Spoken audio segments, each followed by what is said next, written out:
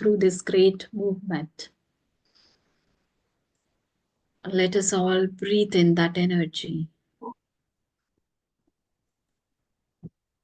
and spread that energy by breathing out.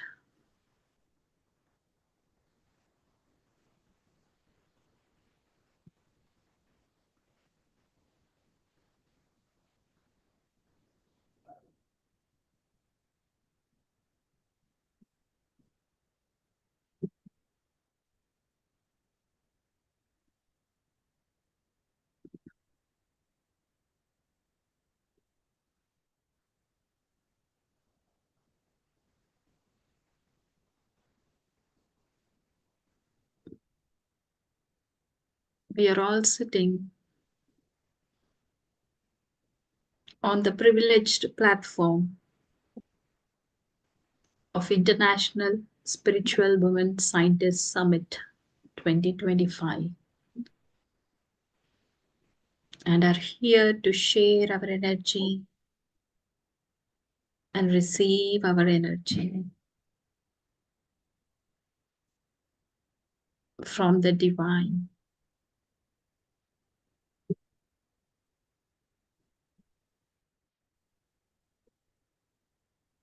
Deep gratitude to Patriji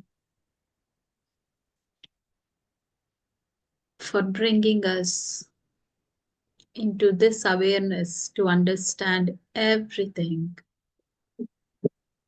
spiritually.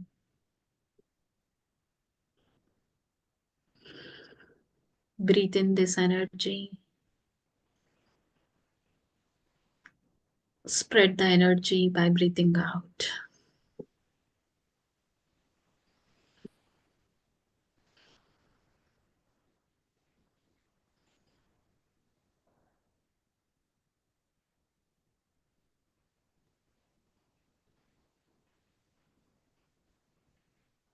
Let our bodies, our mind, and our soul be only in receptive mode,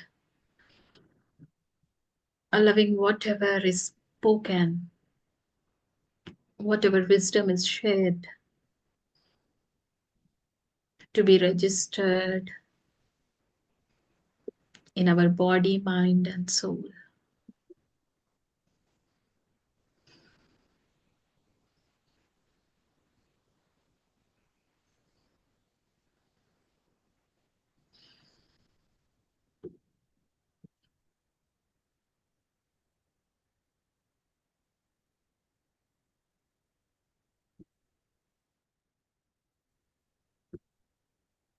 Feel the joy of being here and slowly come back.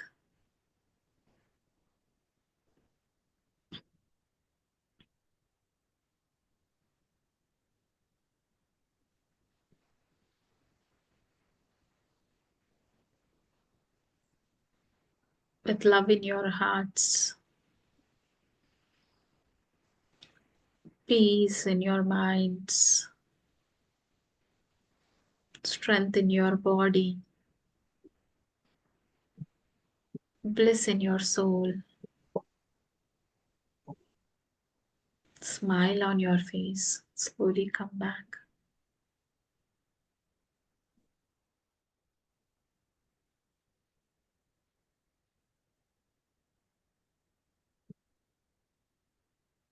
Final 30 seconds.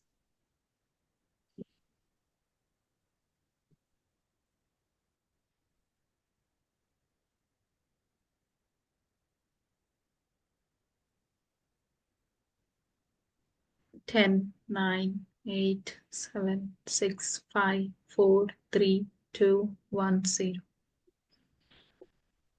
Whenever you are ready, gently place your hands on your eyes for 5 seconds. 5, 4, 3, 2, 1, 0.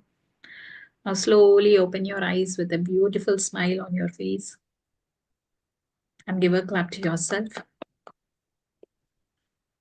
With this new energy, let us watch Patri sir's videos and gain wisdom from them.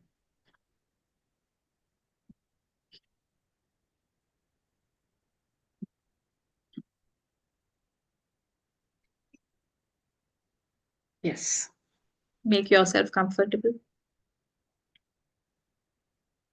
Get ready to receive the energies.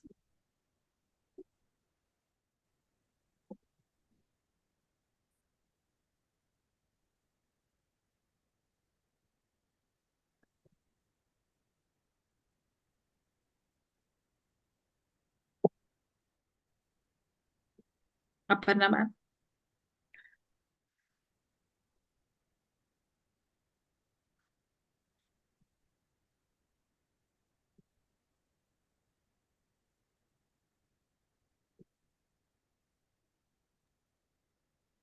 Wait a while.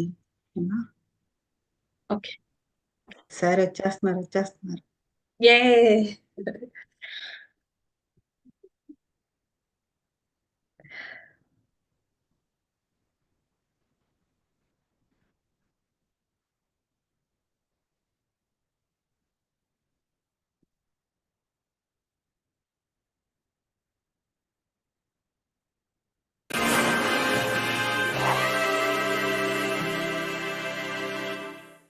Can I venture to ask you, sir, do you remember as a bifurcation between your life before enlightenment and after enlightenment? Of course, so. How is it different? See, before enlightenment, my enlightenment, Yeah. I was searching for enlightenment. Sometimes very consciously, sometimes very unconsciously. Very true. But I knew that I was searching for enlightenment. So when I became enlightened, I knew that I became enlightened. It's like this, when you are hungry, you know that you are hungry. When you have eaten something and the hunger is no more there, you know that there is no hunger. Very true. Same way, when you are not enlightened, you are still confused, you don't know what path to follow in your life. What is your future for you? You are tentative. Your actions are tentative. Exactly. But when you become enlightened, you are no more tentative. Yeah. You are certain what to do, what not to do. Very true. William Shakespeare said, to do or not to do is $1 million question. Correct. Before enlightenment. Correct. But after enlightenment, yeah, you are definite what to do, what not to do. True. True. So that question doesn't arise. In fact, I think you said right. The ultimate question that we all get into is to do or not to be. That's the question. That's it. We are all always entangled in that question, to do or not do and all. That is common for every person who is not yet enlightened. Okay. And that question doesn't at all. That question gets dissolved once you become enlightened. So, since we were talking about birth, none of us have, at least I don't have the memory of my childhood. Nobody has. Nobody has. See, when they come into meditation, Buddha had got no idea. Only when at the age of 29 he started search for truth. Okay. Then by the age of 35 he got enlightenment. Acha. So it took 5.5 years for him. Okay. After he began the sincere search. So it takes time. For Mahavir, it took 12 years. For you and I, it will take different times. Correct. For everybody, it's a different time. Once they begin the search, then they complete the search. I get that, sir. So the time depends upon your own circumstance, your past lives. That's right. Your determination and all these things. So, when we were born, we were born to a particular parent, in a particular community, in a particular region, to a particular kind of economic status and all. In fact, we don't have any control on the kind of life that we choose to when we are born. That's the way we think. We think. But when you become enlightened, you will understand that you have chosen your own parents, you have chosen your own birth, whether with eyes or without eyes, you choose. Okay. Sometimes you choose your own.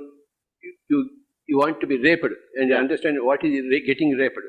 So you plan even that. And come here. So many things you plan. Every important twist and turn in your life you plan. But you will understand this only after your enlightenment, not before. That's right, sir. That is these are common things for everybody. Right.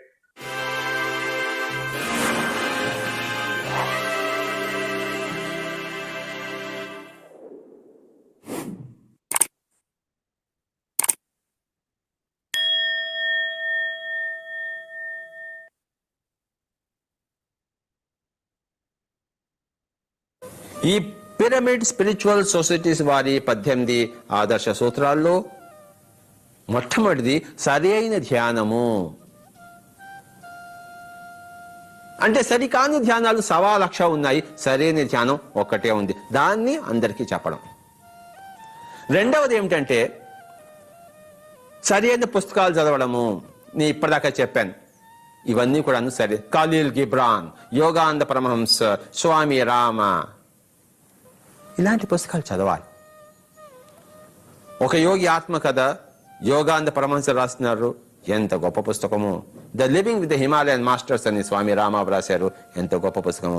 Khaleel Ghibran the prophet అనే పుస్తకం రాశారు, ఎంత గొప్పదో.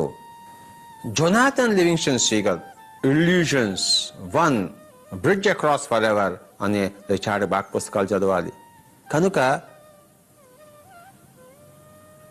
Hands of light, light emerging అనే Barbara and Brennan పుస్తకాలు చదవాలి. Linda Goodman పుస్తకాలు చదవాలి. Star signs, Linda Goodman's star signs అత్యద్భుతమైన spiritual science book. Lobsang Rampa పుస్తకాలు చదవాలి. యూ ఫర్ ఎవర్ అన్న పుస్తకమే నన్ను ఇలా మార్చింది. 1979వ సంవత్సరంలో నాకు ఆధ్యాత్మిక శాస్త్రాన్ని అరటిపండు ఒలిచినట్టు ఒలిచి నాకు ప్రసాదించింది లోప్సాంగ్ రంపా వారి యూ ఫర్ ఎవర్ అన్న పుస్తక. దాన్ని మరణం లేదు అనే మీరు పుస్తకంగా మన పిరమిడ్ స్పిరిచువల్ సొసైటీ వారు ప్రచురించారు. అందరూ తప్పకుండా మౌలికంగా ప్రాథమికంగా చదవలసిన పుస్తకం అది. నా జీవితాన్ని మార్చిన పుస్తకం అది. గ్రంథరాజం. అందరి అనుభవాలు అందరూ పంచుకోవాలి అన్నదే పిరమిడ్ స్పిరిచువల్ సొసైటీస్ వారి 3వ పాయింట్. 4వ పాయింట్ ఏంటంటే మరి అందరూ మౌనంగా ఉండాలి. అవసరమైతేనే మాట్లాడాలి జీవితంలో, లేకపోతే ఎప్పుడూ మాట్లాడకూడదు. ఎలాగైతే మనం డబ్బు అవసరమైనప్పుడే ఖర్చు పెడతామో, అనవసరమైన దానికి ఖర్చు పెడితే అవసరమైన వాటికి మనకి డబ్బు మిగలదో, అందరినీ అడుక్కు తినాలో, అలాగే మాట్లాడుకోవడాను అవసరమైనప్పుడే మాట్లాడాలి, లేకపోతే మౌనంగా ఉండవలే.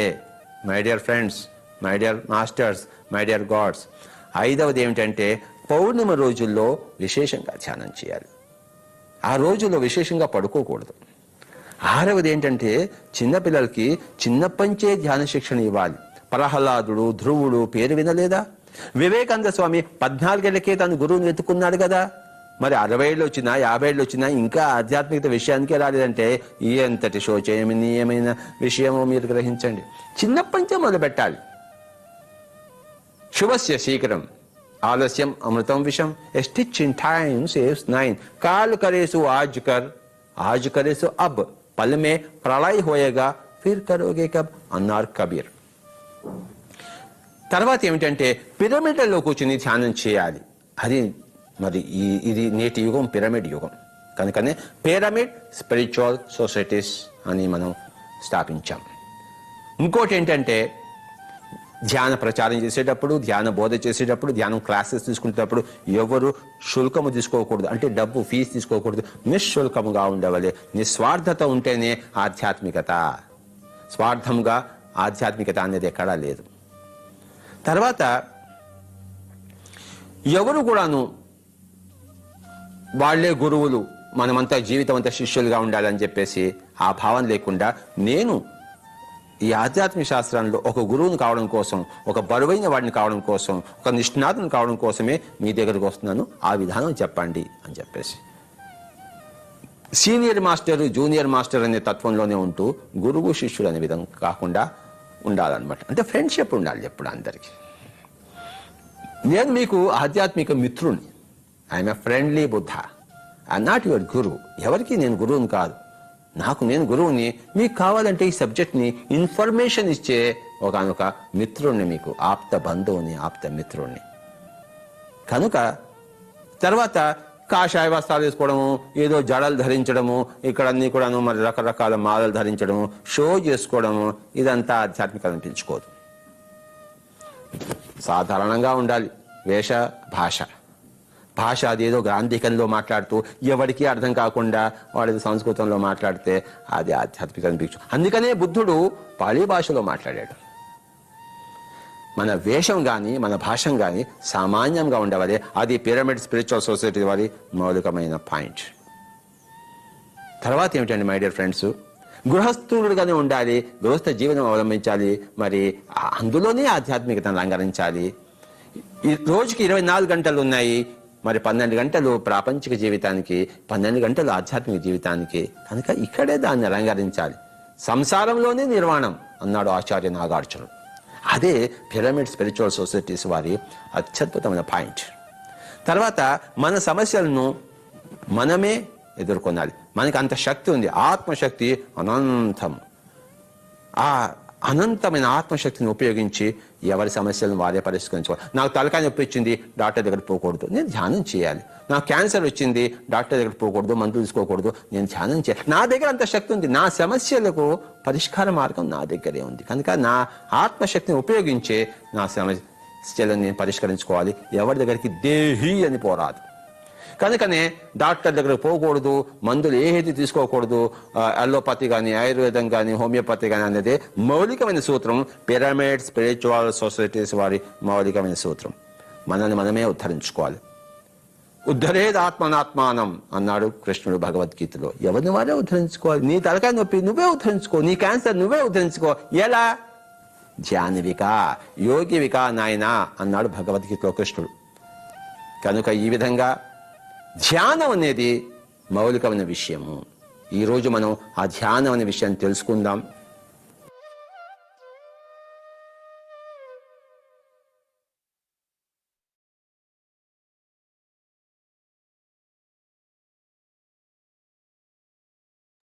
Wow. Thank you so much, Patri sir. You have, you are like living in all of us through these words. And it is just like being beside Patri sir, I'm just sitting beside Patri sir. I'm really very happy for that. And are you all ready for the next segment, next speaker? We all are like, very much excited. And thanks to Patriji Meditation Channel, thanks to Padma Madam, thanks to each and everyone who is working behind the screens for carrying this energy forward. With no delay, let's welcome another speaker of today's session, that is Geeta Saradarian. Geeta Saradarian is a spiritual teacher, author, and educator known for her work in spiritual growth, spirituality, and self-realization. Through her writings and teachings, she offers insights and guidance on living a purposeful and harmonious life. Her key contributions are the spiritual teachings, which emphasize self-awareness, compassion, and inner transformation. She has authored and has written books on spirituality, personal development, and holistic living. As an educator, she shares practical wisdom on applying spiritual principles in daily life. The impact what she has made is that Geeta Saradarian's work inspires individuals to cultivate qualities like love, kindness, and mindfulness, promoting a balanced and fulfilling life. This is all about our speaker today, Geeta Saradarian ma'am. And we are very honored to invite Geeta Saradarian madam here. Over to Aparna madam. She will continue. Thank you, Hema ma'am. Although everybody will be expecting Geeta Saradarian ma'am, it's not that I have changed some face and I am here. Masters Geeta ma'am was very much willing to be part of this session, but due to her prior commitments, she was unable to join us. So she has sent us a few pages from her father's book, The Family, and the Family Foundation of Human Society. And from that chapter 9, the women's movement, I'll be reading out to you. And I'm so privileged and happy that I'm going to read those pages to you all. This will be a simple narration from my side. And thanks to Geeta ma'am for giving us this piece of few pages of her treasure. And we will cherish it forever as a memory on our channel. Thank you so much, ma'am. So over to the pages, masters. So the words, what she said before I start is that she has an annual intensive conference and celebration for Vaisakhi. Buddha Purnima is going to come. So that's the reason she's not able to make it. She has prior commitments. Now coming to the chapter 9, the women's movement. In 1924, this world mother, the great soul, great group soul, sent a ray of inspiration, and women's movement started in America, in Asia, in many, many countries. With this movement, The real core of the world mother slowly expands and becomes more powerful in order to lead humanity to its destination. Now, what happened? And why did this happen? The objectives of the real inspiration that came from this world mother to the women to the world were these. The first was to make women take in their hands the leadership of the world in cooperation with men on equal basis. That was the first ray of inspiration which she projected into human consciousness. That a woman will understand her dignity, her power, her prestige, her glory, her creative resources, and stand by man to create a new world. For many, many ages, the woman was in darkness. They left in her in darkness. They did not give her a chance to develop and unfold. They made her a machine for sex, for cooking, for washing, for domestic uses, and women was not able to break through. In 1924, a tremendous energy came down from the World Mother to inspire all women in the world to stand for their own rights. That was the first inspiration that she sent. Part 2. The second inspiration was to prevent pollution. This was a tremendous energy that gave to women eventually the motivation to stand against pollution. What kind of pollution? Chemical pollution, food pollution, moral pollution, mental and emotional pollution? Because a mother does not want her children to live in pollution. Because a mother is always wanting to protect. So if you look at the movements in the world now, it is mostly women-inspired activities. A woman cares for the children, a woman cares for the trees and the forest, for rivers, for oceans, and she does not want her children to go into the poisonous waters. She knows the value of the child because for 9 months, she was carrying that baby in her. Man did not carry the child for 9 months. Mommy carried. So the woman has the sense now that this world is going to be purified and cleaned. And that is the second task that was inspired by the world mother. Going further, masters. 3. The third task is to prevent the children from using any drugs. It is the task of women to mobilize and eventually to prevent the use of any kind of destructive drugs from spreading in the schools, in the communities. They made statistical studies and they found that 90% of the school children are using marijuana and many, many other drugs, thousands and millions of them, all kinds. Well, mother does not want this. Who is that mother? The world mother does not want it. And telepathically, through inspiration, through great ladies living in this world, this message was given to humanity, saying that the woman must be alert. We can destroy this world if the woman is not alert, if the woman does not watch the children and prevent them from using drugs. Do you see how practical it is? And those mothers who perform and accomplish these tasks are magnetically drawn to the world mother. As they get closer, they manifest closer communication with the world mother and express the greatest depth, the greater beauty of the world mother in the world relationships. The fourth point. The fourth task is to lead the children or their husbands or anybody around them to a great vision, inspiring and encouraging them so that they have a vision. My child, you're going to be an astronaut. You are going to be a lawyer, a doctor, a philosopher, a beautiful man, a beautiful woman. For a woman, everyone is her child. Even her husband is her child. And if the husband does sneaky things, he makes the woman mommy so that mommy forgives him. This is psychological trick. A man came and he was doing nasty things. The woman said, I'm going to divorce you. He became like a child. He said, please forgive me. Immediately the heart of the woman opened. She said, okay, I will forgive you now, but don't repeat this. I know she's going to forgive him 500 times, but the man must not take advantage of that. So masters, you can clearly see the message of the role of women has been given us to us. The fifth task is to bring peace to earth. This is so beautiful. Women do not want children to kill each other. No woman wants her children to go and kill other children and be killed. And that is now a great inspiration in their hearts. They stand for the peace of all humanity, in which everyone will be righteously and beautifully sharing the joys and the abundance of the planet. That is what mother wants. If mother has some cookies, she does not give 10 to one child, one to another child. She says, share, share, share, and be happy. Sit and eat peacefully. So the great destiny of a woman is to work for peace.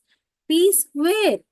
In her individual life, peace in her family life, peace in her church and groups, peace in her nation, peace in humanity.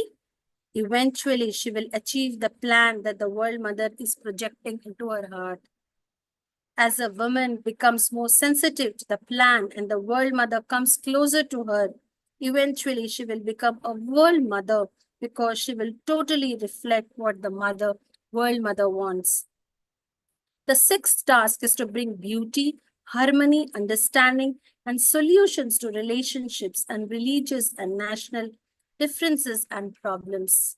I wish the nations would send women messengers to build bridges between nations and solve problems. You would be amazed how deeply they can understand the questions because, in essence, a woman is a great psychologist.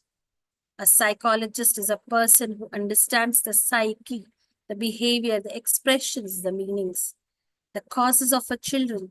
She knows it for 5, 6, 7 years. She watches the child. She understands what the child means. So naturally, she's a great psychiatrist or a psychologist.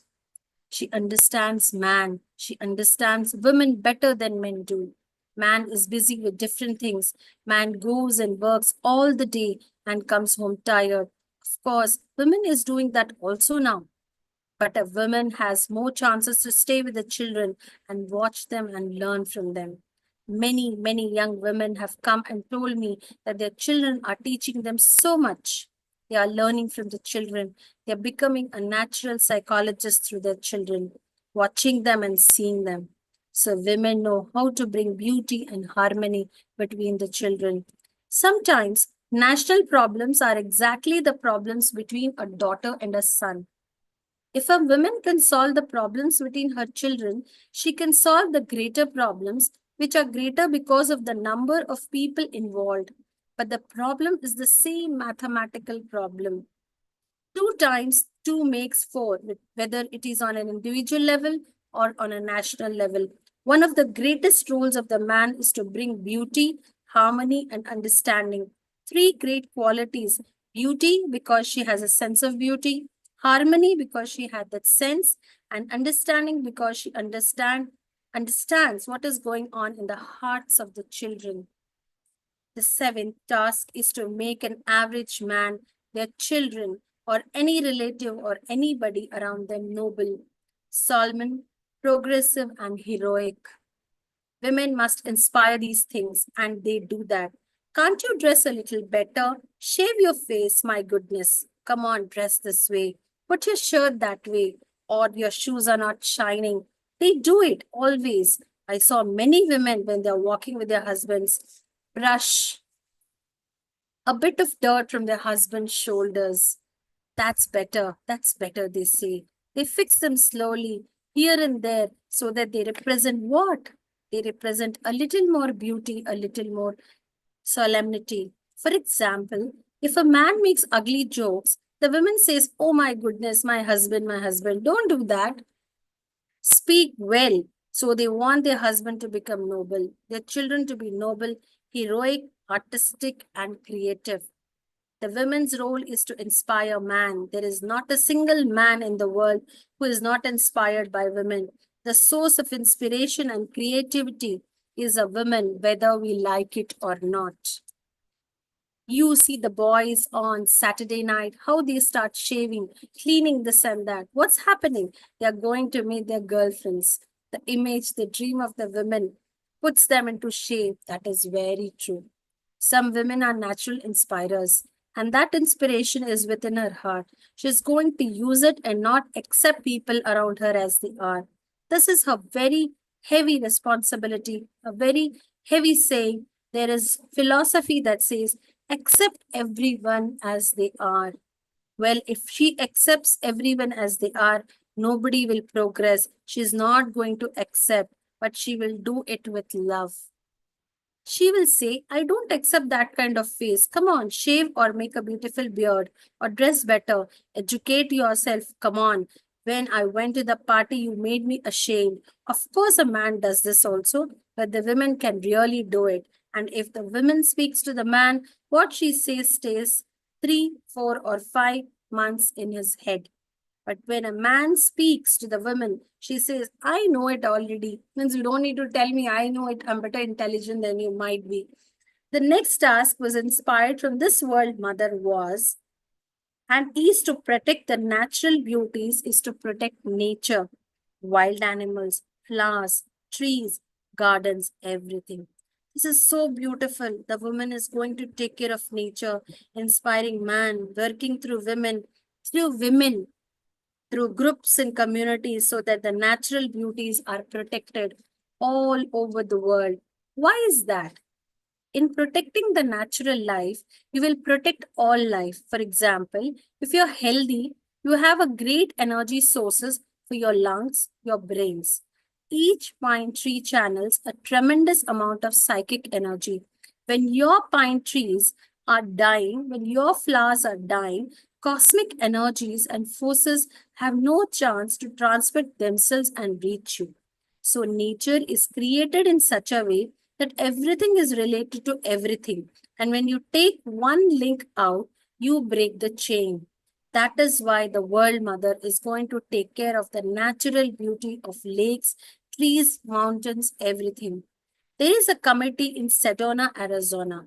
It is a committee called How to Keep Sedona Beautiful. The members are mostly women, 60, 70, 80 years old. And you can see them, their purple jackets, walking in the trees near the rivers, picking up bottles, cans, dirty things, and putting them in their bags. One day I said, What are you doing? They said, We want the city to be really pure and beautiful. One day, when I was in a park, 3 or 4 boys came and brought maybe 36 bottles of beer. After they drank, they broke the bottles in the park. A woman came. She was 82 years old. She looked and she could not speak, but she was so overcome.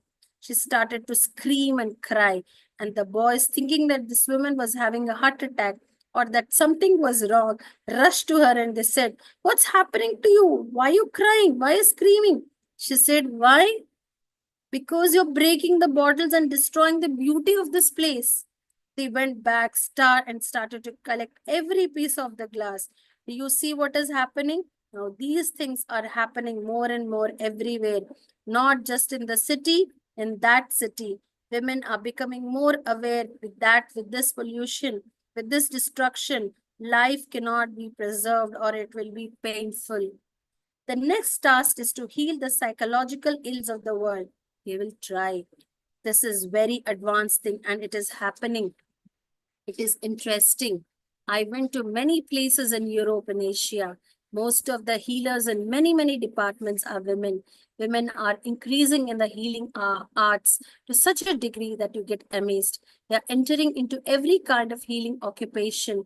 Besides that, they are trying to heal with their advice and love and charm and nobility and gracefulness. This is a very important thing that women must exercise. How can she heal a man who is really mixed up because of his emotional turmoil? Well, you touch his head a little, you hug him, you say a few nice words, and he's healed. When a child falls down, the child goes to his mother. I raised 5 children and I know these things. Mommy is sitting there and daddy is sitting there. Immediately, if my daughter or son would fall down and hurt themselves, they would run and cry, Mommy, not daddy. Daddy cannot give that healing energy. Mommy has it. Immediately, the child puts his head or her head on mommy's heart. They feel that they are okay now. They can survive with a broken nose even because mommy is there. And this is the role of the woman. There is nothing new in these things, but the understanding and recollection and digestion of these ideas will make you work on these things consciously.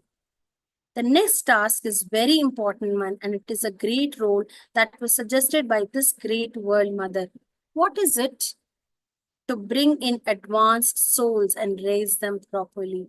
How are you going to do that? Just to answer this item, I wrote 300 pages in Women, the Torch of the Future. And in that book, I explain how a woman must try to bring advanced souls into incarnation. How will she eat? How will she choose her husband? How will she relate, make love? What will happen after pregnancy? What kind of physical, emotional, mental, and spiritual conditions must she develop within herself so that she attracts a beautiful soul and increases the heroic, the creative, the noble people on the earth? How to do that? I know masters must be thinking how much I'm going to read, but yeah, this is what I've been told to do. For example, she must do meditation, she must read, she must sing and listen to high level music. She must keep her mind really elevated. She must not watch criminal and violent movies. She's going to do that. Learn it. It is a great science. Maybe one of you in the future will write about how to bring great souls into the world. In the Upanishads, for example, we read something very, very beautiful. In the Upanishads, the sage teaches how you must have sex and what you must do before that. There is a preparation for 3 or 4 hours. It is not jumping into the bed and making the women pregnant. I was surprised, I said, my goodness, these things must not be written in the holy books. But what is holier than to bring a child on earth? It is a holy process. It's a miracle. Yes, we should see the positivity in these sentences, masters. Women are going to learn and research and find chiropractic, medical, psychological, psychiatric, scientific, whatever is possible. The ways her child can be born really physically healthy, top physical health, emotional health, mental health, and a great creative source. Can she be proud of it? Of course, because a woman's glory and pride and joy is her children. Her children, you see, the pride is joy. She feels that joy because her child dedicated his or her life to save a great number of human beings from disaster. Wow, my child did that. How proud I am, my child, the curer of the greatest disease. My child found something that made millions happier. My child led a nation from darkness to light. My child brought goodness, beauty, and truth. My child, and then if you ask her, she will say, your child also, because I brought it for you. It's the women's spirit. Women will prepare to bring nice children. It is a great science, but I'm touching on it. So masters, continuing this, we have the 11th point. The next task is to work in all departments of a nation equally with men. I am prophesying that in a very few years, you will have a women president, you will have more women senators, you will have more representatives in the house, women. Not that women are going to overflow, but at least the numbers are going to be equal. Then problems can be seen from different angles. That man is seeing that way, but seeing is seeing this way. Well, in 2 viewpoints, we have so more understanding than in 1 viewpoint. Did you see that? And it is increasing. I was watching a congressional meeting and 2 women came and spoke there. I may be pronouncing it wrong, masters. Outstanding, outstanding women, I said. Gosh, we need hundreds like that. So that is what is a woman's role. It is to work equally with men for one reason, to liberate humanity for greater destination. It is not to boost that women is more advanced than man, but to work equally. Do not forget that equality. The next task is to prevent exploitation in any field of human endeavor. Women must not tolerate the exploitation of their children. For example, the stories may be candy. They sell the candy for $1. The candy is really bad for the children's blood, the children's heart. And the women ask, why make money at the expense of my children? Who are women's children? Every child is her child. Every man is a child. This man is working 8 hours and he's paid for 6 hours. No, he must be paid for 8 hours. This man is condemned unrighteously. He must find ways for righteousness. This is the task of women. Any unrighteousness in any field is a painful needle in her heart. She must remove it. She feels the pains and the unrighteousness of other people because she is becoming the world mother. She is slowly entering into the magnetic field of that great world mother. As she enters more deeply, she understands the principle of unity and synthesis better. It is very beautiful. Sorry, masters. The next task is very interesting. To keep teaching the ageless wisdom pure and to safeguard the teaching. Man is not going to safeguard the teaching. It is the woman's destiny to the teaching the pure. If a woman does not keep the teaching pure, that teaching will get lost. In all traditions, in all ancient esoteric writings, you can see that it is the women who kept the teaching pure. Man acted and showed off, but the treasure is guarded by the women. The women kept the teaching pure. How did she start to keep the teaching pure? By teaching through the children, then speaking about it to her husband, then speaking about it to groups, keeping the books and inspired secrets of the ages so that they do not become polluted by the interest and insanity of human beings. When we ask, for example, what does Sophia mean? The answer is wisdom. And who is Sophia? A woman. Sophia, the divine wisdom, is always kept by the women. Wisdom does not live in the head. Wisdom lives in the heart. And the woman's heart is more advanced than the man's heart. And it is the heart that understands. So a woman must guard her heart, protect the teaching, and use discrimination. Shall my children read this kind of book or that kind of book? Well, use your discrimination. Shall my children, what she says, a woman is going to at least very beautifully censor and watch what the girl or the boy are reading, where they are going, where they are doing, not like the place, but in gracefulness and beauty. You can really guide your children, and that is what the woman is going to do. It is very important that keeps beauty, goodness, truth, and happiness in her family, preventing everything that is against these values.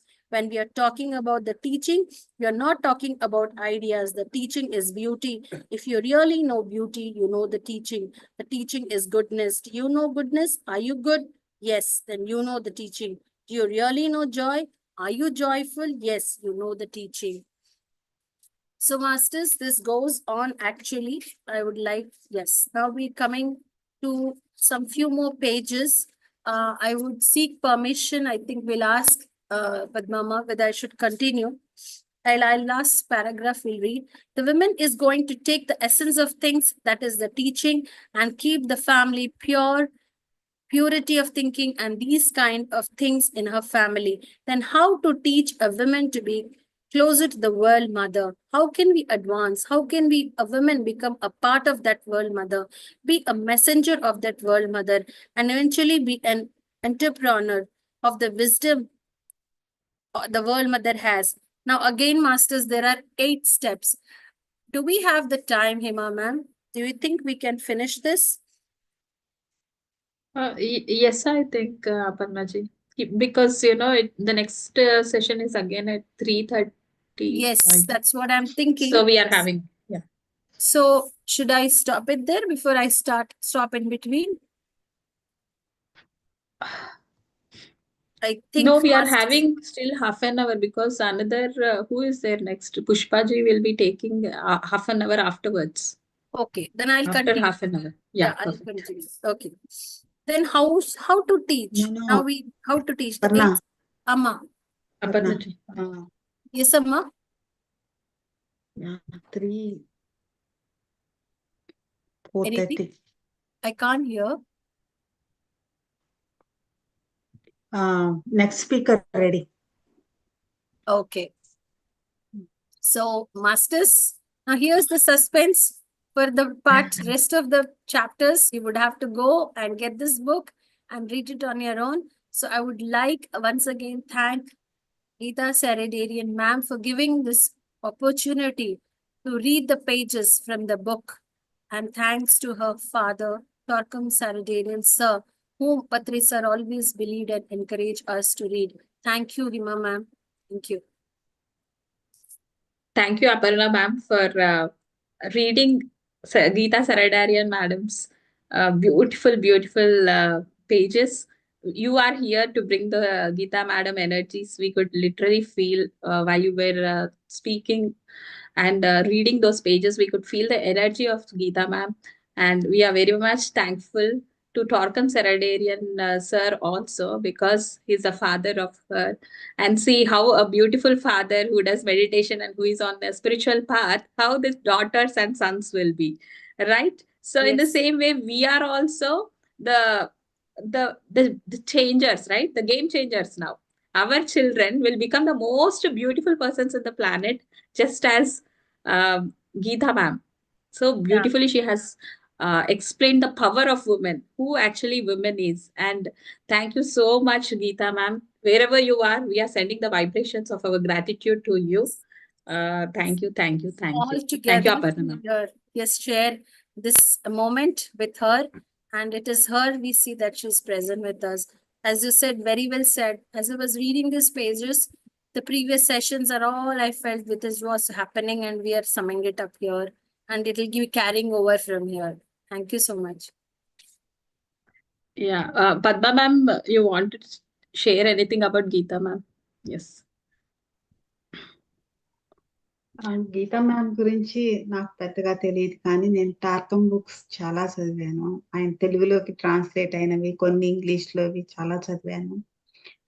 ప్రత్యేకించి ఆ books లో నాకేం కనిపిస్తుంది అంటే, ప్రత్యేకించి స్త్రీలు ఎలా వాళ్ళే ముందుకు నడిపించుకోగలరు అనే సమాచారం ఎక్కువగా ఇచ్చేలానే అది ఉండేది.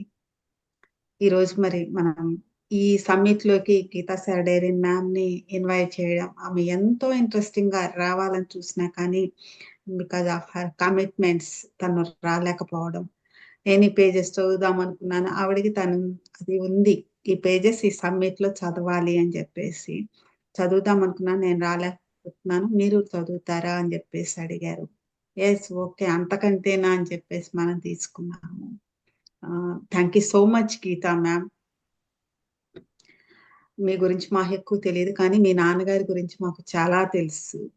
Thank you so much. మీ ద్వారా మీ నాన్నగారిని కూడా ఇక్కడికి తీసుకొచ్చినందుకు గాను thank you so much. Thank you so much Aparna. చాలా బ్యూటిఫుల్ గా మీరు దాన్ని చదివారు. Thank you so much. Thank you, Amma. Thank you. It's all your motivation, Hima ma'am, because Amma believed that I could read and I'm here. Thank you. Thank you, ma'am. Thank you, Padma ma'am. Actually, we could feel the power of female power. Like, in the absence of them also, we can bring the energies just by talking about what they have shared. If we talk about that, that person is right in front of us. Thanks for that opportunity. We have experienced a different opportunity today, right now. Thank you. Thank you. Let's get into next segment. I will welcome the most powerful lady, Pushpaji, to come and be the next host and welcome the next speaker.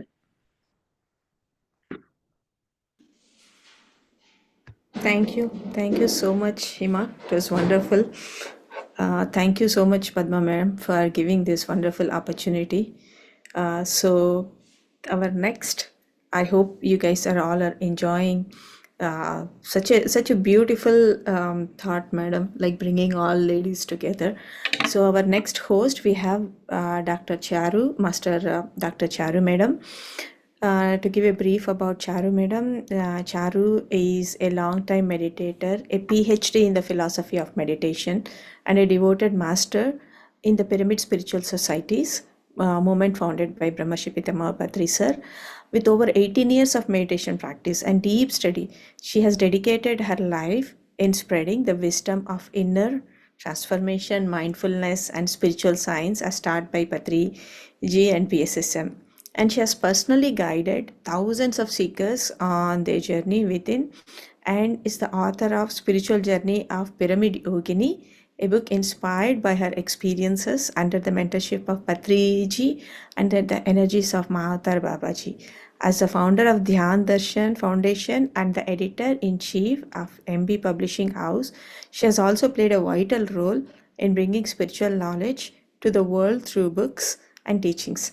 She has taught philosophy at the University of Delhi and taken meditation sessions for people in high stress jobs like Indian Army, Police, BSF, etc. And she met Patriji in 2016 and has been educating people across the world in spiritual science. She's currently in Spain for this grand work. So, Madam, warmly welcome you to this session and take us to, give your wisdom. Thanks for being here and thanks for sharing your wisdom. Thanks for your time in advance. Thank you, Pushpaji. Thank you, Padma Firstly, Madam, Aparna Madam, Charu, everyone. I'm sorry, Charu. A little bit confused timings. I'm sorry. No, Auntie, not at all. I think with Patriji, that is what we have learned to be ever ready for service whenever the divine call comes. So, not at all, Auntie. Very happy to be here. And Thank you. I mean, since we are starting this grand work with the blessings of Patriji, so my pranams to him and all the divine masters, through the blessings of which we are here in this platform today, and through the blessings of whom we are on earth in this very divine and very exciting time with everything that is happening in these years, especially in 2025. Since 2020, we are seeing the ascension energies download on earth, and we are receiving many galactic codes. We are having many different downloads. People are moving towards their highest self, uniting with the monadic higher self family, with the consciousness. And especially in 2025, we are seeing an acceleration of that through many different events that are happening across the world and especially in India. And specifically, when we are talking about the women power, we are seeing that with everything that is happening in India right now, especially the women in the high posts, the women personnel of the country who is coming forward, and that Durga consciousness which is rising in India, and through which the whole world is recognizing and acknowledging India for what it is. I think that is also the essence of this conference that we are having with all the women spiritual scientists, because this is the year of inculcating, awakening, invoking, and integrating that Durga energy in all of us. And I think through this platform, I would also like to pay my gratitude and thanks to all the women of India and the divine feminine that is rising within and showing us the path, especially in this turbulent time that we are all going through. So, having paid my regards to our masters, to the wonderful women of our country, and all the spiritual masters who have taken the bodies of women to do this grand work,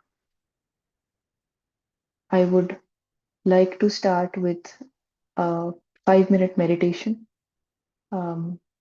Actually, it is quite late here right now. It is almost 11:30, 11:40 p.m. in Spain. And Patriji always used to say that the day is for your dharma, your daily activities, but the night is to be a yogi. The night is to meditate. So we will just have a short, silent 5-minute meditation to center ourselves, ground ourselves, connect to this Durga energy rising within all of us, especially all the women who have made it possible for this platform, and to all the people that we are broadcasting this message who are going to see this on YouTube later on. So I request you all to please remove your glasses, hold your legs, interlock your fingers, and we'll do a silent, quick 5-minute energy gathering meditation. and connect ourselves to the Durga within.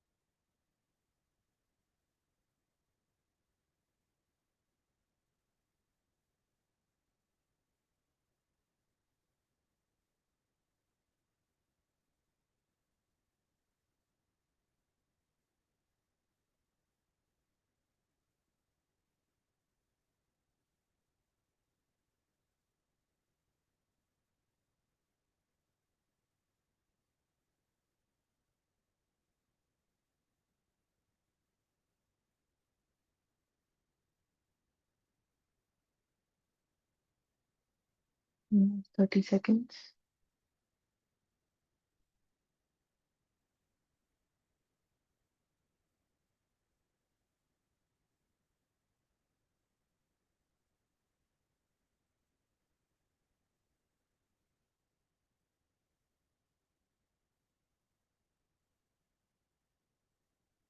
Five, four, three, two, one. Slowly rub your hands together, place them on your eyes, and we will come out of meditation.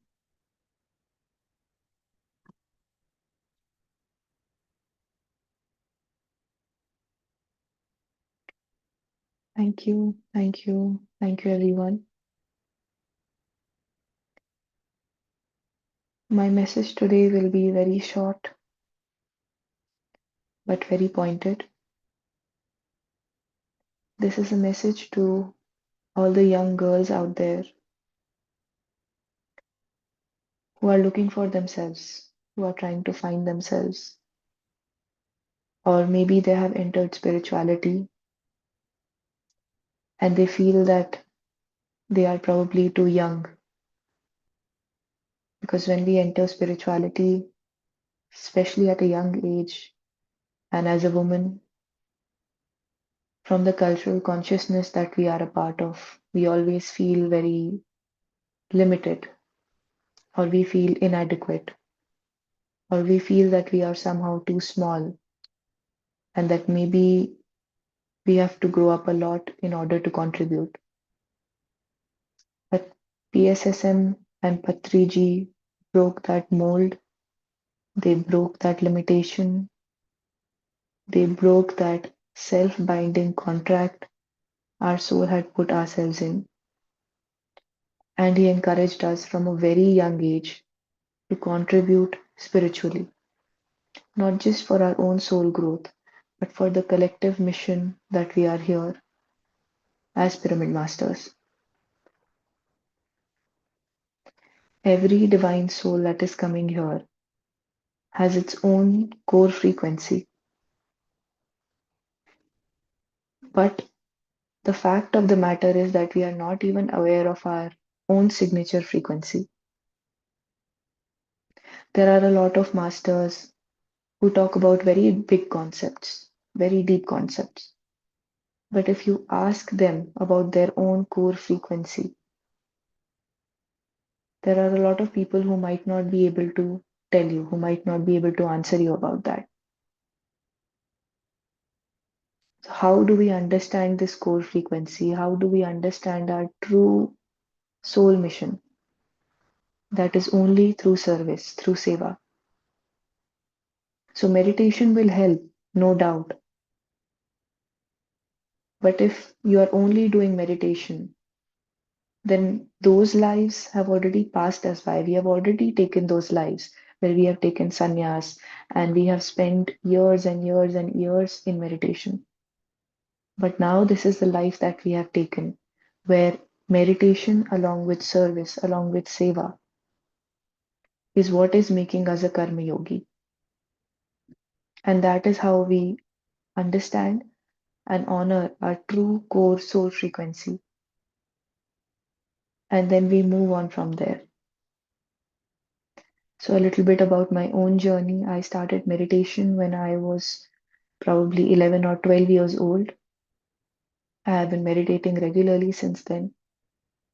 I met Patriji. I got associated with PSSM in 2016. And I remember immediately after coming in contact with Patriji and all the masters, I think from the very next week or maybe within 2 weeks, I started teaching. And that is the point that changed my life. Because Patriji always used to say that if you know ABC, you teach ABC. Where you don't know, you take that person to a higher master. But you have to teach. And it is teaching, consistent teaching of spiritual science that has made me a better student of spiritual science, of spirituality. After that, we conducted a lot of different programs in Gurgaon, Delhi NCR, and various other parts of India. In fact, the first ever digital Dhyan Yagna, which took place during the COVID lockdown time, I was a part of that core team as well. When we did that, we also started MB Publishing House, and the core mission was to translate all of Patri sir's books in Telugu into Hindi and now English, so that the Hindi speaking belt and the English speaking belt, that population is also, they have access to Patri sir's teachings. And along with that, because the service nature was so deeply embedded, we have many different pyramids in Gurgaon, in Delhi. So we regularly conducted programs there and did everything from the small tasks to the big tasks in organizing those events. And all the good karma that you accumulate through doing all these different seva activities, that is what then comes and protects you in your spiritual evolution, in your spiritual growth. In the Vedic tradition, we have a saying, Dharmo Rakshati Rakshitaha. Here, dharma does not mean religion. The translation of dharma is Dharyate iti dharma. So that which upholds your existence, that which upholds and sustains you, that is your dharma. Again, core frequency, what I was talking about. And it is only through service, through inner work, through meditation, and all the allied aspects that Patriji taught us, whether it be talking to like-minded people, sharing experiences, whether it be reading spiritual books. It is through all these activities that we can find our core frequency. And we can honor that Swadharma to ourselves to uphold that core frequency. And then after that, honor the Paradharma to others by offering that service to them, to the world. Thereby ensuring that we are evolving not just as a personal consciousness, an individual consciousness, but also as a collective. And that is what all the women have done. When we talk about ancestral lineage, we are not just talking about the family ancestral lineage, but also the spiritual ancestral lineage. So all of us women who are part of this PSSM lineage now of spirituality, our spiritual ancestors have now decided that it is time that we should come out in full force and we should offer our core frequency to ourselves and the world. We should not be shy about owning that, especially all the young women. As our age increases, as our family life gets more deeper, as we get more responsibilities, it does become a little more complicated to manage your spiritual life and your physical life. You have to be more aware. But the best time is when you are in school, when you are in college, because that time you can dedicate a lot of your energy and attention to these spiritual activities. So, my message today is very simple, very loud, very clear. And not just to the women who are watching this, but also the men, because the divine feminine resides within all of us too. So, I urge all of you to not bind yourselves through any kind of self binding contract, self limiting contract with yourself, to release all those contracts, release those limitations, and to understand that it is now or never. Sadanand Yogi ji, who was Patriji's guru, he gave him the message, do or die. And now, through all the events that are happening in the world right now, that message applies to us as well. We cannot afford to be shy about our spiritual service, about our core frequency, about our true soul nature. So do not be afraid to step into your power. Do not be afraid to own that space. And do not be afraid to offer your gifts to the world. This is a time of great healing, not just for ourselves, like I said, but for our whole ancestral spiritual lineage, as pyramid masters, as women, and as spiritual scientists. And I urge all of you to come along with me on this journey, because 2025 is the year of ascension, and we only go up from here. As the earth splits into 3D and 5D, all the people who are making a conscious choice to evolve spiritually will evolve to the 5D and the higher dimensions beyond that. So, with this short and pointed message, I welcome you all to embrace your true nature, to always keep your guru in your heart and your mind, because already he's there in your soul, but sometimes the heart and the mind forgets because of the physical and material world that we are living in. So always keep the guru's kripa, guru's grace in your heart and your mind, and let that light lead the way towards your ascension as an individual consciousness and our ascension as a collective and as a whole. Thank you so much for inviting me on this platform. And I wish you all a good night here from Spain. And hopefully, we will be in touch for many different astral and physical programs too. My pranams and thank you to the organizers. Thank you, thank you, thank you.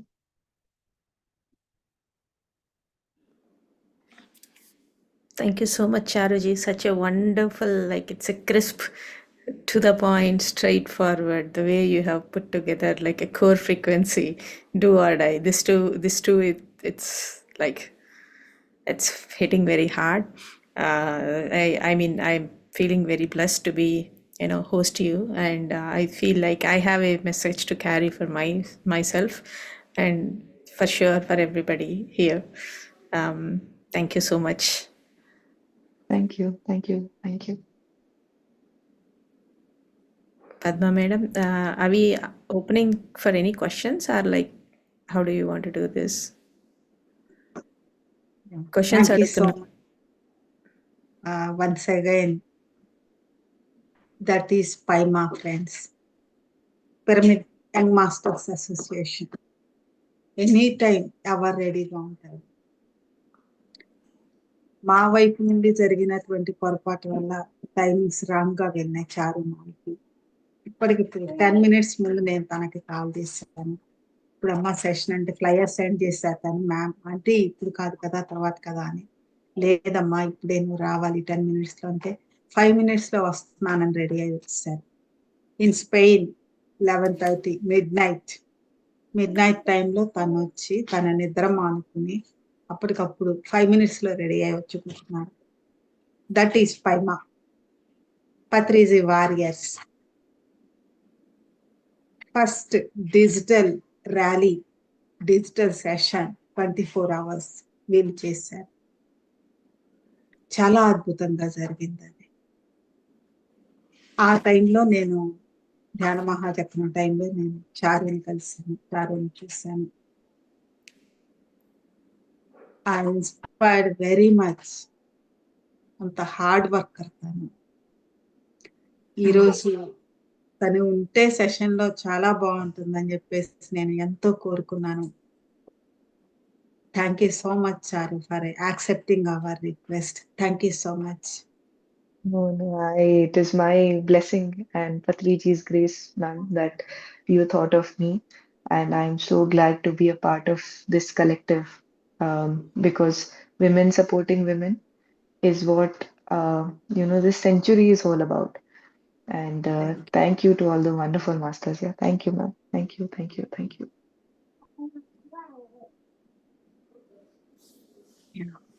Pushpa ఏమైనా అడగాలనుకుంటే మీరు అడగచ్చు. ఇంకా 5 minutes ఉంది. So Charuji, one question. So when it comes to the group consciousness, right? So suppose if we are all together doing any event or anything, so there are many things comes into the picture. So I mean, so how do you, what is your take on to evolve together? What are the hurdles we come across, and how do you think we can overcome that one? That's a good question. I think whenever more than one minds come together to work, and I'm using the word very carefully, mind, because already the souls are coming together to work. Because if the souls are not in agreement, we will not even be in the same space. So the souls are in agreement. That is why, two people are coming together, or more than two people are coming together to do any kind of work. Now it is a question of aligning the minds. That is it. That's the only question. And for that, I think Patriji has given us the Brahmastra, which is meditation. So any kind of hurdle that you have during team work, And again, I would not call it a hurdle, but these are just opportunities for growth. So when you meditate together, that energy automatically uplifts you and you grow. Yes, maybe everyone might not grow at the same speed because every soul has its different frequency, different speed, different lessons, learnings. The minds have its own triggers, um, lessons, decisions. So there will be a lot of factors that will come into play. But what I have realized in taking part in different spiritual projects that spiritual ego should not come in the picture because coming into spirituality and then going into spiritual ego is where your growth will stop. So if the souls are coming together in agreement to do any kind of work, which is the higher work, which is done by the blessings and the presence of the higher masters, actually it's very easy for us because it's like the whole plate has already been prepared and we only have to eat because the masters are taking care of the arrangements, the security, who is going to attend, who is not going to attend. Everything is minute details are taken care of by higher masters. All we have to do is be fully present. That is it. Our job is easiest job in the world. So we just have to be fully present and just by our presence, that presence itself, because we are the mediums, we are not doing anything. We are just True. being the medium. So when you True. are fully present without any spiritual ego, without any, ifs and buts of the mind, when you are fully, totally present and empty, the masters can flow through you. And that is the greatest gift you can give to your team and yourself. And that is where the growth will happen. So that is the only thing I would say. Work on emptying yourself as much as possible and try not to have spiritual ego when you are working in any kind of team. Know that what you are doing is for a higher purpose, higher perspective. There are no personal gains out of this, and there are no personal vendettas. So, even if there is a conflict, there is nothing personal in it. We are all working together for a higher purpose through a higher masters. And when you learn to spot that, you learn to understand what the other soul is trying to teach me through this experience, whether good or bad. And that is how the growth happens.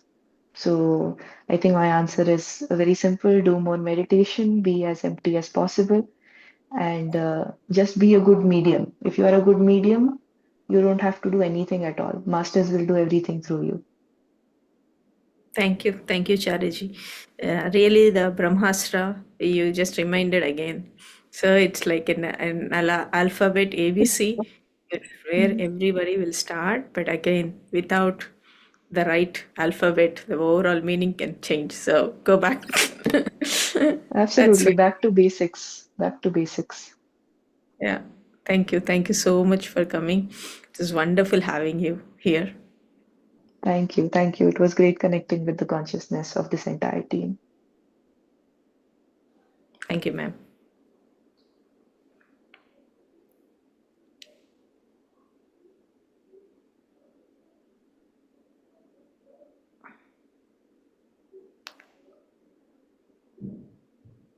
Okay. Madam, we will invite the next master.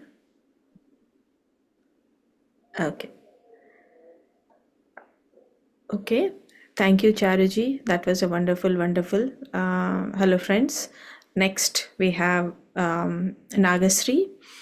Um, so let's invite our next master, the Nagasri Baladhari. Um, So, a little bit about this master. Since childhood, the foundation of her spiritual journey was laid as Balvika student. After a short break, she returned to Satyasai Seva Samiti as a Balvika's guru for 25 years. And she has always been passionate about Sanatana Dharma, growing up listening to Satyasai teachings, truth, religion, non-violence, love, and peace, and became part of her life. It was habit to meditate by chanting Om 21 times and complete introduction to meditation. Although it was in 2011, it took 5 years to start meditating. In 2016, Patriji himself made her meditate. That was a great thing. Since then, she have been practicing with interest in various meditation methods, curious about what others organizations say about PSSM, meditation, on breath, etc. She has been going to many meditation organizations like Vipassana, Brahmakumaris, and then Heartful Meditation, Heartful Foundation, and Sadhguru Kriya Yoga, etc. She is moving forward by learning the secrets of meditation and promoting meditation. And after knowing the values of Patanjali Yoga Sutras, she also practiced yoga. So she has been reading many books as part of her self-study, and she's naturally passionate about Sanatana Dharma. So she does not know whether it is true or not, but has developed a belief that things in books written by any countryman come from the Vedas. She has been visiting ashrams, Vedic scholars, giving scientific lectures, meeting many speakers, learning, sharing what she has learned with 10 people, learning from each of them and translating a lot into life and practicing it like this. Today, she's here before us. I warmly welcome Nagashri Madam. It was so wonderful to learn about you, and I really appreciate that. As Buddha or the Kapri sir said, like, do not blindly believe anything. You experiment and experience, then only like you believe it. So I really like the way that you have approaching different various techniques and spreading this joy of meditation and the importance of the breath. I warmly welcome, Madam. Stage is all yours. Thank you so much, Pushpa garu. చక్కగా నా గురించి ఇంత చక్కగా చెప్తూ ఇంకొంచెం నా బాధ్యతను పెంచారు. అయ్యో ఇన్ని చేయగలం కదా, ఏమన్నా మర్చిపోయి ఉంటే ఒకసారి మళ్ళీ గుర్తు తెచ్చుకోవడానికి. Thank you so much. అలాగే ఈ ఆత్మీయ బంధువులందరూ ముందుకి రావడానికి అవకాశం ఇచ్చిన పద్మ గారికి, టీంకి కూడా ముందుగా ధన్యవాదాలు తెలియజేసుకుంటున్నాను. ఇక ధ్యాన మిత్రులను పరిచయం చేసి, పిఎస్ఎం అంటే మెడిటేషన్ చెప్పే మూమెంటే కాదు, స్నేహితులను దగ్గరికి చేసి హితులను చేసుకునే ఒక అద్భుత సంస్థ అని పత్రిసారి చాలా సార్లు అన్నారు. అలాగే ఈరోజు ఈ బ్రహ్మ ముహూర్త కాలంలో మనం స్వ అధ్యయనం గురించి చెప్పుకుందాం. పిఎస్ఎం అంటే పిరమిడ్ స్వాధ్యాయన సత్సంగ మూమెంట్ అని కూడా మనం చెప్పుకోవచ్చు. ఎందుకంటే సార్ చెప్పిన వాటిలో స్వాధ్యాయనము, సత్సంగము, అహింస, పరమోధర్మ అనేవి మనకి శాకాహారం అనేది ముఖ్యమైన విషయాలుగా మనం చెప్పుకుంటున్నాం. అదేవిధంగా ఎందరో గురువులు, దాసోహం గురుదేవానం ఉత్తమ జ్ఞానదాయకం వాత్సల్య పరిపూర్ణానం అన్యహం హితభాషిణం. ఎవరైతే ఉత్తమ జ్ఞానాన్ని అందిస్తారో, ఎవరైతే వాత్సల్యంగా దగ్గరికి తీసుకుంటారో, ఎవరైతే ఎల్లవేళలా హితాన్నే బోధిస్తారో, అలాంటి గురువులందరికీ ఎల్లప్పుడూ నేను శిరస్సు వంచి దాసోహం అంటాను. అలాగే పత్రిసార్ వల్ల ఈరోజు నేను ఇలా మీ ముందు ఉండగలిగాను అని చెప్తూ ఉంటారు. నేను చాలా పుస్తకాలు చదవడం వల్లే జ్ఞానం వచ్చింది, పుస్తకాలు చదవాలి అని. అందుకే మనందరం కూడా స్వ అధ్యయనం చేస్తూ ఉంటాం. ఇక్కడ స్వాధ్యాయనము అంటే 2 రకాలుగా మనం తీసుకోవచ్చు. ఒకటి స్వ అధ్యయనము, స్వయాన్ని అధ్యయనం చేయడం, మనల్ని మనం తెలుసుకోవడం. రెండోది స్వ అధ్యయనము అంటే పుస్తక పఠనం.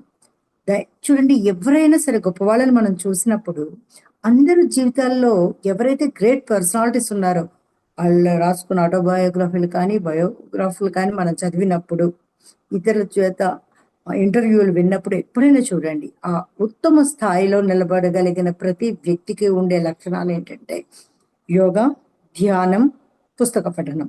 ఈ 3 కూడా వాళ్ళ జీవితాల్లో అంతర్భాగంగా ఉన్నాయి. అంటే వీటి వల్ల ఎంత ఉత్తమ స్థానానికి మనం ఎదగలమో తెలుస్తుంది. మరి ఎలాంటి పుస్తకాలు చదవాలి, ఏం చదవాలి, అసలు పుస్తకాలు ఎందుకు చదవాలి? మొదటిగా మనల్ని మనం ప్రశ్నించుకుందాం. ఎవరో వచ్చారు, ఈ పుస్తకం చదవండి అని చెప్పారు, ఇంకోళ్ళు ఈ పుస్తకం చదవమని చెప్పారు, మనం చదివేసాం, పక్కన పెట్టేసాం. అది కాదు. ఏ పుస్తకం చదవాలి, మనకి ఏం కావాల్సి ఉంది, ఎలాంటి ప్రయాణం చేయాలనుకుంటున్నాం, అసలు పుస్తకాలు ఎందుకు చదవాలో ముందు చూద్దాం. పుస్తకాలు సైంటిఫిక్గా కూడా మనం చదువుకుంటున్నప్పుడు మైండ్ చాలా చురుకుగా పనిచేస్తుందంట. డెడ్ సెల్స్ అవ్వకుండా మైండ్ని యాక్టివేట్ చేస్తూ ఉంటుందంట. అందువల్ల పుస్తకాలు సైంటిఫిక్గా చదవడం మంచిది అంటారు. ఇక మనందరికీ తెలిసిన విషయమే, జ్ఞాన నిధిని పెంచుకోవాలంటే పుస్తకాలు చదవవలసిన ఆవశ్యకత ఎంతైనా ఉంది. గురువులు అన్ని వేళలా మనతో ఉండలేకపోవచ్చు. గురువులు చెప్పినటువంటి విషయాలను మనం మరిచిపోవచ్చు కూడా. కానీ అది ఒక పుస్తక రూపంలో ఉన్నప్పుడు పదే పదే దాన్ని మనం తిరిగి తిరిగి చదవడం వల్ల దాన్ని ఆచరించాలనే జ్ఞానాన్ని మనం పొందవచ్చు. ఈ పుస్తకం వల్ల ఏ జ్ఞానం మనకు వస్తుందో తెలియదు, కానీ మనకు కావాల్సిన పుస్తకం ఏంటా అనేది మనం ఆలోచించుకోవాలి. పుస్తకం చదువుతున్నప్పుడు కొన్ని నియమాలు కూడా తప్పకుండా పాటించవలసింది. ఎలాంటి పుస్తకం చదివినా అది ఒక కామెడీ అవ్వచ్చు, ఒక ఆధ్యాత్మిక గ్రంథం అవ్వచ్చు, ఒక డివోషన్ అవ్వచ్చు, ఏదైనా ఏ పురాణాలు అవ్వచ్చు, భారతం అవ్వచ్చు, రామాయణం అవ్వచ్చు, భాగవతం అవ్వచ్చు, ఇతిహాసాలు అవ్వచ్చు, ఏది చదివినా మనలో ఉండవలసిన లక్షణం మమేకమయ్యే గుణం ఉండాలి. ఆ పుస్తకం చదువుతూ ఆ పుస్తకంతో పాటు ప్రయాణం చేయగలిగేలా మనం ఉండాలి. ఓ పక్కన టీవీ పెట్టుకొని ఓ పక్కన సెల్ ఫోన్ చూస్తూ పుస్తకాలు చదివితే అది మనకి సరిగైన అవగాహన చదువుతాం అంతే, దాన్ని మనసులోకి తీసుకెళ్ళలేం.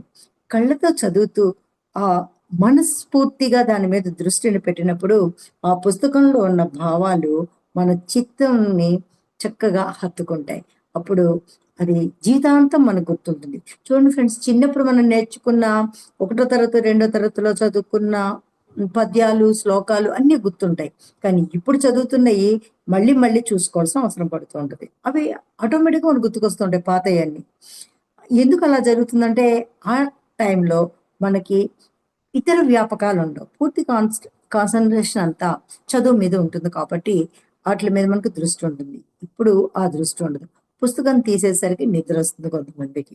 మంచిది, చక్కటి ఒక గ్రంథం చదువుతూ నిద్రపోయినప్పుడు ఆ గ్రంథం యొక్క ప్రభావం నిద్రపోయిన 8 గంటలు మన మీద పని చేయొచ్చు. అది కూడా మంచిదే, ఒక పేజీ చదవగలిగిన. అలా కాదు, మనం చక్కగా కూర్చొని ఒక టైం ఫిక్స్ చేసుకుని టైం ప్రకారం కూడా చదువుకోవడం కూడా చాలా మంచి విషయం. ఒకప్పుడు ఎవరైనా ప్రయాణం చేయాలన్నా కొంత సమయం చిక్కిన వెంటనే పుస్తకాలు తీసి చదువుకునేవారు. అందరి చేతుల్లోనూ కూడా మనం ట్రైన్‌లో జర్నీ చేస్తున్నప్పుడు ఇంకో ఏమన్నా మీటింగ్స్‌కి వెళ్ళేటప్పుడు దారిలో కారులో కూర్చొని కూడా పుస్తకాలు చదువుతున్న మహా మేధావులను మనం చూసాం. అంటే ఒక్క నిమిషం కూడా వాళ్ళు వేస్ట్ చేయకుండా చక్కగా ఉపయోగించుకొని జ్ఞానాన్ని పొందడానికి ఎప్పుడూ సంసిద్ధంగా ఉండేవారు. రాను రాను పుస్తక పఠనం యొక్క ప్రాముఖ్యత తగ్గిపోయింది. ఇప్పుడు అసలు పుస్తకాలు దొరకడమే కష్టమైంది. ఓకే. మనకి డిజిటల్ బుక్స్‌లో కూడా చదువుతున్నారు. డిజిటల్ బుక్స్ వల్ల కూడా జ్ఞానాన్ని పొందొచ్చు. కానీ అది చేత్తో పట్టుకొని, ఒక పుస్తకాన్ని తీసుకొని చేత్తో పట్టుకొని స్పర్శతో కళ్ళు దాని మీద కేంద్రీకరించి కళ్ళతో చదువుతూ ఉంటే ఆ తృప్తి, ఆ మెమరీ డిఫరెంట్‌గా డిఫరెంటే ఉంటుంది. దాన్ని మనసుకి హత్తుకుంటాయి ఆ పుస్తకాలు అలా చదవడం వల్ల. అందువల్ల పుస్తక పఠనం అనేది మనకి ఎప్పుడు అవసరమే. ఇక రెండోది, ఈ పుస్తకం వల్ల మనం ఏం పొందుతున్నాం? ఒక పుస్తకం చదవడం వల్ల ఏం పొందుతున్నాం? సాధారణంగా నెట్‌లో చూసిన ఈ పుస్తకాలు చదవండి చాలా బావుంటాయి అంటారు. అయ్యి 4, 5 ఎతుక్కొని చదివేస్తాం. కానీ మనకు కావాల్సిందేంటి? మనకు కావాల్సిందేంటి? అది ఏ విధంగా ఆ పుస్తకం చదవడం వల్ల మనం ముందుకు వెళ్ళగలుగుతాం? ఏం పొందుతాం పుస్తక పఠనం వల్ల? అనేది మనకి తప్పకుండా అవగాహన ఉండాలి. అంటే మనం ఎంచుకునే పుస్తకం మీద పూర్తి స్వేచ్ఛ మనకు ఉండాలి. ఎవరో చెప్పారని మనం చదివినప్పుడు దాని మీద పూర్తిగా ఫోకస్ మనం చేయడం. ఆ ఆ మార్గంలో ప్రయాణం చేసినప్పుడు మాత్రమే ఆ పుస్తకం నచ్చుతుంది. అందుకని ఈ పుస్తకం మనకు ఎలా ఉపయోగపడుతుంది? లేతే ఈ పుస్తకం ద్వారా మనం ఏం పొందుతున్నాం? ఏం సాధిస్తున్నాం? అది జీవితంలో అవ్వచ్చు, ఆర్థిక పరంగా అవ్వచ్చు, రాజకీయ పరంగా అవ్వచ్చు, సామాజిక పరంగా అవ్వచ్చు, ఆధ్యాత్మిక పరంగా అవ్వచ్చు. ఈ విధంగా అన్న ఆ పుస్తకం వల్ల మనం ఏదో ఒక మాధ్యమంలో, ఏదో ఒక మన జీవన విధానంలో, మనం అనుసరిస్తున్న మార్గాల్లో ఏదో ఒక ఉపయోగం మనం ఆ పుస్తకం వల్ల పొందగలగాలి. చదివి వదిలేస్తే ఆ పుస్తకం చదివినది మనకి కొన్ని రోజులు గుర్తుంటుంది, వెళ్ళిపోతూ ఉంటుంది. కానీ ఆ చదివినది సత్సంగం ద్వారా మనం చర్చించుకుంటే అది శాశ్వతంగా మన మనసులో ముద్ర వేస్తుంది. ఎందుకంటే చెప్తారు, భగవద్గీత చదివితే మనం ఉన్న పరిస్థితిని బట్టి అది ఒక్కొక్కరికి ఒక్కొక్క రకంగా అర్థమవుతుంది అని. అలాగే ఎవరైనా ఏదైనా ఒక మాట మాట్లాడినప్పుడు మనకి ఒకళ్ళు ఒకలా రిసీవ్ చేసుకుంటారు, ఇంకోళ్ళకి ఇంకోలా అర్థమవుతూ ఉంటుంది. అది వాళ్ళ యొక్క మానసిక స్థితిని బట్టి అక్కడ అర్థాన్ని చేసుకుంటూ ఉంటాం. అందుకే ఈ చదివిన పుస్తకాల యొక్క సారాంశాన్ని సత్సంగం ద్వారా మనం అక్కడ కొంత డిస్కషన్ తెచ్చుకుంటే, నేను ఇలా అనుకున్నాను, నేను ఇలా అనుకున్నాను అనుకుంటే, మనకి అందులో ఇంకా విముడీకృతమైనటువంటి అంతర్గతంగా ఉన్నటువంటి పుస్తకంలో ఉన్న భావాల్ని మనం బయటకు తెచ్చుకోగలుగుతాం. అప్పుడు ఇంకొంత విశాలమైన ఆలోచనలతో మనం దాన్ని గ్రహించుకోగలుగుతాం. చదివి వదిలేసామా, పుస్తకం చదవమన్నారు, లేదా మనకు నచ్చింది చదివి పక్కన పడేసామా, చదవని దానివల్ల ఉపయోగం లేదు మిత్రులారా.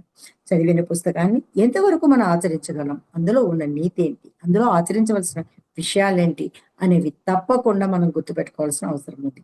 అది చదువుతున్నప్పుడే ఒక పెన్సిల్ తీసుకుని అండర్లైన్ చేసుకొని ఇంపార్టెంట్ అయిన లైన్స్ని మనం అండర్లైన్ చేసుకోవచ్చు. లేదంటే ఒక పుస్తకం పెట్టుకొని ఒక బుక్ చదువుతున్నామంటే ఒక నోట్బుక్ కూడా పక్కన ఉండడం చాలా అవసరం. మనం అనుకున్న పుస్తకాల్లో ఉన్నది మస్తకంలోకి వెళ్ళిపోయిందండి అని. అది ఎంతకాలం మన మస్తకాల్లో ఉంటుందో, మన మెమరీ ఎంత ఉందో మనకే తెలియని పరిస్థితి. అందుకు చక్కగా దానికి సంబంధించినటువంటి నోట్స్ తయారు చేసుకుంటే, ఎప్పుడైనా మనం రాసుకొని మా హస్తాలతో రాసుకున్న, మన దస్తూరితో రాసుకున్నది ఇంకా ఎక్కువ చదవడం వల్ల, మనం కళ్ళతో చూస్తూ చదవడం వల్ల మనసుకు హత్తుకుంటుంది, రాయడం వల్ల అది మరింతగా ముద్రపడుతుంది. అందువల్ల పుస్తక పఠనంలో ఈ లక్షణాలు మనం అవలంబించుకుంటే చదివింది ఎప్పుడూ మర్చిపోకుండా ఉంటాం. ఇక స్వాధ్యాయనం.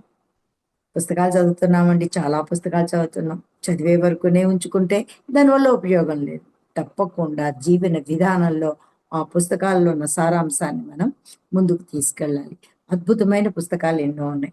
ఎప్పుడో చదివిన పుస్తకమే 10 సార్లు చదువుతాం. మనకు వచ్చింది, అర్థమైంది, అవగాహన అయింది, మనం అమలు పరుస్తున్నాం. ఇందులో నాకు ఇది ఉపయోగపడుతుంది, లేదంటే ఇది ఈ కష్టంలో ఉన్న వాళ్ళకి నేను తెలియచేయగలన నమ్మకం మన మీద ఉంటే మనం అప్డేట్ అవ్వడం చాలా అవసరం. ప్రతి సంవత్సరం ఎన్నో పుస్తకాలు, ఈ డిజిటల్ యుగంలో కూడా ఎన్నో పుస్తకాలు ప్రింట్ అవుతున్నాయంటే పుస్తకాభిలాషులకి తక్కువ లేదు. ప్రపంచం అంతటా కూడా ఎంతో మంది పుస్తకాలు చదివే వాళ్ళు ఈనాటికి ఉన్నారు. అందుకే మనం అప్డేట్ అవుతూ ఏ సంవత్సరం ముద్రణ అయిన పుస్తకాల లిస్ట్ ఒకటి ఈజీగా నెట్లో కొట్టుకోవచ్చండి. ఏమున్నాయి కొత్తగా పుస్తకాలు ఏమొచ్చాయని నెట్లో సెర్చ్ చేసుకొని మనం ఆ పుస్తకాలని తిరిగి చదవడం వల్ల కొంత విశాల దృక్పథాన్ని మనం ఏర్పరచుకోగలుగుతాము. పుస్తకం చదవడం వల్ల మనుషుల్లో తప్పకుండా మార్పు అనేది సంభవిస్తుంది. గుడ్ బుక్ చేంజెస్ ఏ పర్సన్. ఒక మనిషిని మార్చడానికి పుస్తకాలు చాలా బాగా ఉపయోగపడతాయి. ఎంతో మంది చెప్తారు. ఇప్పుడు మనకి ఈరోజు 2500 సంవత్సరాల క్రితం బుద్ధుడు ఆనాపానసతి చేసి ధ్యానం యొక్క ఫలితాలు మనకు అందించాడని చెప్పుకుంటాం. అది ఎలా తెలుస్తుంది? బుద్ధుడి కాలంలో ఉన్నటువంటి వాళ్ళు ఇప్పుడు లేరు కదా. మరి ఆ విషయం మనకు ఎలా తెలుస్తుంది? పుస్తకాల ద్వారా. ఆ పుస్తకాలు చదవడం వల్ల ఒకరి నుంచి ఒకరికి వంశపారంపర్యంగా ఆస్తులు ఎలా పంచుకుంటున్నామో మన జ్ఞాన సంపదను కూడా అలాగే పంచుకోగలుగుతాం పుస్తకాలు ఉండడం వల్ల. దాంతో అలా అది రూపాంతరం చెంది ఈనాడు పత్రిజీ ద్వారా శ్వాస మీద ధ్యాస అనే ధ్యానంగా దాన్ని మనం తెలుసుకోవడం జరిగింది. అలా ఎన్నో విషయాలు మనకి తెలియాలంటే, ఎప్పుడో విషయాలు మనకు తెలియాలంటే పుస్తక పఠనం చాలా అవసరం. మనం ఇక్కడ ఈ రోజు ఉన్న వాళ్ళందరూ ఇంచుమించు ఆధ్యాత్మిక మార్గంలో ఉన్నాం, ఆత్మతత్వాన్ని తెలుసుకునేలోను, అంతర్ప్రయాణం చేయడంలో ఉన్నాం. ఆ ప్రయాణానికి దారిలా తెలుసుకోవాలంటే అందరి అనుభవాలు మనం తెలుసుకోవాలి. అలాగని వారి అనుభవాలు మనకి మార్గదర్శకాలు కాదు, మనకు అవగాహన కలిగించడానికి ఉదాహరణలు మాత్రమే. ఎప్పుడూ కూడా దారి వేసిన దారిలో నడవడం అంత మంచిది కాదు అంటారు జన్ ఆచరించేవాళ్ళు. కొత్త దారిని మనం ఏర్పరచుకోవాలి. దారి ఎలా ఏర్పడుతుంది? 10 మంది 10 సార్లు నడిస్తే అక్కడ దారి ఏర్పడుతుంది. అంటే మనకు తెలియని విషయాలు తెలుసుకోవాలంటే మనం చదివిన పుస్తకాలు, సజ్జన సాంగత్యం, వీటిలన్నిటిని నెమరేసుకుంటూ ఒక దారిలో మనం ప్రయాణం చేస్తూ ఉంటే మనకు తెలియకుండానే కొత్త దారిని వేసుకుని ఎంతో మందికి మార్గదర్శకాలు అవుతాం. అనుభవాల రూపంలోనే ఉండిపోవాలంటే చదువుతూనే ఉండాలి. అవి అనుభవాలు తెలుస్తూ ఉంటాయి. నా అనుభవాలు మీకు తెలియచ్చు, మీ అనుభవాలు పుస్తక రూపం అయినప్పుడు నేను చదవచ్చు. కానీ అనుభూతులు మిగలాలంటే తప్పకుండా ధ్యాన సాధన చేయాలి. అంతకు మించిన మార్గమే లేదు. ధ్యానం అద్భుతమైన ప్రయాణం, ధ్యాన ప్రయాణం. అలా ఆ ప్రయాణంలో అంతర్ముఖంగా మనం తెలుసుకున్న విషయాలు మనతోనే ఉండిపోతాయి. ప్రతిసారి నేను నేర్చుకున్నాను, గురువుగారు చెప్పింది నేను సాధన చేశాను, నేను అనుకున్నది తీసుకున్నానని ఆయన ధ్యాన ప్రచారం చేయకుండా ఉండిపోతే ఈరోజు మనకి ధ్యానం గురించి తెలియకపోను. అందుకే మనం తప్పకుండా తెలుసుకున్నది నలుగురికి చెప్పాలి. ఎలా చెప్తాం? ప్రతి ఒక్కళ్ళ దగ్గరికి వెళ్ళి చెప్పగలిగే అవకాశం మనకు లేకపోవచ్చు. మాట్లాడే అవకాశం కూడా లేకపోవచ్చు. ఒక సమూహానికి వెళ్ళాక ఒక విషయం చెప్పాలనే తపన మనలో ఉండొచ్చు కానీ అవకాశం దొరకకపోవచ్చు.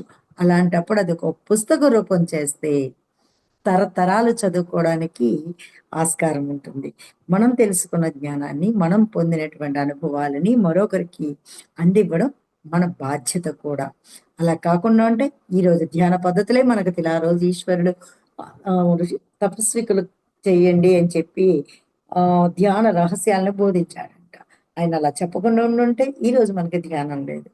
అందుకే మనం తప్పకుండా అందించే ఒక అద్భుతమైన మాధ్యమం పుస్తక పఠనం. అందువల్ల పుస్తకాలు చదువుదాం ఫ్రెండ్స్, చదివిద్దాం. చదవలేని వాళ్ళకి చదివి వినిపిద్దాం.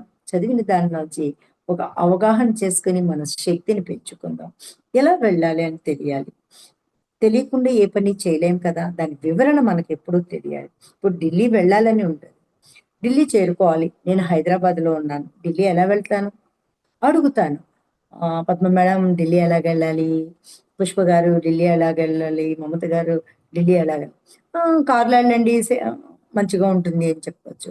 ఇంకోళ్ళు చెప్తారు ట్రైన్లో వెళ్ళండి కంఫర్ట్గా ఉంటుంది అంటారు. ఇంకోళ్ళు అంటారు ఫ్లైట్లో వెళ్ళండి చాలా బాగుంటుంది, టైం సేవ్ అవుతుంది అంట. ఇలా అందరూ మార్గాలు అయితే అందరూ చూపిస్తారు పుస్తకాల రూపంలో. మనకి ఎన్నో అనుభవాలు ఒక యోగాత్మకత నుంచి ఈనాటి సీక్రెట్ ఇలా ఒక బుక్ కాదు చెప్పడం కాదు, ఓషో గారు రాసిన అద్భుతమైన పుస్తకాలు, ఎన్నో పుస్తకాలు ఉన్నాయి. ఇవన్నీ చదవడం ఢిల్లీ గురించి ప్రయాణ మార్గాలు తెలుసుకోవడం మాత్రమే. కానీ ఢిల్లీ చేరుకోవాలంటే నేను హైదరాబాద్ వదలాలి, ప్రయాణం చెయ్యాలి, ఏదో ఒక మార్గాన్ని నేను ఎంచుకోవాలి. ఆ ఫ్రీడము నాకుంటుంది, నేనే చేయగలను. హైదరాబాద్ వదలాలంటే ఉన్న సంసార బంధాలని అవన్నీ, మాకు ధ్యానం చేయడానికి టైం లేదండి, అబ్బో చాలా పనిలో ఉన్నానండి, ఇలా మనం తెలియకుండానే అన్ని ప్రతిబంధకాలు మనకు మనం ఏర్పరచుకుంటాం. తెలుసుకున్నది ఆచరించాలంటే మరి ఏం చేయాలి? ముందుకు అడుగు వేయాలి కదా. ఒక అడుగు తీసి వేస్తేనే మరొక అడుగుకి చేరుకోగలుగుతాం. ఈ జ్ఞానాన్ని మనం అర్థాలను కాదు పరమార్థాలను కూడా తెలుసుకోవాలంటారు పత్రి గారు. అలాగే మనం కూడా పుస్తకాలు చదివి అబ్బా అర్థమైందండి, ఓషో గారు చాలా బాగా రాశారండి, ఎంత బాగుందండి, ప్రేమ అంటే శ్వాసలా ఉండాలని ఆయన రాశారండి, అద్భుతమైన వాక్యం అనుకుంటాం. ప్రేమ అంటే శ్వాసలా ఉండాలని చెప్పుకుంటే అయిపోయిందా? లేదు. ఎందుకన్నారు?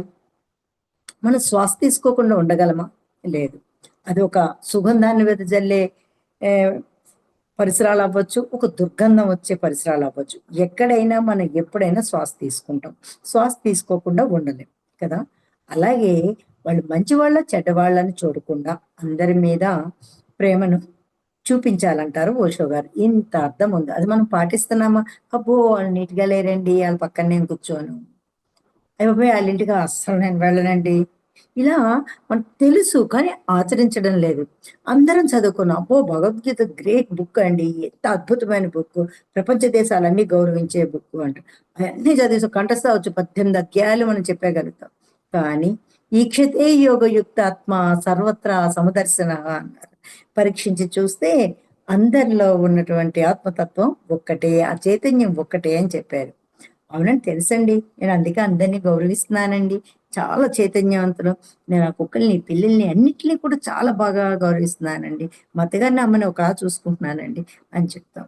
కానీ చెప్పడం వేరు, ఆచరించడం వేరు. ఇప్పుడు నేను మాట్లాడినప్పుడు నన్ను అంటారు, అబ్బా చిలకలా పలుకుతుందండి, కోయిల్లా పాడుతుందండి, ఎంత బాగుందండి అన్నాడు. నేను చక్కగా హ్యాపీగా నవ్వుకుంటూ ఉంటాను. ఆవిడ భలే కుక్కలా మరుగుతుందండి అన్నారు. అదే హ్యాపీనెస్ నేను తీసుకోగలను. మరి ఆత్మతత్వం అంటే చైతన్యం అంటే అన్ని మనం ఒక చైతన్యంలోంచి వచ్చిన వాళ్ళమే కదా. నీలో ఉన్నది, నాలో ఉన్నది, ఆ జంతువుల్లో ఉన్నది, పక్షుల్లో ఉన్నది ఒకే ఆత్మ కదా. చిలకలా పొగిడినప్పుడు తీసుకున్న ఆనందాన్ని నేను కుక్కతో పోల్చినప్పుడు ఎందుకు తీసుకోలేకపోతున్నాను? అంటే నేను పుస్తకం చదివాను కానీ ఆచరించడం లేదు. అందుకే మిత్రులారా, మనం పుస్తకాలు చదువుతున్నప్పుడు ఎన్ని పుస్తకాలు చదివామని మనం లెక్క పెట్టుకోకుండా ఎంత అవగాహన చేసుకున్నామని మెజర్ చేసుకుందాం. దాన్ని ఎంత ఆచరిస్తున్నామో మెజర్ చేసుకుందాం. అప్పుడు మనం పుస్తక పఠనం చేసినందుకు, స్వ అధ్యయనం చేసినందుకు ఉపయోగపడుతుంది. అంతే తప్ప పేజీలు తిప్పేసి మేము పుస్తకాలు చదివేసామండి, ఆ పుస్తకాన్ని నేను ఎప్పుడో చదివేసానండి అని అనుకోకుండా చదివిన పుస్తకంలో అవగాహన చేసుకుంటూ, ఇక స్వ అధ్యయనం అంటే మనల్ని మనం ఎలా అధ్యయనం చేసుకుంటున్నాం. ధ్యానం అంటే అంతర్ప్రయాణం కాబట్టి నాకు నేను తెలుసుకుంటున్నానండి. లేదంటే నాకు నేను తెలుసుకోవాల్సిందే ఉంది, నాకు నేను చాలా బాగా తెలుసు అనుకుంటాం. కానీ చాలా వరకు ఇతరుల గురించి మనం క్యూరియాసిటీతో తెలుసుకుంటున్నాం తప్ప మన గురించి మనం తెలుసుకునేది చాలా తక్కువ ఉంటుంది. మన మీద మనం ఫోకస్ చేసిన చాలా తక్కువ ఉంటుంది. సో అలా మనల్ని మనం అధ్యయనం చేసుకుంటూ, పత్రి గారు చెప్పారు నో జడ్జిమెంట్ అని. ఇతరులను జడ్జి చేయొద్దన్నారు, కానీ మనల్ని మనం జడ్జి చేసుకోవాలి తప్పకుండా. ధ్యానానికి ముందు ఎలా ఉన్నాను, ధ్యానానికి తర్వాత ఎలా ఉన్నాను, వాళ్ళతో ఎలా బిహేవ్ చేశాను, ఇక్కడ ఎలా మాట్లాడాలి, నేను ఏం మాట్లాడాను, ఇవన్నీ కూడా మనల్ని మనం జడ్జి చేసుకోవాలి. అంటే మనం అసత్యం నుండి సత్యానికి, అధర్మం నుంచి ధర్మానికి, అవివేకం నుంచి వివేకానికి, మరణం నుంచి అమృతత్వానికి ఇలా మన ప్రయాణం ఎలా సాగుతుంది అనేది స్వ అధ్యయనం చేసుకొని మార్పులు చేర్పులు చేసుకుంటూ ఏది నేర్చుకోవాలి, ఏది వదిలేయాలి, ఏది ఉంచుకోవాలి అని గ్రహించుకుంటూ ముందుకు సాగిపోదాం ఫ్రెండ్స్. పుస్తక పఠనం అనేది మన జీవితంలో ప్రతిరోజు ఒక కొంత సమయాన్ని తప్పకుండా కేటాయించి స్వ అధ్యయనం వల్ల వచ్చే ప్రయోజనాన్ని పొందుతూ నిత్యం జ్ఞానాన్ని పెంచుకుంటూ వెళ్ళి చక్కనైన ఆనందమైన ఆరోగ్యమైన జీవితం రావాలంటే కళ్ళు మూసుకొని ధ్యానం చేస్తూ కూర్చోవడమే కాదు, ధ్యాన స్థితిలో 24/7 ఎల్ల వేళలా ఆ ధ్యాన స్థితిలో ఉండగలిగితే అద్భుతమైన ఆనందాన్ని, అమితమైన సంతోషాన్ని, ఆరోగ్యాన్ని సంపూర్ణంగా పొందుతూ ఎంతో ఈ జీవితం యొక్క లక్ష్యం తెలుసుకొని ముందుకి చక్కగా సాగిపోతాం ఫ్రెండ్స్. ఇంత చక్కని అవకాశం ఇచ్చి స్వ అధ్యయనం గురించి కొంతసేపు మీతో ముచ్చటించడానికి అవకాశం ఇచ్చిన పత్రిజీ మెడిటేషన్ ఛానల్ టీం అందరికీ కూడా ధన్యవాదాలు తెలియజేసుకుంటూ తిరిగి వేదికను పుష్ప గారికి అందిస్తున్నాను. Thank you madam. చాలా చాలా చాలా అద్భుతంగా చెప్పారు పుస్తకాల విలువని. అంటే it is I will just talk about in English. మీరు చెప్పింది ఒక 2 ముక్కల్లో చెప్తాను. అంటే నాకు బాగా నచ్చిన 2 విషయాలు. So book reading is not just for sake of reading. It is about like how much we are reading and how much we are understanding and how much we are implementing in our own life. And it is not about the quantity, it's just about the quality. And reading a physical book, it is just like everything is there. You just have to be, go and get that. And once, and it's very important to publish our experience, as Patri sir is always saying that once it is not just for your own thing, but it's your responsibility to pass this information for the next generations. So beautifully explained by Madam Nagashri Madam, and heartfully explaining, like I can see that it's every word is coming మీ హృదయం నుంచి వస్తుంది ఒక్కొక్క మాట. చాలా చాలా బాగా చెప్పారు madam. Thank you so much. Padma madam, you want to add something? Thank you so much Nagasri ma'am. Thank you. మీరున్న పరిస్థితి నాకు తెలుసు, కానీ చెప్పంగానే నేను ఏ పరిస్థితిలో ఉన్నా కానీ వచ్చి నీకు చేస్తాను, దీంట్లో పార్టిసిపేట్ చేస్తానన్నారు, వచ్చారు. అలానే thank you so much ma'am. Ma'am session తీసుకుంటున్నప్పుడు నేను ఈ విభాగాన్ని అడిగాను. పత్రిజీ స్థాపించినటువంటి స్వాధ్యాయం వై ఇంపార్టెంట్ బుక్ రీడింగ్ అనేది నేను అడిగాను మేడంని. మీరు దాన్ని తీసుకోవాలి మేడం అని. అలానే ఎంతో అద్భుతంగా మేడం వివరించారు దీన్ని. Thank you so much ma'am. అన్నట్టు మీ ఇంట్లో మాస్టర్, లిటిల్ మాస్టర్ వచ్చారా మేడం మీ ఇంట్లో? ఈరోజు 5th day. Oh great. 5 days baby ఇంట్లో ఉంచుకుని మేడం సెషన్. ఫస్ట్ సెక్షన్ మనం స్టార్టింగ్ సెక్షన్ ఇద్దరం విన్నాం. దాని ఒళ్ళో వేసుకొని విన్నాను first section starting the programme. నా గ్రాండ్ డాటర్ ఫస్ట్ ప్లాట్ఫామ్ వాటిది. ఇంతమంది Yeah. అద్భుతమైన వ్యక్తుల యొక్క ఆ, భావాలని అనుభవాలని విన్నది ఈరోజే. అవును madam, really great ma'am, great ma'am. Thank you ma'am, thank you so much once again. Thank you Pushpa. Thank you, madam. Thank you for this wonderful opportunity. I wish you all the best for everyone who is here, the masters and then the participants. Thank you. Thank you, Pushpa ma'am. Thank you, Nagashri ma'am. So I just come in between to announce something, masters. Now, right now, the next section is to be hosted by Sujita ma'am. But before that, I have a small announcement to make. Am I audible? Am I audible? Yeah. So here the announcement is like this. Now, as you can see in the chat box, we have 3 masters. Shweta Khajuria ma'am, we have Satpantetar ma'am, and we have Renu Sharma ma'am. Now, Satpantar ma'am is unable to join us because, as you know, for the past 2 days or 3 days, what's going on at the borders. And Satpantar ma'am is just 15 kilometers away from the place, Jammu, from where the border is. And that is the reason she's unable to join us. But we know her heart is with us, she's with us. And for this, we have invited even Shweta ma'am is also in Pathankot, but still she could manage to join us with no electricity. And she's with us. And we have Renu Sharma ma'am. Thank you ma'am. Ma'am also is from that place. Namaste Renu Sharma ma'am. आपका स्वागत है. Shweta ma'am, आपका स्वागत है. Ma'am, over to you now, Sujita ma'am, for hosting. Yes. Yeah. Hi. Good evening or good afternoon, everyone. Thank you for giving this opportunity to become part of this event. And yeah, my name is Sujita. I'm from West Virginia. And today I would like to invite Savita ma'am to give her divine wisdom on this International Spiritual Women Scientist Summit. Ma'am, please. Sujitha, 1 minute. మీకు ఇచ్చినటువంటి స్వతంత్ర ma'am intro మీరు చదవండి మ్యామ్ది ఈ session. Okay. Ma'am same time కి తన meditation లో కూర్చుంటున్నారు. Okay. Yeah. తనది ఈ సెషన్ వీళ్ళు తీసుకుంటారు. Okay.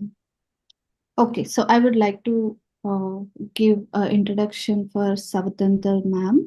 She is basically from Katwa district in Jammu and Kashmir.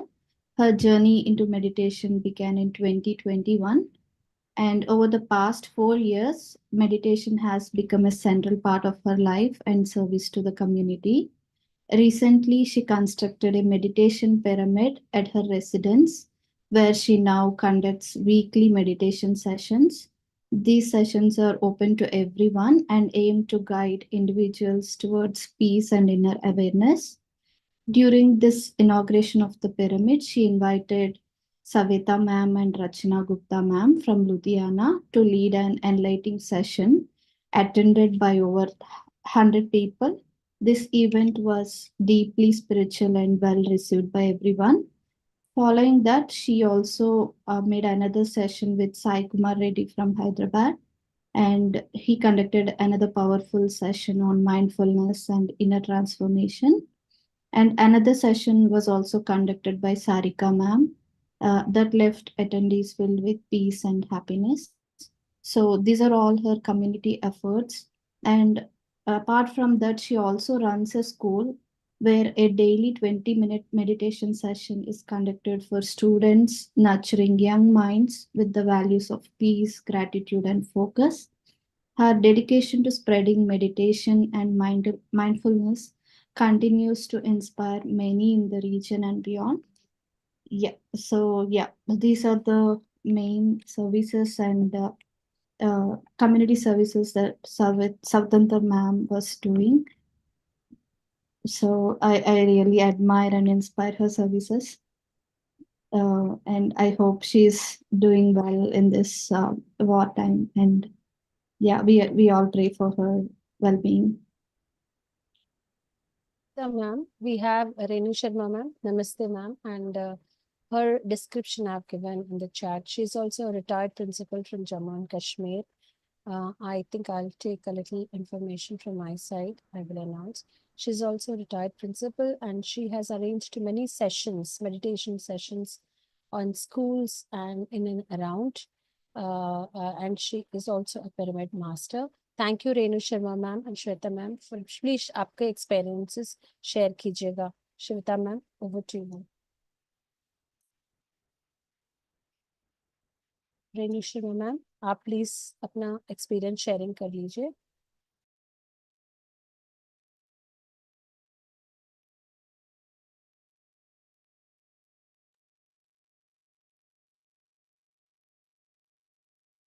नमस्ते नमस्ते.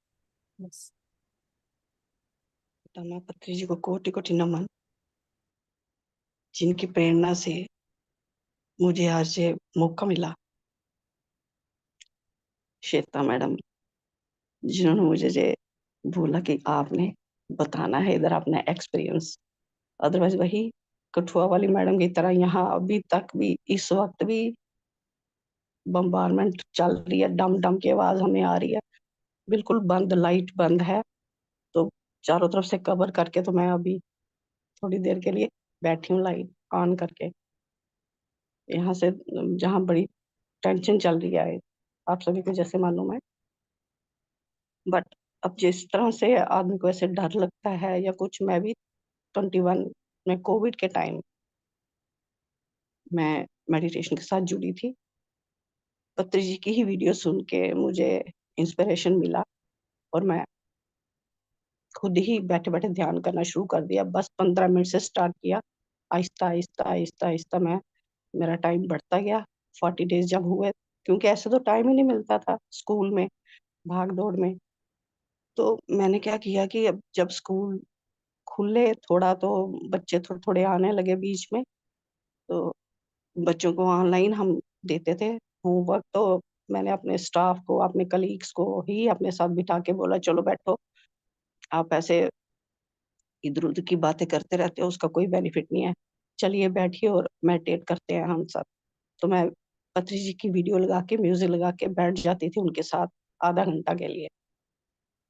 इस तरह से मेरा मतलब छोटा सा ग्रुप बन गया स्कूल में ही, और हम मेडिटेशन करते थे पत्री जी के म्यूजिक पे. और आहिस्ता आहिस्ता एक्चुअली मुझे कोई मतलब विजन्स तो नहीं आते हैं, बट फिर भी मैं उनके साथ बैठती थी. लेकिन जिनके साथ बैठती थी तो मुझे अपने ये सोच के मुझे बड़ी खुशी होती थी. तो मुझे विजन्स नहीं हो रहे हैं, चलो इनको तो अच्छा लग रहा है, मुझे भी अच्छा लगने लगा. तो मैंने ही अपनी रूटीन बना दी, कहीं भी चली जाऊँ, बस जाऊँ कि भी रात को 12 बजे भी पहुंचूं घर, 15 मिनट के लिए मैं जबकि अदरवाइज कुछ भी हो, बीच में मैं बीमार हो गई. मेरे पास थोड़ा ही था, 2 ही साल मेरी जॉब में, तो मैंने अपना ये कंटिन्यू रखा. अपना ये प्रैक्टिस जो थी मेडिटेशन की, मैंने कंटिन्यू रखी. बड़ा अच्छा लगने लगा.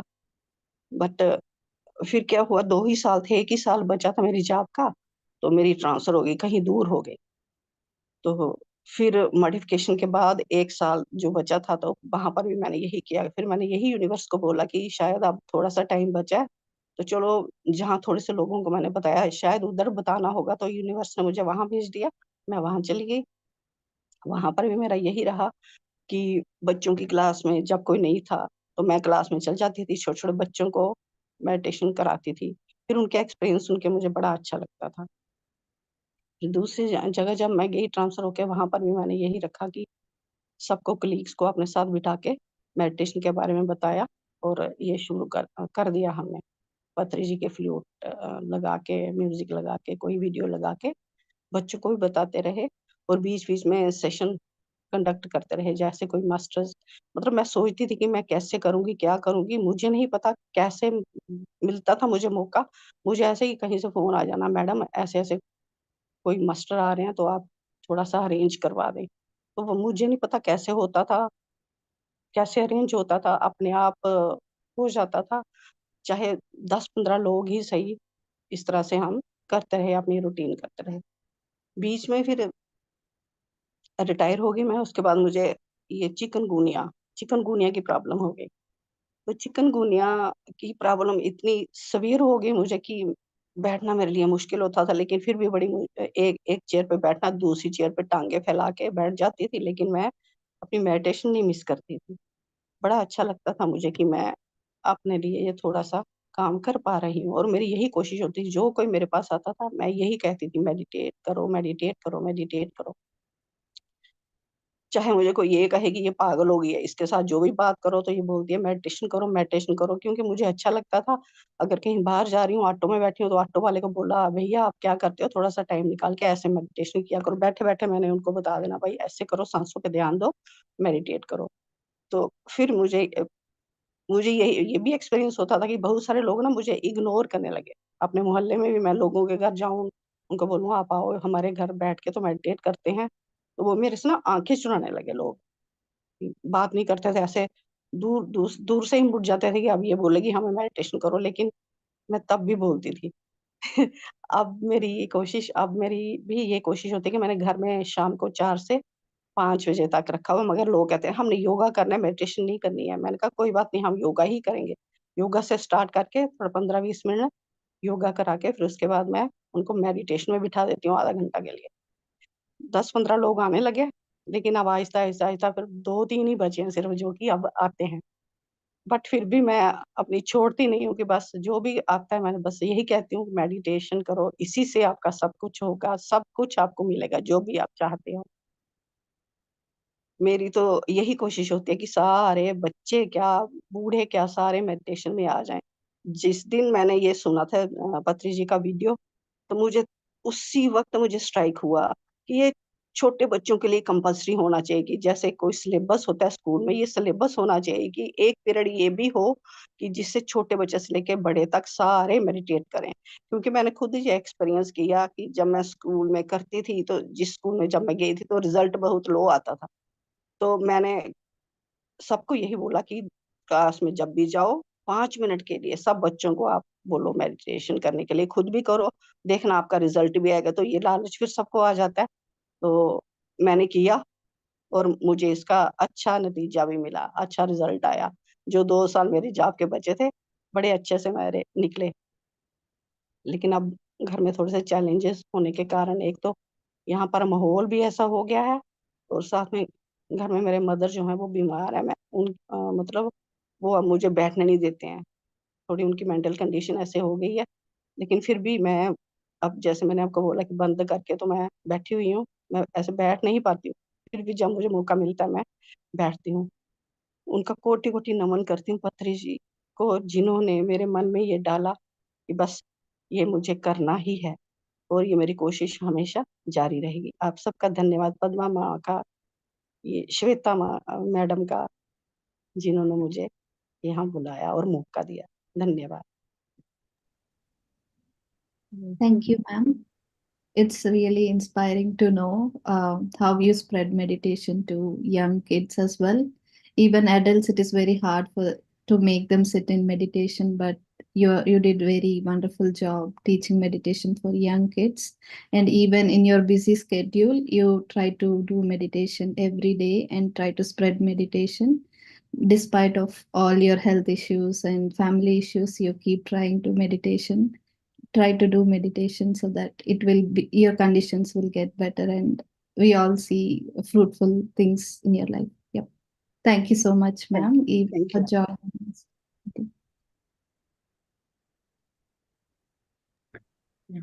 Shweta ma'am, please. Yes, unmute कर लीजिए मैम।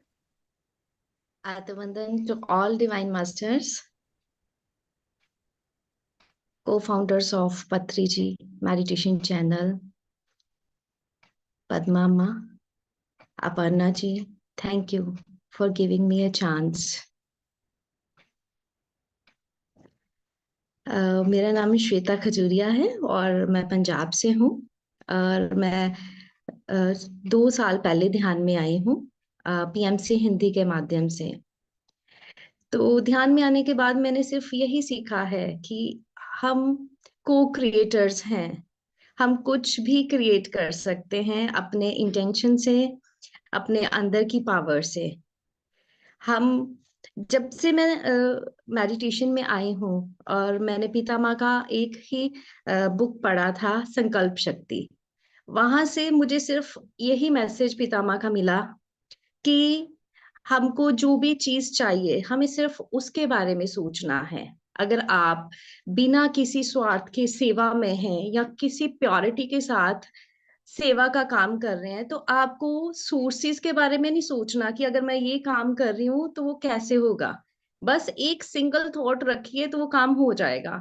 और ये चीज मैंने खुद एक्सपीरियंस करी है। जब हम सोचते हैं कि हमको सेवा का काम करना है, तो वो जो सोर्सेस हैं हमारा यूनिवर्स क्रिएट करता है। और जब से मैं सेवा में आई हूँ, मैंने बस यही से सोचा है कि किसी भी स्टेट के लिए काम करना है, सिर्फ उसके पीछे मोटिव क्या होना चाहिए कि हम माँ वसुंधरा के लिए कार्य कर रहे हैं, माँ वसुंधरा की असेंशन के पार्ट हैं। वो कहाँ किसके लिए किसी मास्टर के साथ जुड़ के काम करना है, हमें अपने आप को लिमिट नहीं करना है। हमें अपने अंदर की फेमिनिटी को लव करना है, अपने अंदर की पावर को समझना है। तो इस चैनल के माध्यम से मुझे आज ये मौका मिला है, मैं सबके साथ अपना यही एक्सपीरियंस शेयर करना चाहूंगी और यही मैसेज देना चाहूंगी कि अपने अंदर की फेमिनिटी को प्यार करें।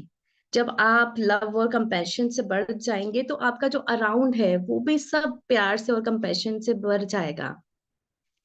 और जब भी आपको कभी भी कहीं भी मौका मिले तो आप सेवा करें, मेडिटेशन करें और जो मदर अर्थ है उसकी असेंशन का पार्ट बने। तो यूनिवर्स हमें जब माध्यम के रूप में चुनता है, तो जब हम रेडी रहते हैं तो यूनिवर्स भी हमको माध्यम के रूप में चुनता है। और जब हम सोचते हैं कि हम कर पाएंगे, बट जब आप अपने आप को सरेंडर मोड में रखते हो तो यूनिवर्स आपसे ऐसा ऐसा काम करवाता है जिसके बारे में आप सोचते भी नहीं हो। तो अपने आप को लिमिट नहीं करें और को क्रिएटर बने। मैं आज के लिए बस यही मैसेज देना चाहती हूँ। Thank you. Thank you, ma'am. Wonderful message. Like service oriented and no limits for the service and understanding the inner power and femininity. Thank you so much, ma'am, for coming Thank you. to this session. Thank you. Thank you so much, Savita ma'am. Thank you so much, Renu Sharma ma'am. Thank you so much. Friends, మనం వీళ్ళిద్దరికి కూడా standing ovation ఇవ్వాలి, big claps ఇవ్వాలి. ఎందుకంటే మనం సినిమాల్లోనూ పుస్తకాల్లోనూ అద్భుతంగా జమ్మూ కాశ్మీర్ గురించి విన్నాము, చదివాము, చూసాము. కానీ తర్వాత పరిస్థితులు ఎలా మారిపోయినాయో మనకు తెలుసు, మనం చూస్తానే ఉన్నాము. కానీ దానిలో మెడిటేషన్, ధ్యానం అనే దాన్ని తీసుకురావాలని చెప్పేసి చాలా ప్రయత్నం చేస్తున్నారు మన మాస్టర్స్. ఇప్పుడు అక్కడ ఉన్న వాళ్ళు వాళ్ళని మోటివేట్ చేసి ఇక్కడ నుండి టీమ్స్ గా వెళ్ళి ఎంతో ప్రచారం చేస్తున్నారు. ఇప్పుడు అలా చేయడానికి కూడా ఇప్పుడు అవకాశం లేకుండా ఒక వార్ అనేది స్టార్ట్ అయింది. ఆ వార్ కండిషన్ లో ఉండి ఆ మ్యామ్ జాయిన్ అయ్యి ఇందులో తన ఎక్స్పీరియన్స్ షేర్ చేసుకున్నారంటే ఎంత గొప్ప విషయం అది. ఈ రోజు రావాల్సినటువంటి మాస్టర్ రాలేని పరిస్థితుల్లో ఆమె అక్కడ మెడిటేషన్ లో కూర్చున్నారు. మరి ఎవ్వరు ఎట్టి పరిస్థితుల్లోనూ దేనిని వదిలిపెట్టట్లేదు. సవితా మ్యామ్ మీరు రావాలి మ్యామ్ అని చెప్పినప్పుడు మేడం ఒకటే అంటున్నారు, నాలో పద్మ మేడం ఏం చూశారు అని అన్నారు. ఇదే చూశాను మేడం నేను. ఈ పట్టుదల వచ్చి ఎలా అయినా సరే కమిట్ అయినప్పుడు ఎలా అయినా సరే దాన్ని కంప్లీట్ చేయాలి అనే పట్టుదలనే నేను చూశాను మేడం.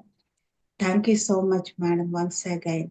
ఒక చోట ఒక పరిస్థితి మారుతుంది అంటే, అద్భుతంగా ఉన్న వాతావరణం యుద్ధ వాతావరణంగా భయపెట్టేదిగా మారుతుంది అంటే దీనికి మూల కారణం ఏమై ఉంటుంది అని చెప్పేసి పత్రిజీ ఎప్పుడూ చూస్తారు ఫ్రెండ్స్. ఆ మూల కారణాన్ని ఆయన సరిచేయటం మొదలు పెడతారు. మూలం నుండి ఎప్పుడైతే సరిచేయబడుతుందో అప్పుడు ఆటోమేటిక్ గా బయట కనిపించేవన్నీ కూడా సరైపోతాయి. ఈ బయటనే సరి చేస్తా ఉంటే మూలంలోది ఎప్పటికీ సరి అవ్వదు ఫ్రెండ్స్. ఆయన చేసేది అదే. దానికి మనం వదిలిపెట్టకుండా ఈ మాస్టర్స్ వచ్చిన దానికి ఈ రోజు కొంత అక్కడ జరగవలసిన మార్పు ఖచ్చితంగా జరిగే తీరుతుంది ఫ్రెండ్స్. ఏం జరగాలో అది జరిగే తీరుతుంది. అంతా ప్రశాంతంగా హ్యాపీగా మారిపోతుంది friends. Once again thank you so much Sunita ma'am, thank you so much Renu Sharma ma'am, thank you so much. Sujita, thank you Sujita. will you translate? Should I? Yeah. So yeah, Padma ma'am wants to give thanks to both of you, Savita ma'am and Renu ma'am. Despite of war and lot of atrocities there, you joined the meeting as scheduled and as committed, which is really appreciated. And we all our prayers and all our energies are with Jammu and Kashmir, and hope the issue get resolved as early as possible, and we again meet again on these sessions. Thank you so much, ma'am. Like to add to this, Thank you. Shweta ma'am, what ma'am felt is the day when we called you on telephone and you felt, what did Padma ma'am see in you that she had invited you on this platform? This is what she saw in you, the dedication, the commitment to do the need of where you have come here against all odds of your situation. You came and you joined. And as Sujata ma'am already shared with you, this was the thing which is going to bring a great change. Although you were in this war situation, but today your dedication, your commitment, and your samarpan, we can say, is going to create that atmosphere and situation, and things will turn for the better. That is the reason, might be, we will come to know in the future why you and Renu Sharma ma'am are here. Yes, Satwantar ma'am did not join today, but she is meditating masters. वो आप देख लीजिए Shweta ma'am कि हम जितने बार भी बात करें, आपको समझ में आएगा कि आप में जो लगन है, उन्होंने आपकी लगन को देखा, आपके जज्बे को देखा कि आप कुछ भी हो जाए, आप यहाँ आकर ही नहीं. Masters, can you make out? She is just covered with a small mobile light and she has joined on the mobile data. That is what Shweta ma'am is. That is what Renu Sharma ma'am is. Thank you. आप दोनों को बहुत बहुत प्रणाम. Thank you. Thank you.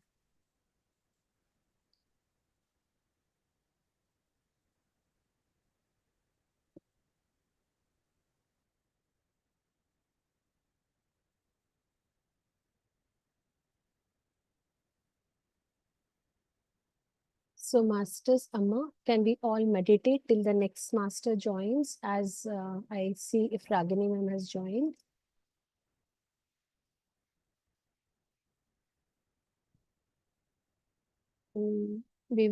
Sujita ma'am, can we continue with meditation? Yeah, Shweta sure. ma'am, हम सब meditate कर लेते हैं. Then Ragini ma'am will be joining us later. Yeah. Sure. I request all masters. Yeah, music play చేయండి light గా. Sujitha please continue. I request all masters to sit in a comfortable position and close your eyes and clasp your hands and cross your feet.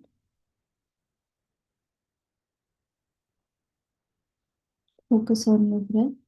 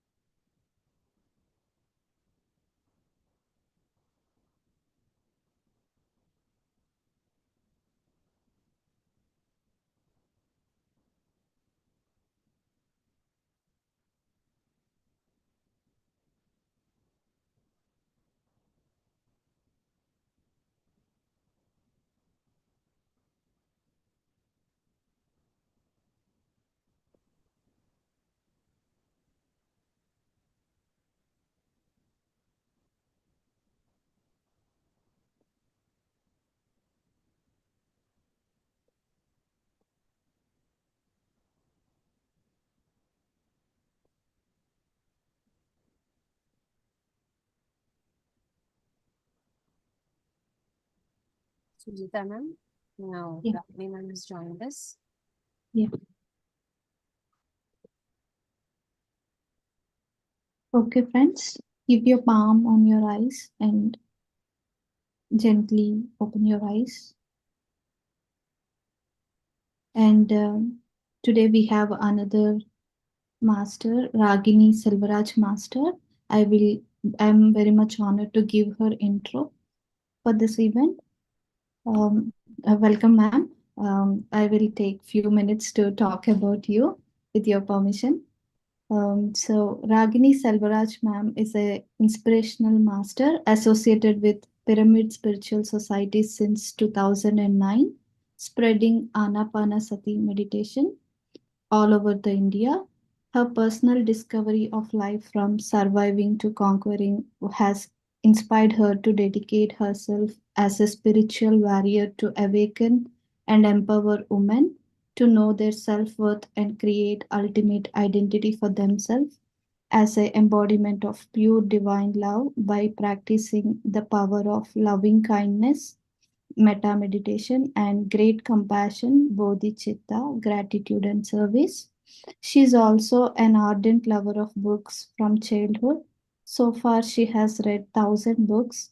She has been spreading meditation in schools, colleges, jails, in police academy and police department, offices, and meditation centers in Telangana. It was her inner calling to spread meditation in North India. Till now, she has spread meditation in almost all North Indian states like Odisha, Bihar, Haryana, Chhattisgarh, Uttarakhand, Maharashtra, Gujarat, and so on, spreading meditation in more than 20 cities since 10 years. Dhyan Gyan and Mahayog Dhyan Kumbh are the main initiative projects which Patriji has given to her specifically. She has conducted more than 300 days online workshops on spiritual sciences towards raising in collective consciousness. Buddha's teaching and inner purification are the main topics through which she is bringing awareness towards Buddhahood. A professional commerce graduate worked in 2 corporate banks has realized her divine purpose of life is to spread meditation and started living a purpose-driven life after resigning and withdrawing from job and business. With Pitamaha Patriji's blessing, she chose Dhyana Shakahar Pyramid Jnana Jagat as her path forward. To do service only in the purification of the self is her tagline. So I warmly take this opportunity to invite her to International Spiritual Women's Summit. Welcome, ma'am. I'm very much inspired by your services, and I would like you to give your divine wisdom on this event. Thank you. Thank you. Thank you, dear Sujata, for such a warm and loving welcome. Loving greetings to you, friends. Eternal gratitude to our Guru Pitamaha Patriji, and deep gratitude and thanks to the International Spiritual Women Scientist Summit team and the main master Padma ma'am for inviting me to such a beautiful event and making me the integral part of this loving energies. Incredible things happen when women come together, coming together, connecting and meditating and knowing the wisdom. So we are so grateful to join, friends. So today I would like to conduct 30 minutes meditation. This meditation was reminded to me once again by Lord Buddha to bring in the awakening of this meditation, that is the loving kindness meditation, which Lord Buddha used to perform along with his monks early in the morning. This loving kindness meditation. So the essence of the human being, exactly the essence of the divine feminine is a deep loving compassion. So it is called metta in the Pali. So like how we share our money, our food with others who do not have, we share a loving kindness with the persons who do not have, who are unconsciously living and who are in suffering. So by sharing food, how we nurtured others in the same way, by sharing a loving kindness, we would be nourishing with love and compassion, and they would be able to calm themselves and come out of their sufferings.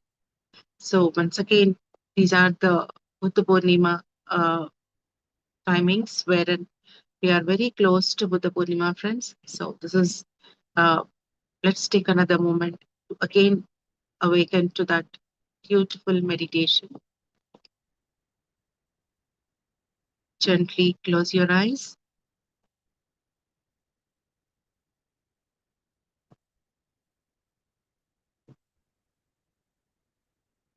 Keep your palms crossed, legs crossed.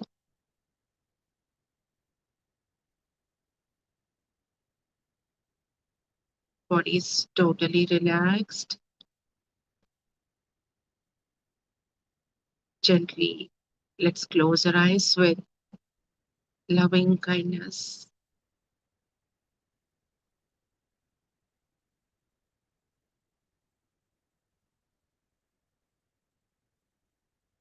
Let's focus our attention on our breath, friends. Just feel the breath.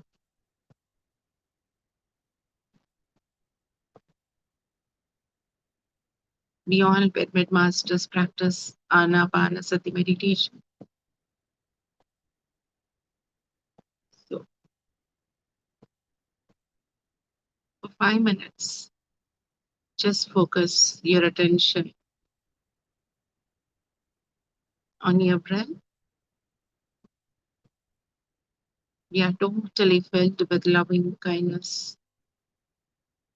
And there is a beautiful flow of breath flowing in and flowing out.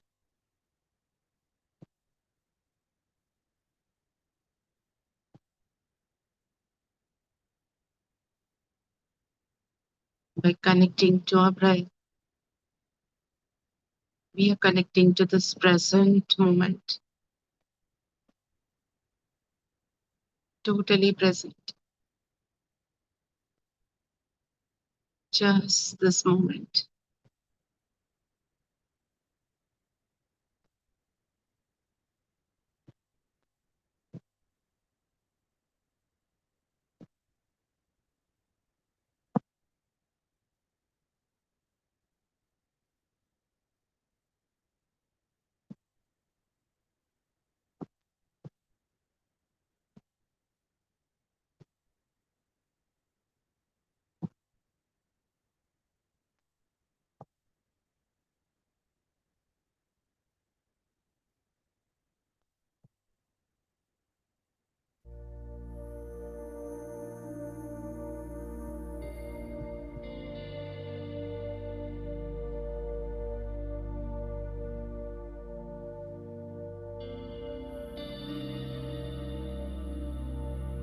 We are totally aligned to this moment, friends. Let us explore ourselves, cultivating our loving kindness. Let the feelings of loving kindness for us and for others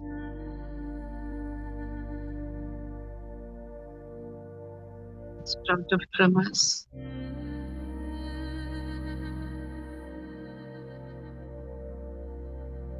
Let your heart open up, friends.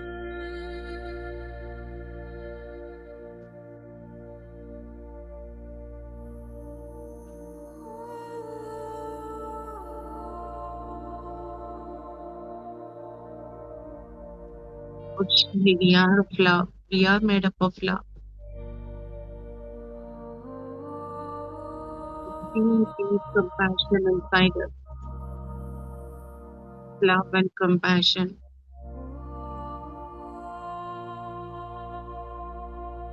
Together, the heart is opening up, and the river of love and kindness flowing from the heart.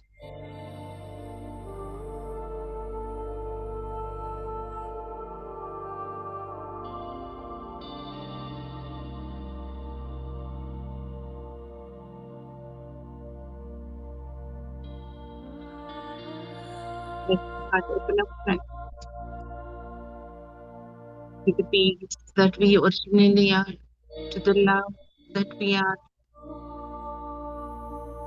the compassion, essence of a woman, the essence of the divine feminine.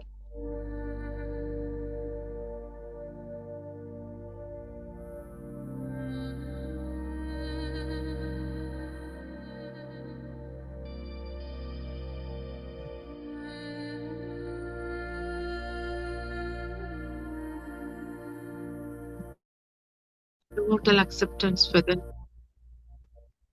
without any resistance. The loving is flowing.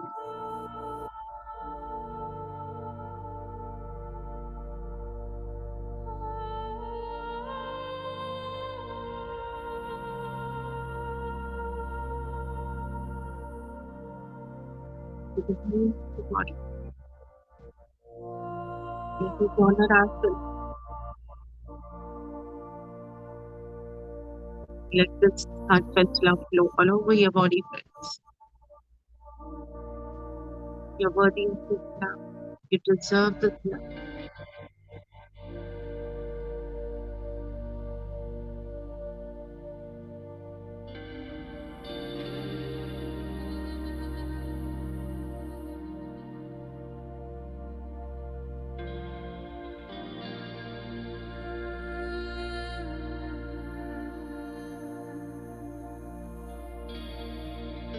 Let us feel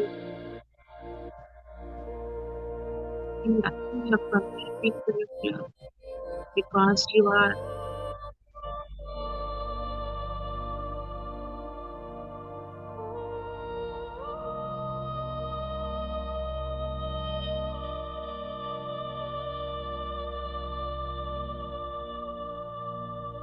in this moment is totally loving kindness flowing, friends. And where there is love, there cannot be hatred, there cannot be suffering inside us.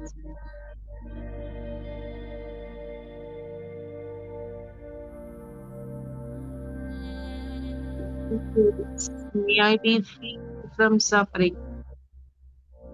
May I be free from anger.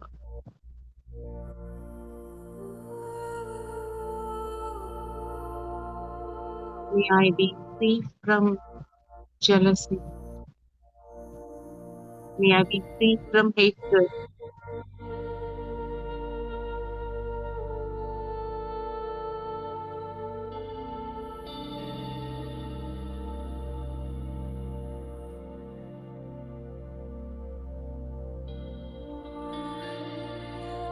May I be free from all the physical suffering.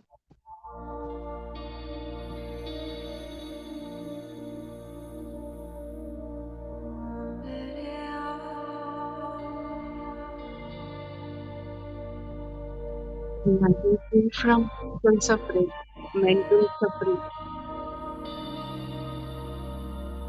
May I be free from all the reasons of physical, mental sufferings.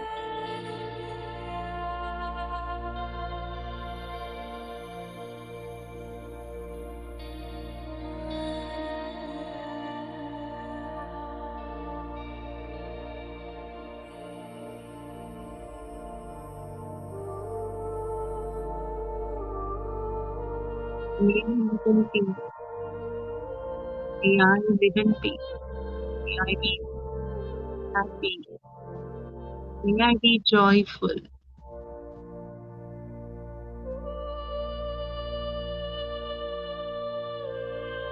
May I be happy.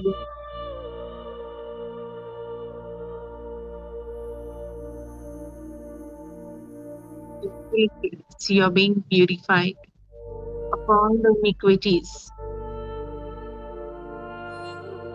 You choosing yourself to be love, compassion.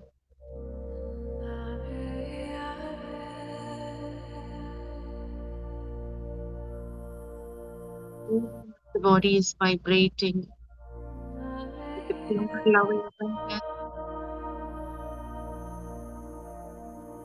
re-anointing ourselves, choosing ourselves.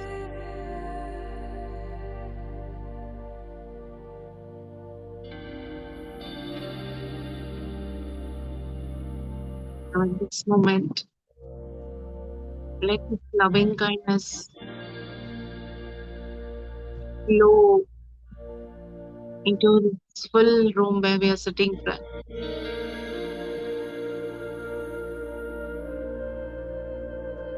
Beautiful loving kindness, beautiful golden loving energies from your heart as a perennial river. It's flowing all over the body, into this room, into this house,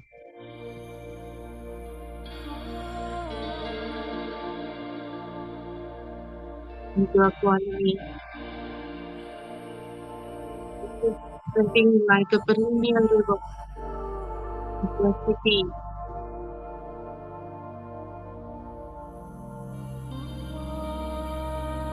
into a states, the whole of India.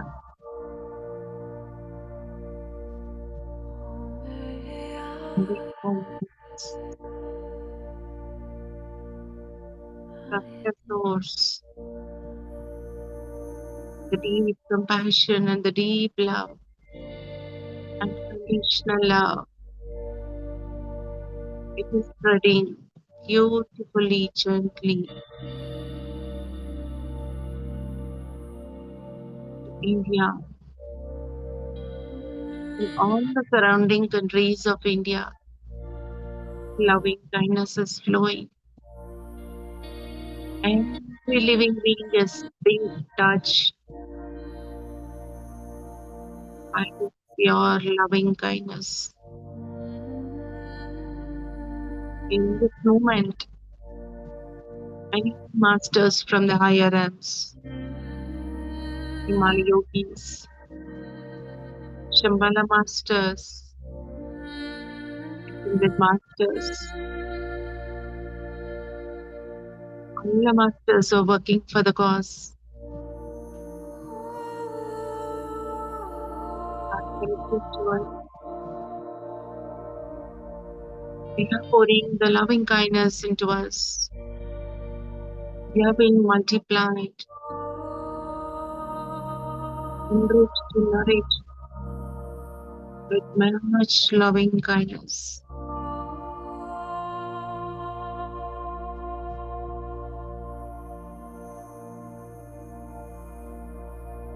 Loving kindness is flowing to each and every person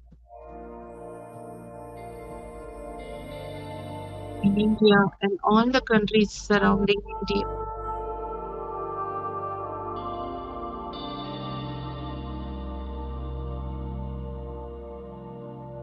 In this moment, so to everybody's heart, to reach every square space around us, into the millions of beings around us, friends. Yes, feel with your loving kindness. It is filled and overflowing in your heart. Flow into everybody's hearts.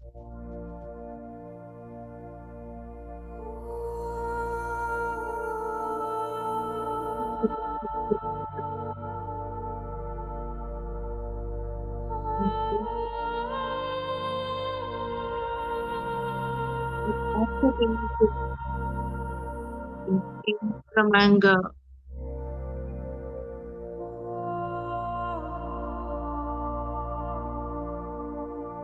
all the beings be free from ill will. May all the beings free from suffering. May all the beings around be free from jealousy. May all the beings be free from hatred.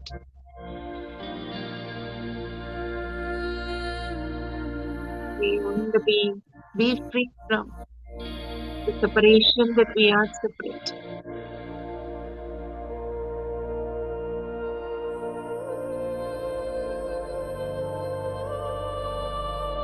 May all the beings be free from physical suffering.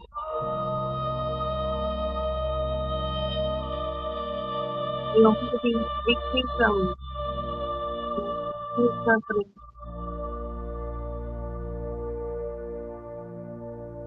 Every experience is blissful.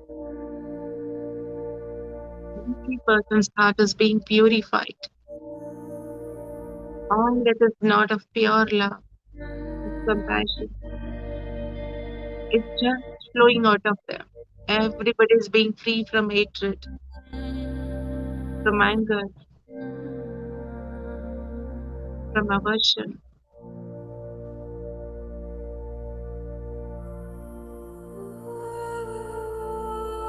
May they live happily. May they live happily. May they live happily.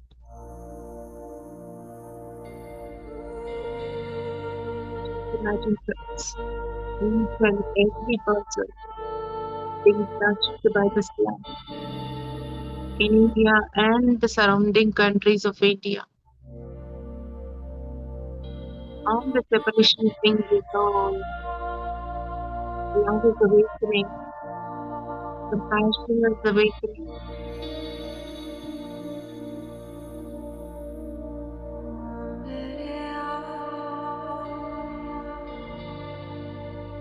Everybody is being healed because when you're filled with love, nothing of hatred and jealousy can stay. Love heals, love purifies, love nourishes.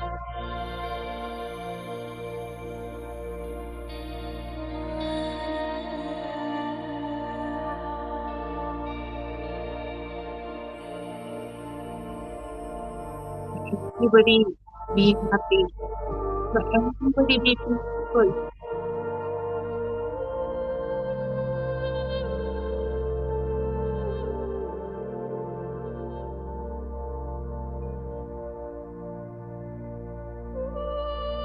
Loving kindness is widening from the city, from the towns, from the state, to the whole of India and to the surrounding countries. Spiritual anointing of the heart. Now only let this loving kindness spread throughout the continent, friends, throughout all the continents around the world.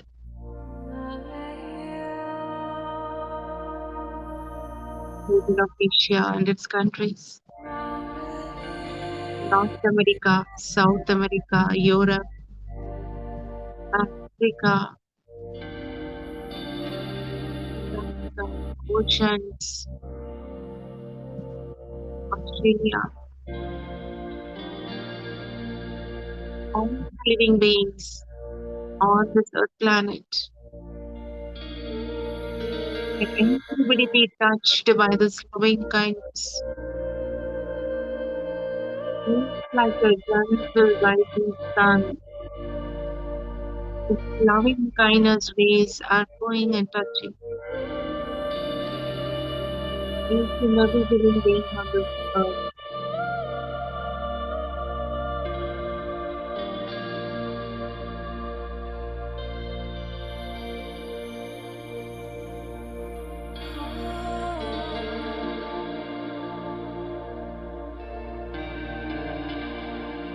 Everyone, everybody's heart.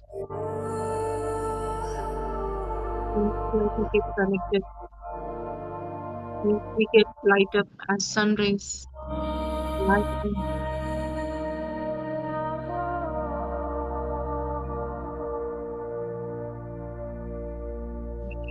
Everyone, everyone in this world, may every living being be free from suffering.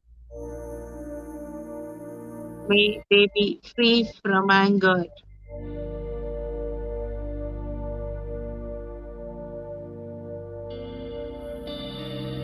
May everyone be free from ill will. May everybody on this planet be free from jealousy. May all the persons living beings on this earth be free from hatred and separation.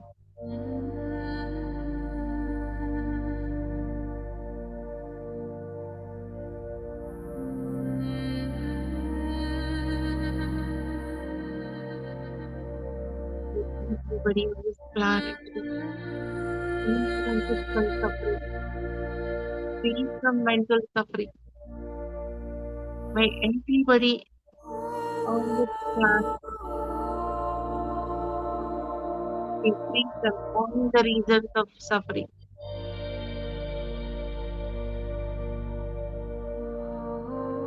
It is our loving kindness. With this anointing, everybody's heart is being purified.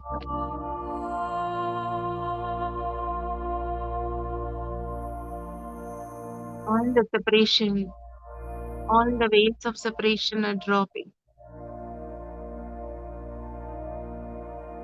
Hatred is vanished. Jealousy is dissolved. All the reasons of suffering have been wiped out with this anointing of loving kindness.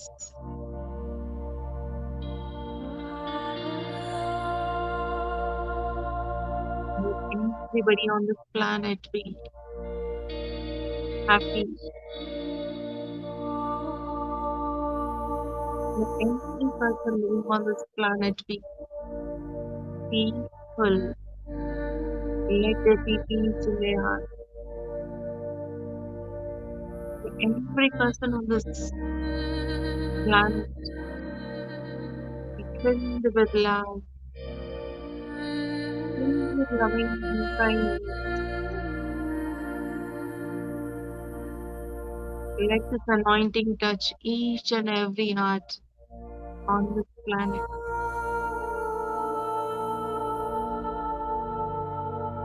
Let there be peace. Let there be joy.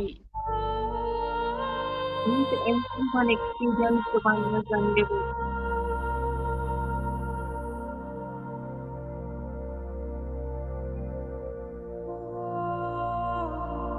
So peaceful, so gentle, so loving, so nourishing, enriching. Beautiful transformation on the earth happening in this great moment, friends. Buddha has chosen us to practice this loving kindness. All the masters from the higher will chosen this moment. They all are pouring into us.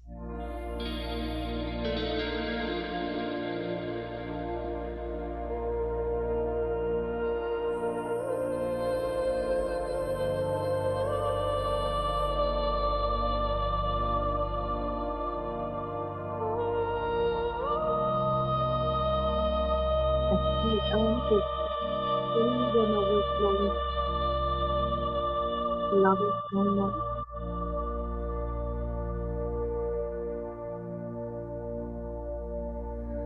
This loving kindness is spreading into the universe, friends, into these planetary realms,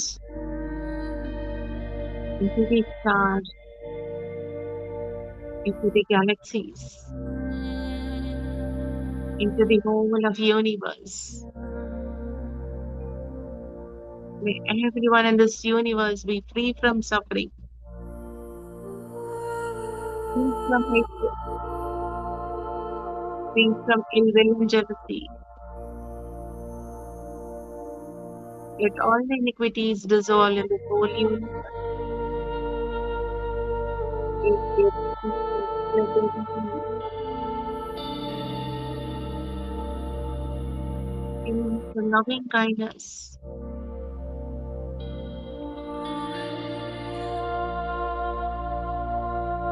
Joy.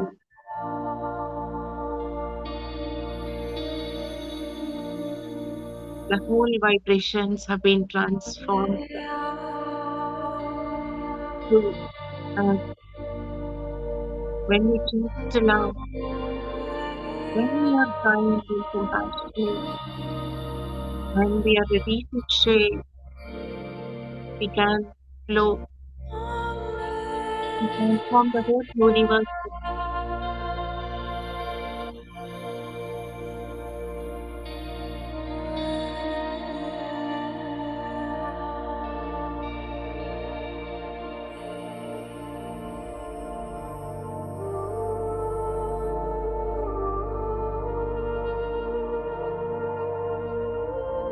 Into this beautiful, expanded, bright, flowing,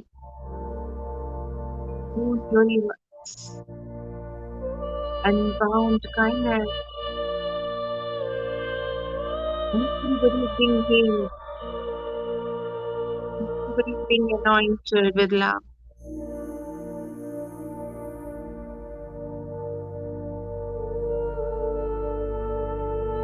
Peace, peace, peace, peace.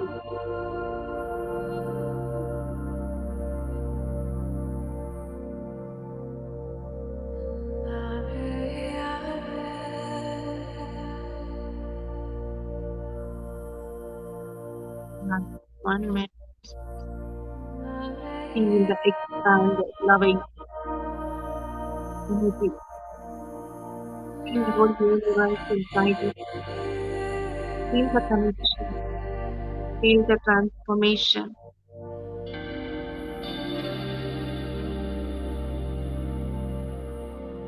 Let all the settle. So deep, so deep, so deep. Peace is restored on the earth. Love is restored on the earth. The total oneness is established.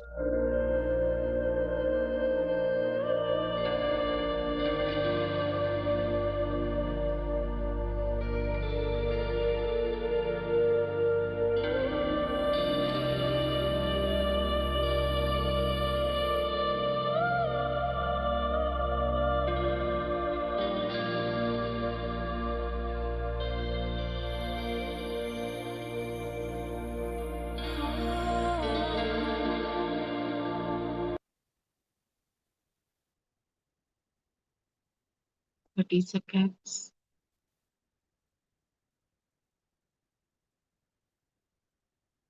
$10 seconds. Slowly come back to your heart center, friends. Feel the expansion of this loving kindness in your heart. Center all these energies into your heart. Thanks to all the masters. Thanks to those beautiful moments. Thanks to all of us. Thanks to this International Spiritual Women Scientist Summit team. Slowly open your eyes. Thank you. Thank you. Thank you, friends. Thank you, ma'am. It was really wonderful. Only one statement I want to say. All our souls are completely immersed and dipped in loving kindness. I never experienced metta meditation so far. This is the very first time. I really felt so wonderful and completely dipped my soul in loving kindness, far from all kind of sufferings. And I hope all the masters here felt the same, and they will take this loving kindness forward in every walk of their life. Thank you so much, ma'am. Thank you. Thank you, dear Sujata.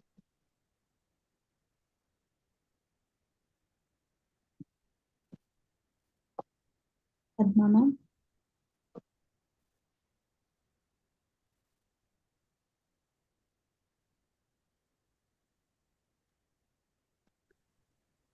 Thank you so much Ragini ma'am.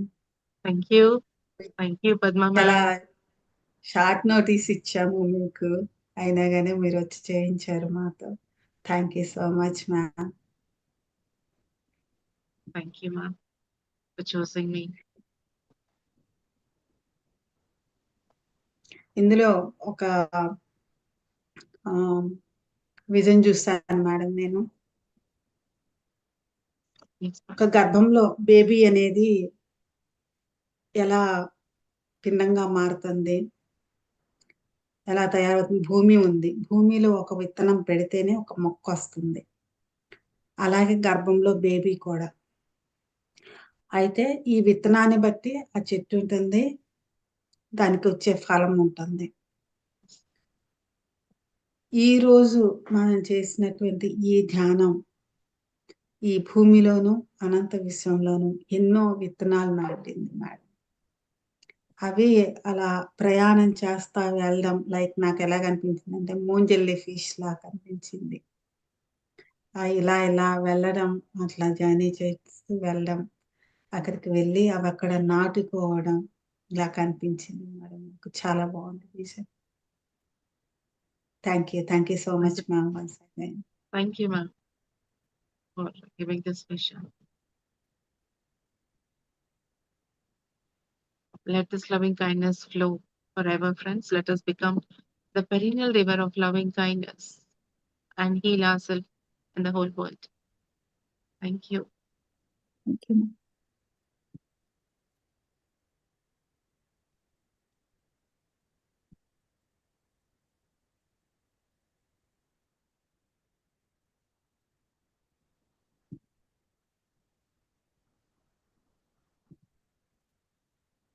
Yeah, now I would invite Sonali ma'am, the next host, to take over. Thank you, ma'am. Hello, friends. I'm Sonali Dev from Japan, Tokyo. I'm very much glad and I thank Patriji and Padma Amma for giving me this opportunity to host this event today. I've been associated with PMCMB and Patriji Meditation Channel since 2022, and I'm glad that I have been given this opportunity this time to host this great event, the International Spiritual Women Saturday Summit. So today we have a very sweet guest speaker amongst us from Japan, Tokyo. I'm privileged to invite her to Patriji Meditation Channel, and I'm very humbly, and she also very humbly agreed to be the guest speaker today.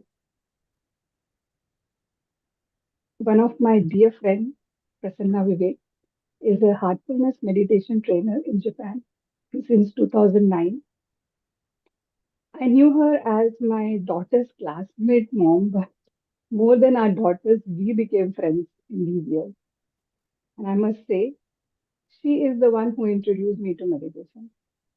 Me and my husband learned the basics of meditation, or we actually understood what is meditation from Prasanna and her husband in 2020. And I always thank her for that. She started her practice of meditation with Heartfulness in 2000, and she conducted many sessions in India. Then she moved to Japan in 2000. In Japan, she conducts corporate wellness sessions in companies like TCS, Tech Mahindra, LNT, and among others. She's also had conducted the World Peace Day activity with Heartfulness and other organizations. Now let's hear from her now about her journey as spiritual scientist. Hello, Prasanna. Thank you for accepting my offer to be part of this session, and I hand it over to you to start your speech. Thank you, Sonali. Thank you for the very kind introduction. First of all, I want to thank a few people before even I start this. One, I would like to thank Padma for having this great vision. I mean, it takes a lot of energy, not just physical energy, what is the inner drive to do such events. It's not easy. And also, I would like to thank Aparna ji. She has followed with us so much. Sonali can tell stories about that. But I think all that that she has been doing is only for the greater good, for to bring all of us together and to create a movement like this. Why do we, when Sonali, when my dear friend Sonali here asked me to be a part of this, I was thinking, why do we even have moments like this? Or why do we even celebrate moments like Yoga Day, World Peace Day? I mean, why should people who are spiritually inclined or doing something spiritually do things, I mean, and talk about spirituality? And as I was thinking about it, it came to me that we are here just sharing our experience in this whole journey. It's like, imagine if you're on a big train and you're going from a point A to point B.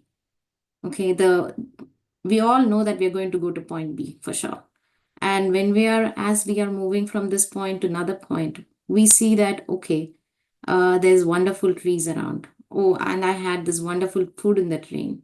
And, we share experiences with our co-passengers and we tell them, sometimes we even tell them our own life experiences, and we share the moments, we share joy. So the experiences we share. Similarly, it's very important for people who also practice this kind of wellness or inner wellness, or doing some kind of a spiritual movement, to come together time in and time out again and again, and to share these experiences. And by sharing these experiences, what happens is that we gain courage from each other, we gain positivity from each other, and we gain the drive to do more from each other. So for that, I would like to really, really thank Patriji Meditation and also Padmama for having this vision and to driving this and to bringing us all together. Thank you, Ma. So, so I was given a very, I was told that I could bring about anything and talk about my own spiritual journey in this summit here. So for me, first, I'd like to tell like a little bit background about myself before I can just start. So I am Prasanna. I am in Japan, and I live here with my family, my husband and my daughter. And like Sonali mentioned, I came here in 2007. And I started meditation in 2000. Was it by accident or by incident? I still don't know. My parents, they were with meditation, Sahaj Marg or Heartfulness meditation, as we call now. And my father started practice in 1990. I have a very beautiful story. When my father started meditation practice, we used to live in Lucknow, and there used to be we used to have a very nice garden. And in that garden, there used to be one rose tree. And my mother at that point, she had not started the meditation practice. So she would get up in the morning, do her usual puja. My father will get up in the morning, do the puja, do the meditation and everything. So this rose garden that was in our, this rose plant which was in our garden will exactly give one flower. So my father, what he did, he plucked that one flower, and he put it in front of his Guruji's picture. Now, my mother was like, oh, there is only one flower, and I need that one flower to put it in front of my goddess and goddesses. So what do I do? So they had a little bit of argument, and then it was over. To our surprise, it is unbelievable. The next day, the same plant gave 20 flowers. It is like a miracle. We have never seen that plant giving 20 flowers before. And my mother was shocked. How can, we were just discussing about it, we argued about it, and how can this plant, which is in the garden, hear about it and make so many flowers? Right? So my mother started slowly, that's how for her spiritual journey began. And she was like, oh, I have to take meditation also sincerely and take some practice sincerely. So that's how she started meditation, and her faith in meditation grew through her own experiences. So since both my parents were into some kind of meditative practice at that point of time, for me it was but natural to choose some kind of meditation practice. So when I was around 17 years old, I decided that I would like to really try. So I went to, it was not like normal. Me and my friend, we went to a place, we were sitting there, and we have hand readers in India. So one hand reader, he came, he saw my friend's hand, he saw my hand, and then he looked at me and said, "Oh, I don't see the spiritual line in your hand." And I felt a bit offended. Really, can my hand really decide my destiny? Can my hand really tell what I am going to be in the future? Should me, who is a person who has a will, who has a mind, decide and change the course of that journey? So that was my first thought that came. So I told in my mind, I would like to take it as a challenge, and I would like to start a spiritual practice, and I would like to do it really meticulously for the first 1 year and see where it takes me. So it was good that I met this astrologer, because he in turn was a motivation for me, a drive for me, who pushed me to start my own meditation practice, and started in such a way that I was very regular for the first 1 year. So I started my practice, and I felt my inner change happening. I felt each meditation gave some kind of experience, like how we had this beautiful meditation just now, and we felt some kind of peace in our heart, some kind of kindness in our heart, loving kindness, as our sister said before. So those feelings, those experiences for me moved my heart and changed me and my personality, the character, how I behave towards people, how I interact with them. So even in university, like my friends would come to me and say, "Hey, what kind of practice are you doing? You are kind of different." So those things brought confidence for me, faith in me, in my own practice, and pushed me. So that is how my journey began. And then in 2009, I became a trainer with Heartfulness. So which means that I can conduct sessions and meditate with other people. So those are all opportunities that came my way. And with that, I started doing sessions wherever. If I were in India, I would do sessions in India. If I'm here, I'm doing sessions here. So so now for me, meditation or heartfulness is not just a practice that I do, but for me, it's a way of life. A way of life, because like you all said, and like you all practiced here with Patriji here, meditation this morning, meditation is just that 30 minutes. Meditation is like that tool for 30 minutes, and that must connect to something bigger. For example, I do meditation for 30 minutes. What next? Next is to keep that meditative state with us throughout the day, or try to hold on to that state throughout the day, and carry on with our day's activities filled with that same loving kindness. So that what happens is that we are allowing that meditation to grow, allowing that condition to grow, and impacting ourselves and everything that is around us. So for women, now I'm going to talk very specifically how, as for me as a woman, it helped me and what it means. So when I first started practice, I said I was still a university student. But I think the impact for me more, it was felt more when I got married and I became a mother myself. So how does it impact? Now, what does it do to children? So both me and my husband, we practice meditation. So the first thing we do is that we get up in the morning, brush our teeth, freshen ourselves, and then we sit for meditation.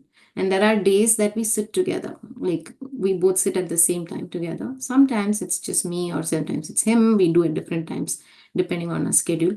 But most of the days we try to sit together. That gives us motivation, but we also feel that that has great impact on our child. It affects how she sees the world. For her, meditation is now seems like a very normal practice that everybody is doing. That's what probably she's thinking. So she talks about these topics in schools. Whenever she's getting an opportunity to like talk about some wellness or mental health or all those things, she talks that meditation, she gives talks on meditation and stuff like that. So it impacts even how she is thinking. And I feel like the vibration of the house is also like it have whenever we are in that state, whenever we do our meditation and begin, it creates a kind of environment in the house which is more pleasing, and where everybody's voice is and tone is at a very normal place, instead of going up and down and stuff like that. So in for me, in that sense, that's how I felt as a mother, as a woman. That's how it helped me in the bringing up of my child.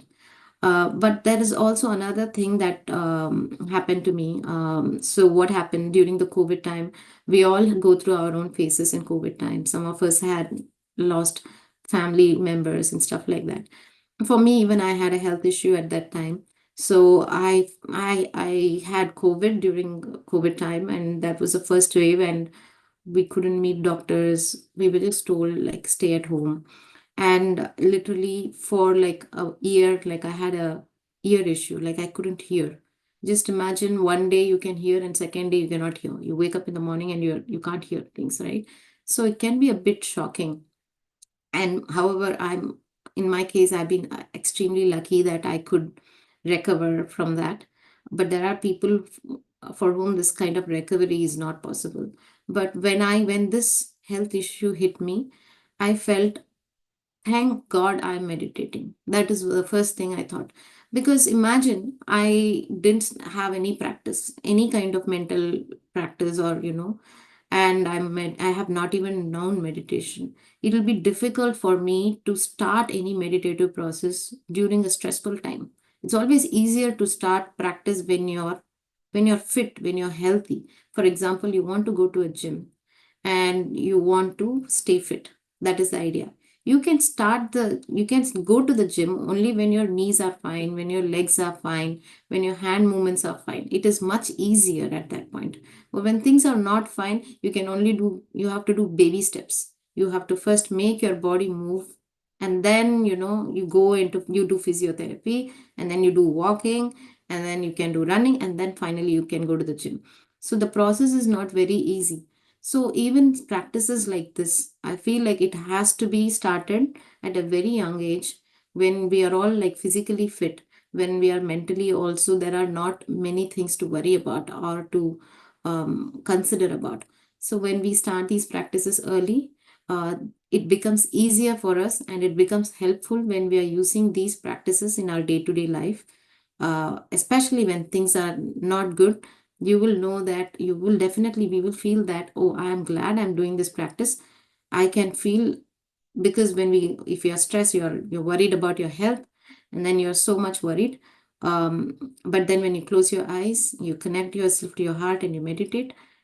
That's it. That centeredness that the meditation can bring, the peace, the joy, the feeling of gratitude that the meditation can bring, can actually help us overcome these challenges. So it's important to start these meditation practices when we are so so during my course of my own practice and everything, I have learned certain things that I would like to share with you all. These are things that always help me and help me overcome or deal with challenges in life, right? One first thing that I would always when is like being grateful, right? So I would suggest everybody to have a diary, and in the diary, when you get up in the morning or you're going to go to bed, just write 1 or 2 sentences. Just write what you're grateful for in life. It may be something very, very simple. So after I started writing that diary, or to even, mentally remembering what am I grateful for this moment, I was very astonished that I could identify those small moments of joy that come in my life, the small moments of help that come in my life. For example, one time I wrote, oh, I am grateful for the sunshine today. I'm so happy that it's beautifully shining. The day is so beautiful today. And one time I just wrote, I am just grateful for the long walk that I took to go from my house to my office, because that long walk can keep me healthy. So over time, I felt like being grateful changed how I look at things. being grateful changed how I view things. So I understood that positive thinking, or to think positively, is something that is not may not come naturally for many people, many of us, and we have to it is a practice. So every time I think, I have to actively think positive. So gratitude is one way of developing this kind of positive emotions or positive thoughts. That is one thing. Second thing that I always do is that I have a good practice of suggestion. I think the meditation this morning that we had right now, like 30 minutes back, I felt like it was all again positive suggestions of healing and letting go of things, positive suggestions for things around us. So I have a set of positive suggestions which I always follow. And the first suggestion that I have is that everybody is developing correct thinking, right understanding, and honest approach to life. So this is the first suggestion. Now, why correct thinking, right understanding, honest approach to life, right? Correct thinking, if we don't have that correct thinking, most of the problems that I see, or most of the sufferings that we go through, most of the worries that we have in life is because there is no correct thinking. So I always question myself, is my thinking even correct? So correct thinking, I give myself the suggestion, it's a very prayerful suggestion. I don't have to do it closed eyes also. Say I'm walking on the road, I just give the suggestion, everybody is developing correct thinking, right understanding, and honest approach to life. Second suggestion that I always give myself, that everything around me, including me, everything around me is absorbed in godly remembrance. So the moment I have this suggestion in me, I feel like everything around me is vibrating in that beautiful energy of love, right? And it helps me to, it just moves my heart in a way that I cannot describe. So these two suggestions, I do it time and time. Now, when do I do it? I do it anytime I feel like, say I'm walking on the road, say I'm eating some food. Whenever I remember these things, I try to do the suggestion. Ideally, if you are starting for the first time, you can do the suggestion when you're, say, have an alarm, do it every hour and stuff like that. So those are the things that I wanted to share with you. If possible, do keep a gratitude diary. Remember things that you're grateful for today. It may be small things, but it will build over time and it'll affect. It'll make you positive. Number two is these two suggestions. So whenever you are, wherever you are, just give these two suggestions. Everything around me is absorbed in this godly remembrance. And second is, everybody is developing correct thinking, right understanding, and honest approach to life. That's all I wanted to share with you all. I thank you all for giving me this wonderful opportunity and letting me share this with you all. Thank you. Thank you so much, Prasanna. And thank you for your valuable insight that you have shared. And I'm sure even our audiences have gained this a lot more from you. So thank you for being our guest. Thank you, and have a good day ahead. Thank you. Thank you so much. Thank you for inviting me, and thank you for making me a part of this. Thank you.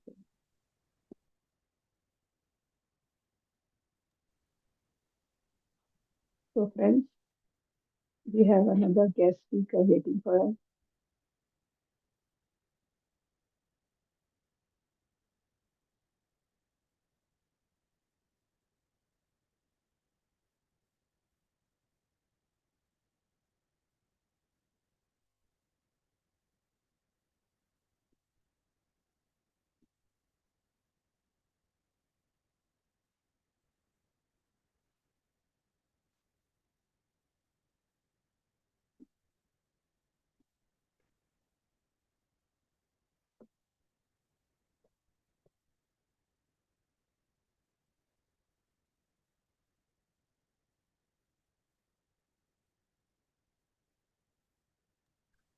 Sonali, please start. Yeah. Okay, thank you, ma'am. I'll start. Okay. Today, I really feel honored and blessed to get this opportunity, ma'am. Thank you, Padma ma'am. I really thank you for this opportunity. And I get this opportunity to introduce our next guest speaker, Sunita Amma.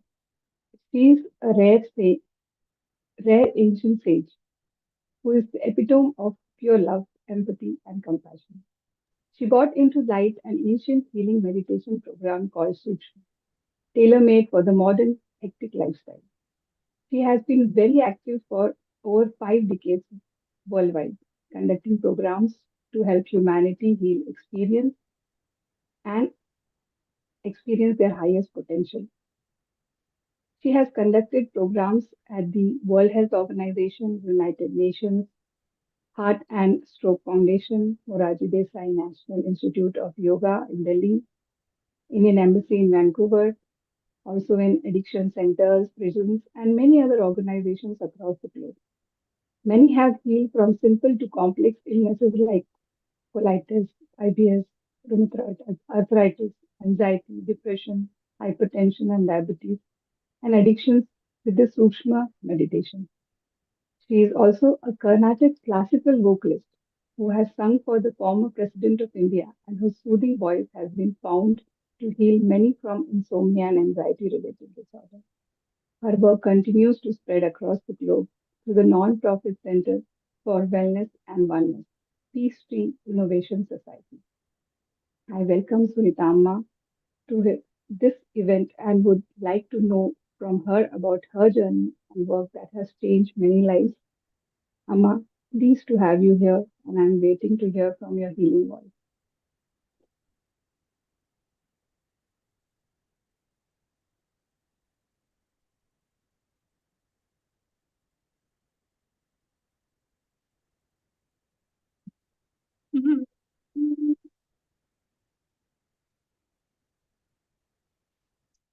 Hi.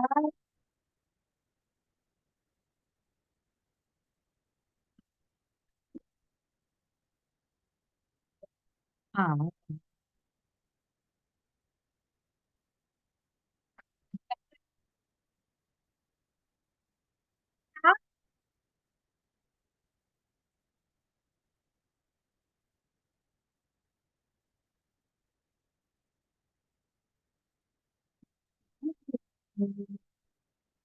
Mhm.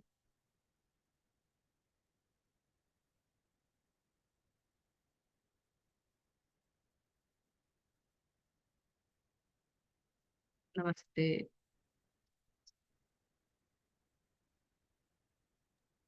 పితామహ పత్రిజీ మహాశయకి ఎంత రుణపడి ఉన్నామంటే మేము is such a divine. Always I remember very fondly ధ్యానము చేయండి రో అమలారా. Always I don't know why that stuck in my mind. I don't know why. Maybe all of you, same, I know that. Shall we smile? Please, shall we smile? Because Sukshma's philosophy is breath and smile, and purity and bliss. As a kid, I worried. 2 years girl worrying, wanted to catch God.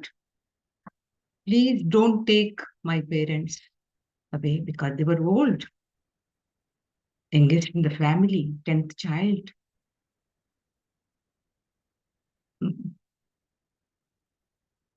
By 10 years, 10th birthday, I became sick, very sick. Though I was getting all awards from chief minister before 10. Natural voice was there, melodious voice was there. But because of that sickness, pneumonia, very severe attack, my throat has gone. That time, Sukshma entered very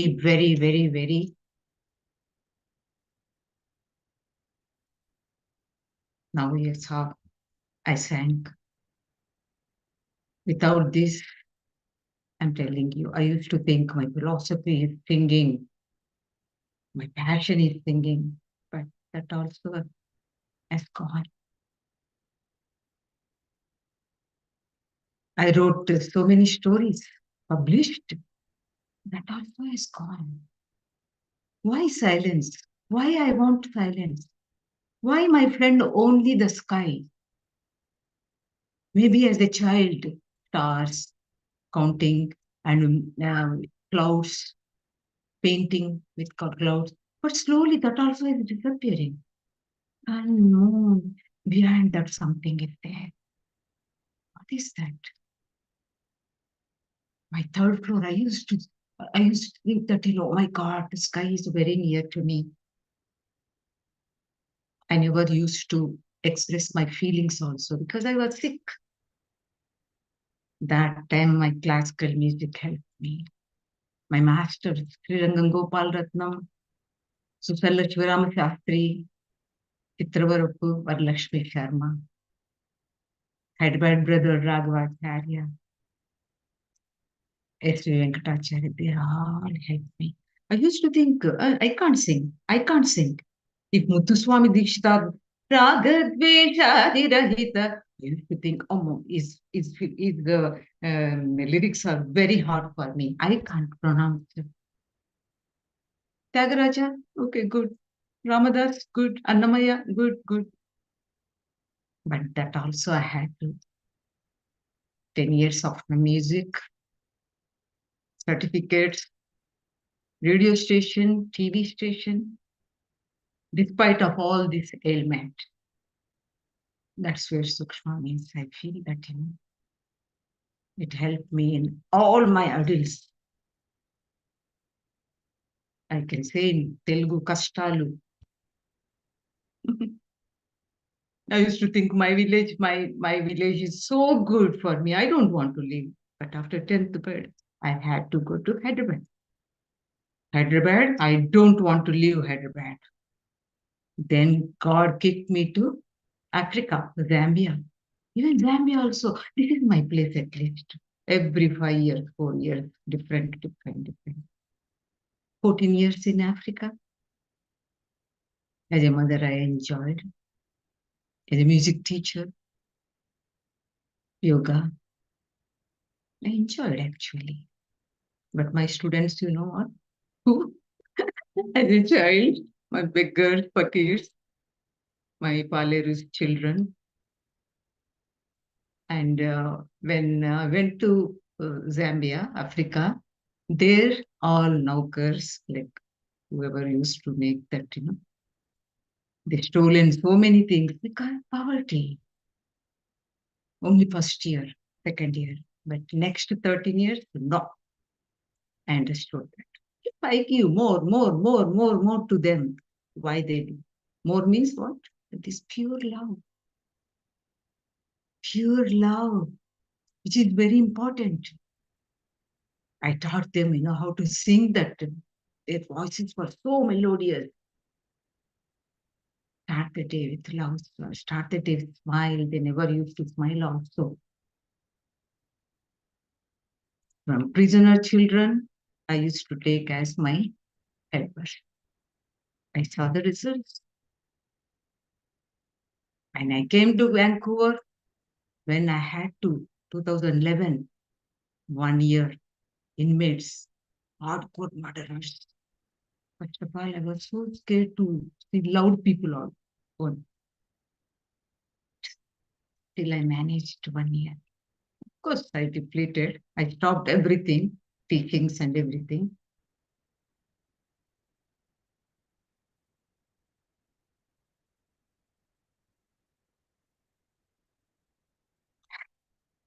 You're getting bored. Okay, I'll stop then. So let's come to promise. First, you have to give promise. You will take care of. You love yourself. We all love. We love as a mother, as a sister, this, our children, but we never love ourselves. We never give priority to ourselves. All of you. Can you hug yourself?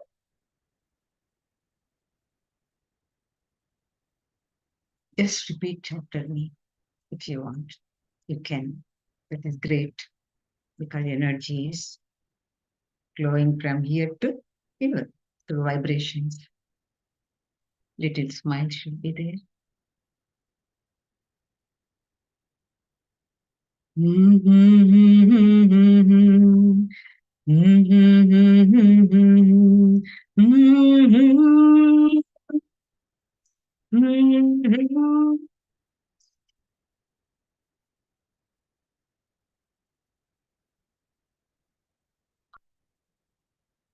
love you. You take your names. I love you. I respect you. You are my first priority. This is my promise to you. I take care of you physically, mentally, emotionally, and spiritually. From today, this is my promise to myself. Faith is you do not see what you believe at this moment. Later on, you will see what you believed once upon a time. That happened. I knew that there is pure energy in everyone, especially Shakti, feminine Shakti. No one but you. No one but you. After that, Mananatrayate iti mantra. This has to become your mantra. There is no need singing. There is no need the saying. Just to give assurance with integrity, honesty, and responsibility. You know what, sweethearts? Once you are taking care of, you can take care of not only your family, not only community, not only World Health Organization, not only you can take care whole world. I'm telling you. That Shakti has karma yoga action, jnana, knowledge, bhakti, devotion, by cooking for children, our own family, with meditation, cooking meditation. And make sure that food is very nutritious with all our spices.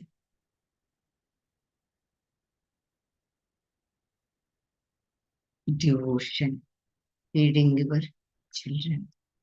Who said this all? Vinoba Bhave.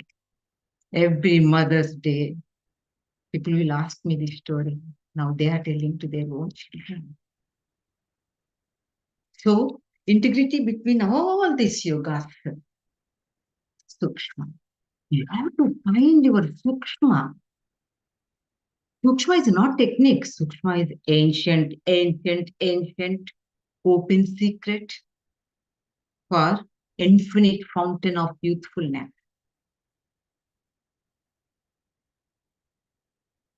Disease free. Doctors will wonder to see any Sukshma meditator and my reports in 30 years, same report. What is the sugar? Diabetes, 4 point something. I'm not boasting. This is truth.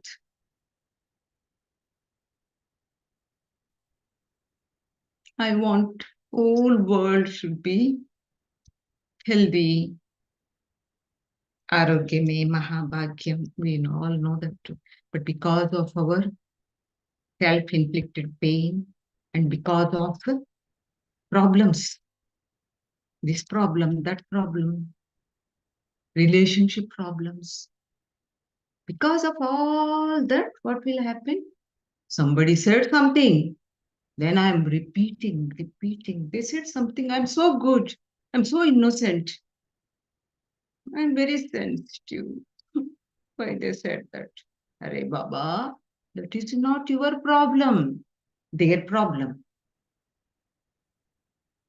But once you catch that your inner being, inner child, inner angel, Shakti. That Shakti will come and protect you, guide you, direct you for great divine accomplishments. I know you all know this all.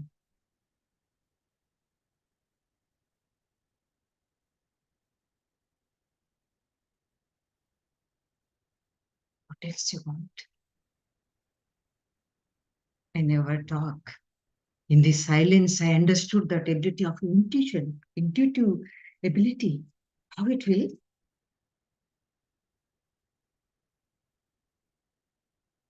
To listen, the sound of silence.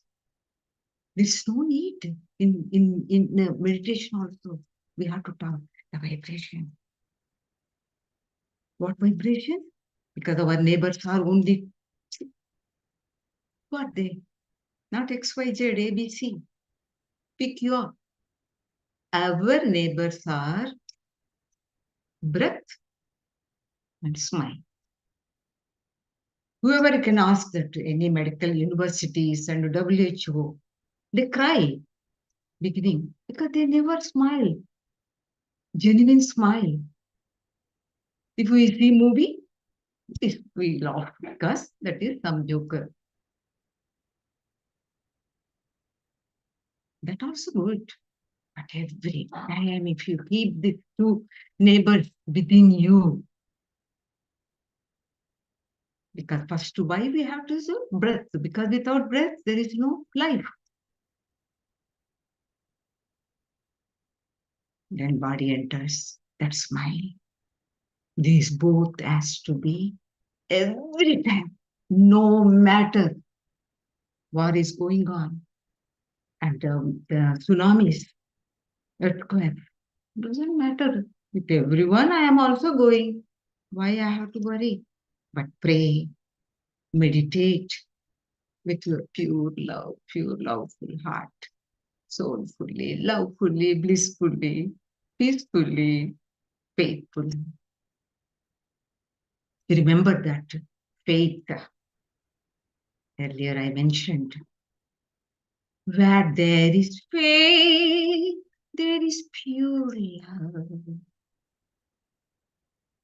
Where there is love, there is peace. Where there is peace, there is absolute truth. Myself to higher self. In 24 hours time, if I have 2 minutes, I will give for myself. If I have 2 hours, great. 1 hour at least, 23 hours you have. 1 hour silence. After that, cooking meditation, walking meditation, shower meditation, brushing meditation, everything will become dhyana. Promise. Then జబ్బులు మన దగ్గరికి దరి చేరవు. How beautiful. Even thinking about that. When I say that cancer patient, because we are doing research work for cancer, St. Louis cancer patients, and so many people, so many universities, medical universities, psychiatrists, scientists, neurologists, they are all practicing Sukshma. Phenomenal results. Only 1 month we have to follow like tapasu. Am I taking too much time? Please let me know. Otherwise, I'll continue like this only. Please let me know. Remind me time. Sure. ఇంకా ఉందా time ఉందా? We have time. Okay, thank you. So sweet. Where we are? Yeah. So physically, what do you want? Yukta hara viharasya Bhagavad Gita said. And Ayurveda said that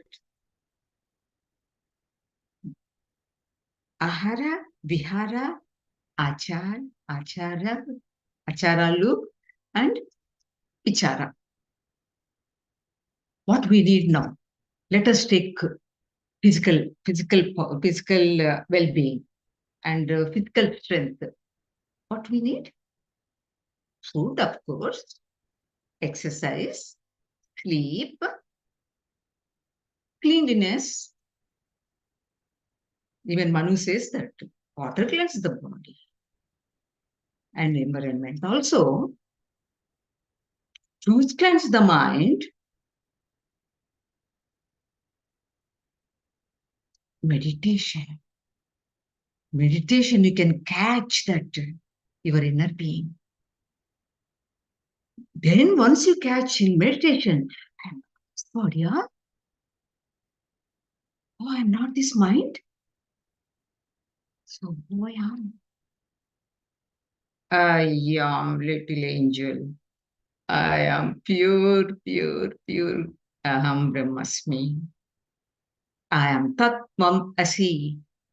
I am Prajnanam Brahma. I am awareness and consciousness.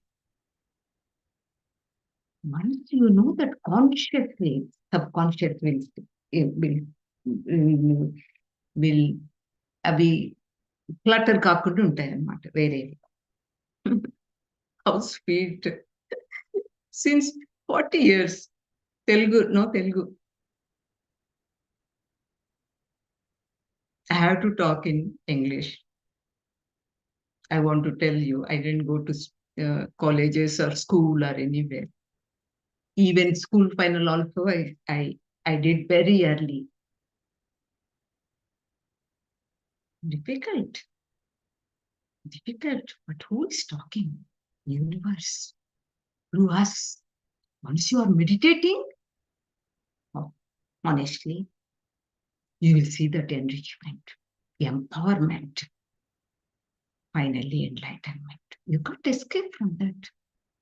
You don't have to become victim for everything and anything. No one is taking care of me. Are you taking care of you? Be honest. Nijayati is very important here. Any meditator. If you can't see change within yourself, there is no need. This I have to know this I, this I have to know this I. Why somebody has to think of? No. We are Shakti. Feminine energy. We can manage everything and anything in any situation. But we are stuck in, I am poor, I am rich, I don't have money, I have money. I have diamond necklace, I don't have diamond necklace. Same thing. My house is so small, and their house is, you see, 100 bedrooms. I was visiting that 2017 Delhi workshops, that Rashtrapati Bhavan. Everyone is, oh my God, how nice, how nice. But I am not thinking that. Finally, I came to the dance room, that singing room. They don't let allow. But when they saw me, my eyes are twinkling. They said, you can go inside. You can sing. That is the vibration. They all have that. Positive thinking, positive action, positive life, positive vibrations. Wherever you go, you can spill these vibrations. That vibrations will sprout everywhere, everywhere. But it has to start from ourselves, from yourself. You give promise to Amma. Don't forget that promise, okay, na? What else? Oh, physical. Food and, bodilessness, of course. Once cleanness, this all will come, bodilessness. And food, hitam, mitam, rutum. We all know that. I don't have to explain. That's why I love Telugu. Not that I don't like anyone, but Telugu I love. You will understand 40 plus years outside with a young girl. I went there and he became senior. But no regrets. No regrets. Always my soul is there.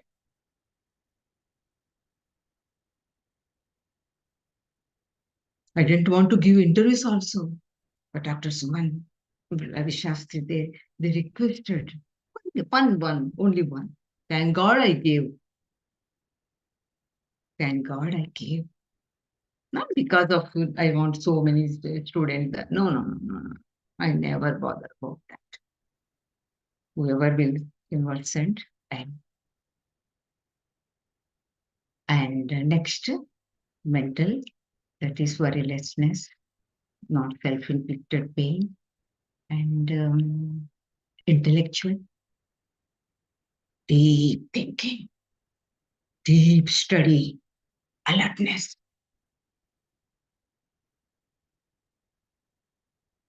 Of course, puja. That is for our good. Prayer, puja. Don't worry, I'm not putting deepam or anything. No. Put deepam inside. That a little girl, no matter what age you are, the little baby is waiting for you. That is intellectual. What else? Of course, moral. Of course, nowadays we can't talk about but moral is very important. Purity of thought, purity of speech, of course, purity of action. Remember that my 2 points are purity and bliss. Anandam brahmeti dvijanam. I am blissful. See, absolute truth released that bliss. Bliss gave out to God. God or universe or your guru.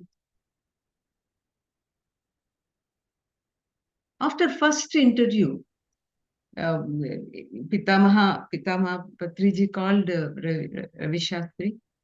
You can ask Sunita Amma. Let her sing some kirtan, kritis or something.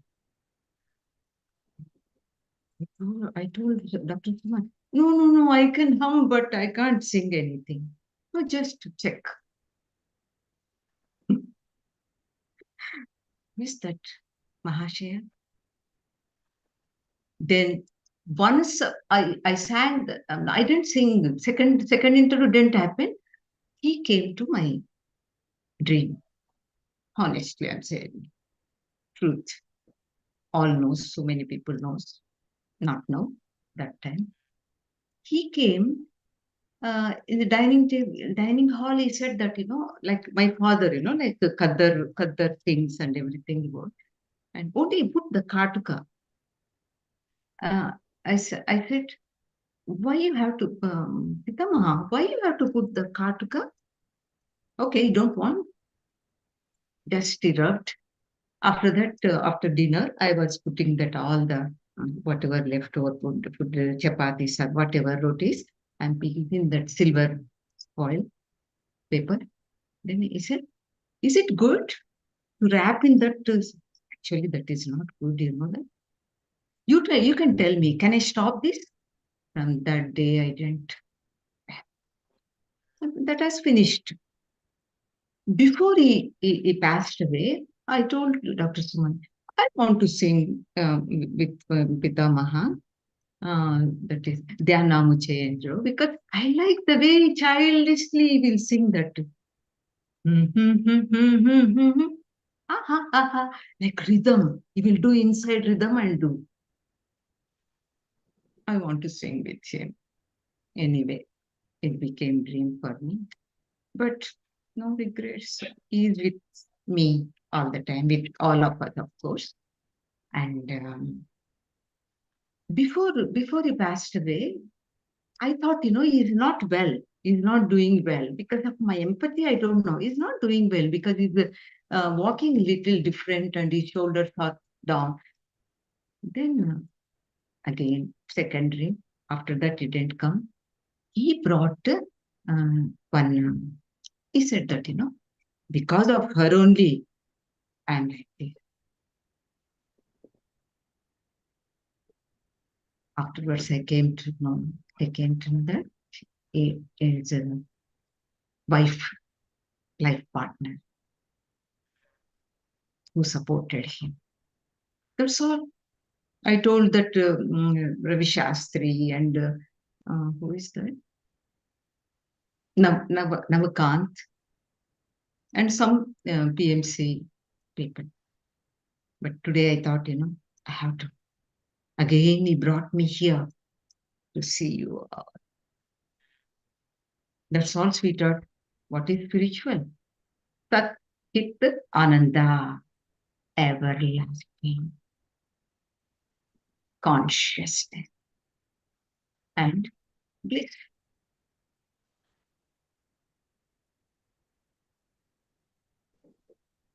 Thank you so much, Amma, for your valuable insight on Sukshma meditation and your journey, and also your so sweet points that you have made. You all have sweet smile, not only me. And I think I enjoyed Padma also. Her eyes are so beautiful. Me eyes all bagunnayamma, Padma. Yeah, because I saw morning view. Then I didn't remember who they are like that. But I was looking at you whenever you are coming. Yes, Padma's eyes are so beautiful. Yeah, meditators' eyes should look like, not like shape I'm saying, the inner. Yes. Yeah. Thank And you for finally, can I end with a small yeah, thing? sure. Okay. Sure. What is that next?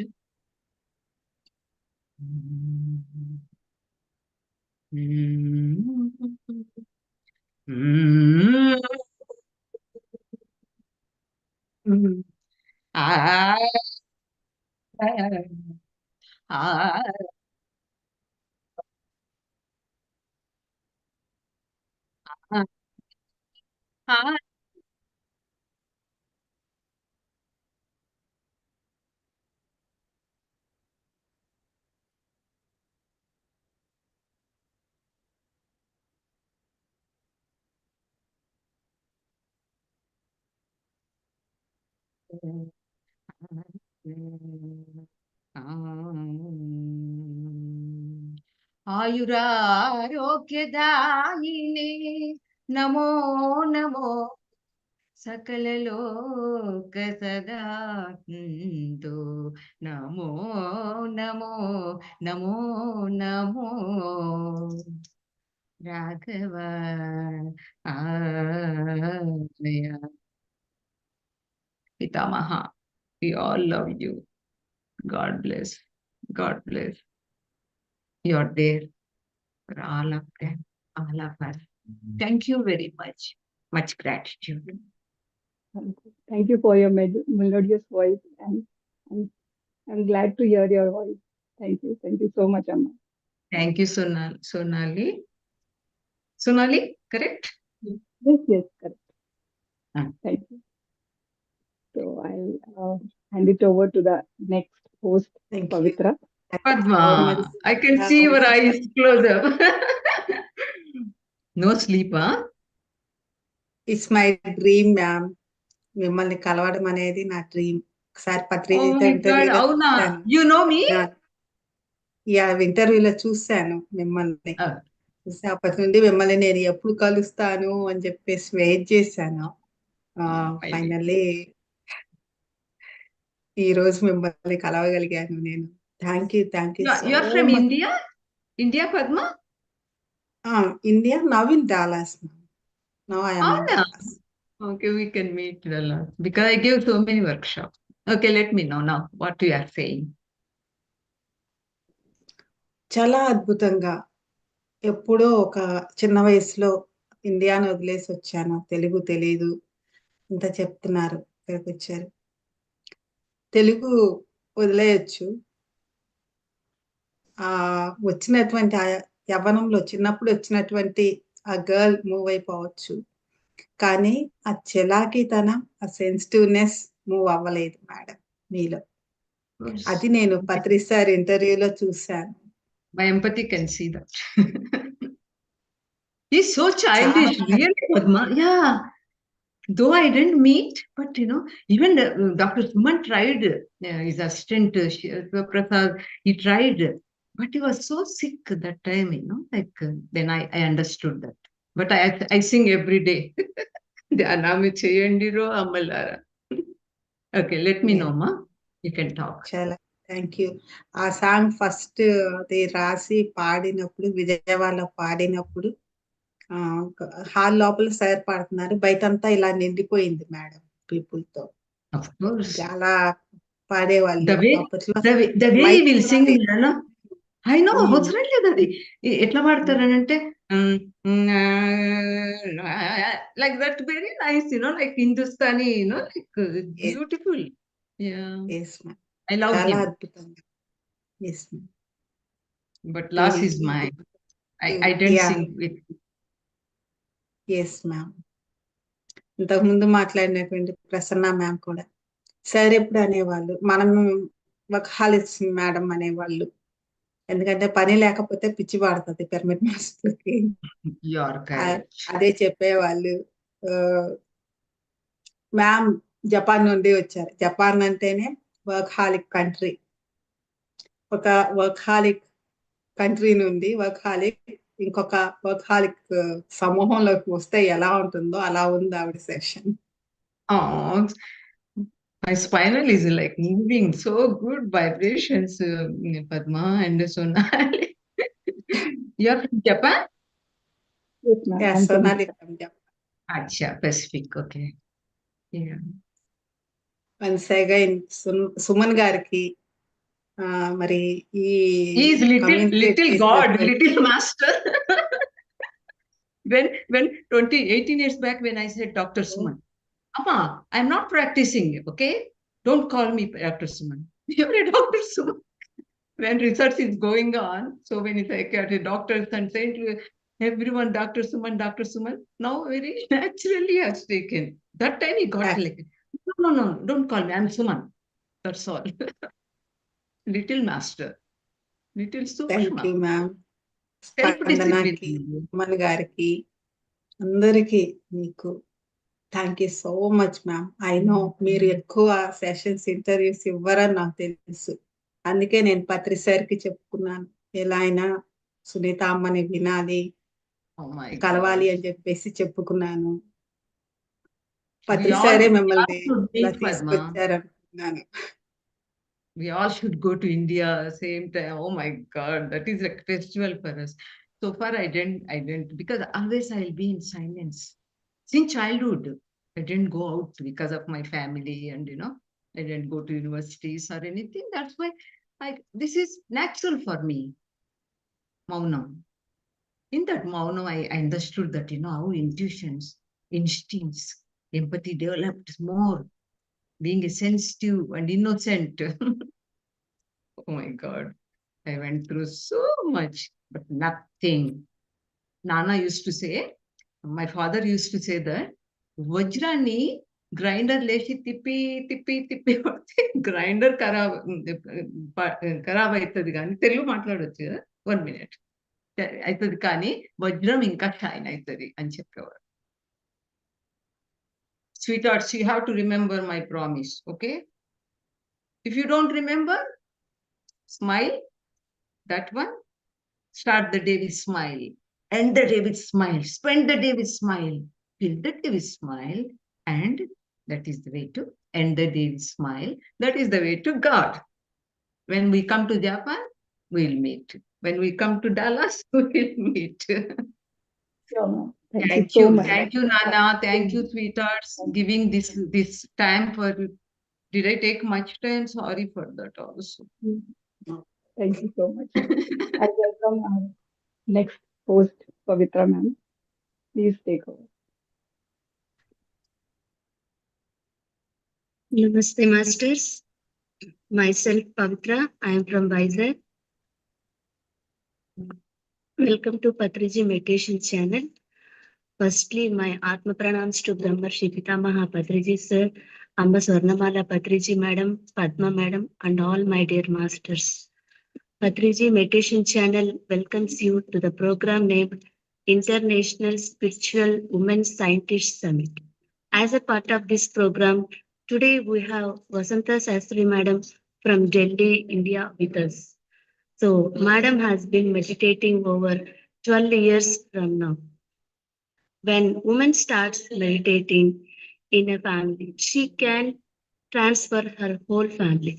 So Vasanta Sastry Madam is a right example for that, my dear friends. So Vasanta Sastry Madam co-founded PMC Society along with her husband, late Sri DLN Sastry Garu in 2010.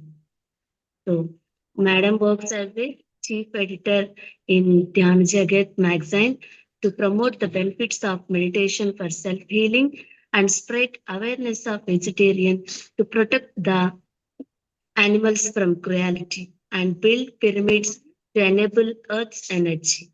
Through her meditation journey, Madam realized the deep connection between the science of energy and the food we eat.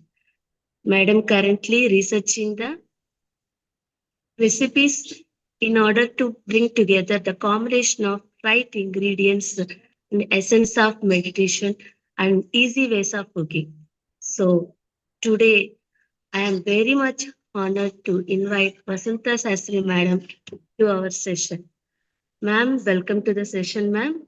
Over to you, ma'am. Thank you, ma'am, Namaste, ma'am. for that wonderful introduction. Patriji Meditation Channel Masters అందరికీ నా కృతజ్ఞతలు and deep gratitude to Brahmarshi Pitamaha Patriji.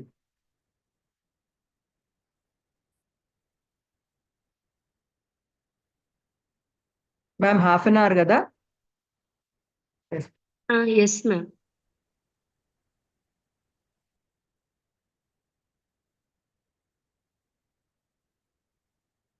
My journey started. English లోనేనా madam? Yes, ma'am. My journey started into spirituality 15 years back.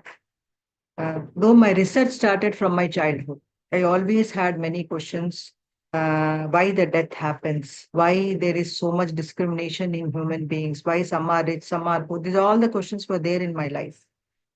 And I was very much wanted to do seva from childhood. And I love animals. These are all the combinations I'm searching in an organization from my childhood, because my parents are into seva from the beginning. They are into Satya Sai Baba, and bhajans were happening at our place. I was searching for something where gurus or anybody talking about animals, because everybody is talking about human beings. I thought humans, we have everything. We don't need any support or anything from anybody, but they need support because they're totally dependent on us. Their survival is dependent on us, though something should be there for the animals. That questions were there for me. I used to ask. I asked my mom, what is the thing? How we can help them? I said, only because God has created, He will take care of it. For some time answer was okay for me, but after that, something we have to do for that. So my search for spirituality started with the compassion for the animals. So I tried whatever I could do in the beginning to go into hospitals for helping them, animals, injured animals and all. But nothing satisfied me. It is not the concrete. I felt like something else is there to help them. So it's all life started, and got married, graduation over, got married, children. After that, again, that dissatisfaction was there for me. I am not doing anything for others. I'm doing for myself. It's an ordinary life I'm living. So that's how when you have to enter into any spirituality, you face a lot of challenges. Then only you'll enter into that. So my husband fell very ill. With that process, we entered into spirituality, but doctor said he will not survive unless his stress levels reduce. For to reduce stress levels, we joined into meditation. So our meditations also, other techniques we have gone, but there also we are dissatisfied. Then we entered into Anapanasati meditation, met Patriji on Dhanma Chakra platform. When he said us, those who eat meat, they are Rakshasas. That word transformed my life. On that moment, I dedicated to PSSM. I said, this is what my platform. This is what I have come for. I met my guru. So on that day onwards, whatever the work which has been given to me, whatever the thing I can do, I started doing it. That is my background. My topic today was on the importance of food. From my childhood, food was important to me. Why? Because my mother cooks very well. Her energy, her food has that healing power. Unless my mother, whoever cooks, if I eat, I used to get stomach upset. I never understood that. So I was very particular in the house because many people used to come to our house. I used to ask my mother first who cooked the food today. Because if somebody else cooked, I used to get stomach upset. I never understood the energy science behind it. When after coming into spirituality, this energy science, we are all energy beings. The person who is cooking the food is most important than the ingredients you are putting. That I learned from Patriji. That is the amazing, you can say that knowledge.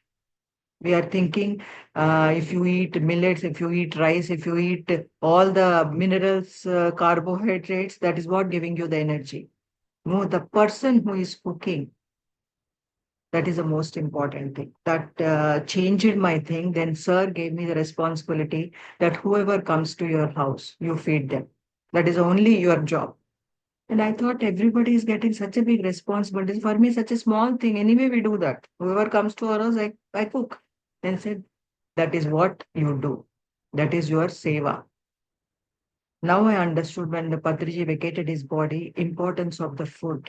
How important is to teach people. Because everybody thinks that we know the subject, as I also thought, because I know how to cook. I was doing it. But the science behind the food is so important. What you are cooking, what you are eating, how you are cooking is the most important thing. When I learned it, then learn from Patriji, now I know this is my responsibility to tell everyone. So first coming into the thing, Patriji gave the five-finger concept. Everyone knows that. So he said, as we have 5 fingers, 5 types of food are there. Tamasic gun bhojan, food. Rajasic gun bhojan, Sattva gun bhojan, Shuddha Satvika bhojan, Nirgun bhojan. So first thing comes is Tamasic bhojan. Tamasic means the person who is a non-vegetarian. If he cooks vegetarian food also, it is considered it as a non-vegetarian food only because his energy is there in that. He has that violence in his mind. That's why the person who cooks because once we think that we go to non-vegetarian hotel, but we order vegetarian food, we think that, okay, we are eating vegetarian only. No, we are consuming non-veg only. It's a very, very important point because we adjust our mind to say that, no. There we are eating vegetarian food. Everything in that restaurant, everything will be mixed. And the person who is cooking is a non-vegetarian eater. So it's very, very important that the person who is cooking, it matters a lot. The person who eats non-vegetarian and he has got that violence in his mind, if you eat that food prepared by a tamasic gun person, you will also get the same qualities inside. Because they say, Jaisa Ann Vaisa Man. How the food is, the mind will be like that. Vice versa also. Jaisa Man, Vaisa Ann. Both the way. So it is very, very important what food we are consuming. Then he said, Rajsik Bhojan. So Rajsik Gun person is a vegetarian, but he has got full of greed. He's after money. If the food cooked by that person, if you eat, you will be after money only. Though you may be vegetarian, but you have all the greediness. So that also you have to avoid. Then comes the Sattvic Gun. Sattvic Gun is he's a vegetarian, he's not greedy of money, and his thoughts are very pure. He's very sakaratmak, with positive thoughts, and he has the positive gun. So that person, the food is good by that person if you eat. It's very, very soothing for you. You will also feel that positivity in our mind. Then comes the Shuddha Sattvic.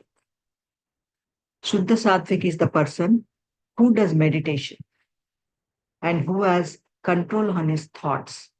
And he's a vegetarian, he is not greedy, and he is full of pure thoughts. If the food prepared by that person, the person who is eating will be in that positive thoughts, and he may also think of doing meditation. He may come into meditations. Finally, the Nirgun. Nirgun is all our gurus who prepare food or in their ashrams. Purity, that full of purity for the wellness of the people and for the betterment of the people. That person, the Nirgun person, preparing the food or that person serving the food, the people who will eat that food will be off into meditation totally. We will be into pure thoughts. So that is what Patriji has given that 5-finger concept. And it is amazing for me because at the first time I heard this concept, I said, wow, nobody told this. We always follow the ingredients, how the vegetables are, what we are consuming it as minerals, carbohydrates, fiber rich. That is what we think about. The person who is making the food is so important. So for that, sir is to give an example also. When Gandhiji, for the Tamasic Gun, when Gandhiji was in Eravada jail, every day one person used to cook for him, the roti, the regular. One day when he had that food, he vomited everything. So he got a doubt, what happened today? So he called the cook and said, warden, he told the warden, please send me that cook who cooked for me. I want to talk to him. So the cook came, he asked, Gandhiji asked the cook, how every day you are only making for me the food? So cook said, no, sir, today only I have come. Previously, some other person was cooking. He is on leave today. That's why I cooked. He's a convict. He's a non-vegetarian. Though Gandhiji doesn't know that the food has been prepared as some other person, but his body, that energy, he couldn't digest. The non-vegetarian energy he couldn't digest. Though he ate vegetarian food only, dal and roti that every day he was consuming, but the energy he couldn't digest it. So when we come into meditation, the energy is very, very important. What you are consuming. With that, Patricia has given so much knowledge about food. He taught us how to cut the vegetables. Generally, we think of buying the vegetables for 1 week, stock it in the fridge and cooking. Then he said, no, the vegetables should be very, very fresh. If you can grow in your garden, that is very good. If not, buy the vegetables on the same day what it will, or keep it for one more day. But otherwise, the prana is not there in the vegetable. What you're eating is just, there is no life in the vegetable. These are all the things our body tells us. Because as I told you, when I was a child, my body was telling all the things. Though I don't know the energy behind the thing, the energy and all, but always body is speaking to us. We have to listen to your body. The moment the body, we connect to our body, we listen to it, we don't get any disease only. Because for the past 15 years, when we started doing meditation, we don't go to any doctor. No doctor, no medicine for us because the body is working so beautifully. It has got all the things to heal itself, whatever the problem it gets, and the right food. What food doesn't suit you, you should stop eating it. And body gives you that indication all the time. But we don't, as we are not connected to the body, we don't listen to it. First thing is listen to your body, what it is saying. It's always indicating something. The previously I used to eat banana and all. Now it is totally no. I can't eat it. Stopped it. Other fruits are there. So whatever the stomach is rejecting, that food is not for you. Slowly, slowly you go. Previously we used to eat onions. Now the onion is also not suiting us. Garlic though we never had, but the onion is also not suiting. That also we removed it. Without that also you can cook, no problem. So that is how our evolution process, slowly, slowly, our body also goes through a lot of changes. We have to understand our body, accordingly start eating. And the best part is that he says very wonderful thing is yuktahara. How much you have to eat. Eat less than that. If you have to eat, if you consume generally 4 idlis, eat 3 only. Keep that small hunger. Always keep space in the stomach, not fill it to the brim. These are all automatically you are avoiding the doctor. You don't have to go to the doctor when you do all these things. Fasting once in a week. Eating fresh food. That is what I found it the best after coming into meditation. No stale food. Maybe those who are in outside country, it is difficult for you, but how best you can use it. Fresh food. If you have made morning lunch, that should be consumed in the lunch itself, should not come to the dinner table. Because there again it losing the prana shakti. When it is there is no prana in that, it becomes heavy on your stomach. It takes time to digest. So whatever the food you have consumed, it should be digested within 2.5 hours maximum. By 3 hours, it should be consumed. That is the energy of the food, the light food which we are eating. So we can check ourselves whenever you feel heavy. Either you have consumed more, or it is more oily, or more masalas. The ingredients which you are putting into. These 3 things you will come to know what is more in that. That's why your stomach is feeling heavy. And one more beautiful thing I learned from Patriji is that not adding too many ingredients in the vegetables, because the vegetables has its own taste. Each vegetable has got a specific taste. We are adding so many things into that, it's losing its original taste. So it's very, very important. Use as less as possible. Just he says that put seasoning in that seasoning also, very little salt and chili powder. That itself will give you that taste to the food. So that is what I am teaching now. Whoever I have a Buddha food, sir gave me to start the Buddha Foods channel, where he said all the pachadis, the Telugu pachadis are the most tastiest, and he says that it opens the sahasrara. So everyone should learn this and make it in the house, so that whole world one day will consume the Andhra foods, because Andhra food, he says that has got the best combinations. That Brahmin food of Andhra food. So I never understood that. Sir is a little bit biased. He's a Brahmin, that's why he's saying that. But when I started doing it now, going deeper into it, it has got the perfect ingredients. The combination which we put, it is the perfect. And you can feel it also when you are eating that, what a perfect combination it is. It is how it should be. And eating less, eating fresh, and fasting once in a week, and drinking more water, and eating seasonable vegetables. What we think then, nowadays very fancy things are coming. Any vegetable will come at any season. That is not correct. We have to eat the seasonal vegetables which are coming, that should be taken, and water should be consumed properly, fresh food, and what else? And no garlic. It's the most important thing after coming into spirituality and all other organizations who follow, is that tamasic gunit has garlic. Though garlic has been, Patri sir told us that garlic has been sown by the negative forces. Because it is, when we understood that, when he said that, I felt it. The moment if you eat garlic, garlic dominates so much the food, you don't feel the taste of any other vegetable or whatever you're putting in that. You feel only the garlic. So it has got the dominating quality. It has no taste. It is only the smell. So people are addicted to that smell. They think that they are consuming something very tastier. It has nothing to do. It is only the smell of the garlic.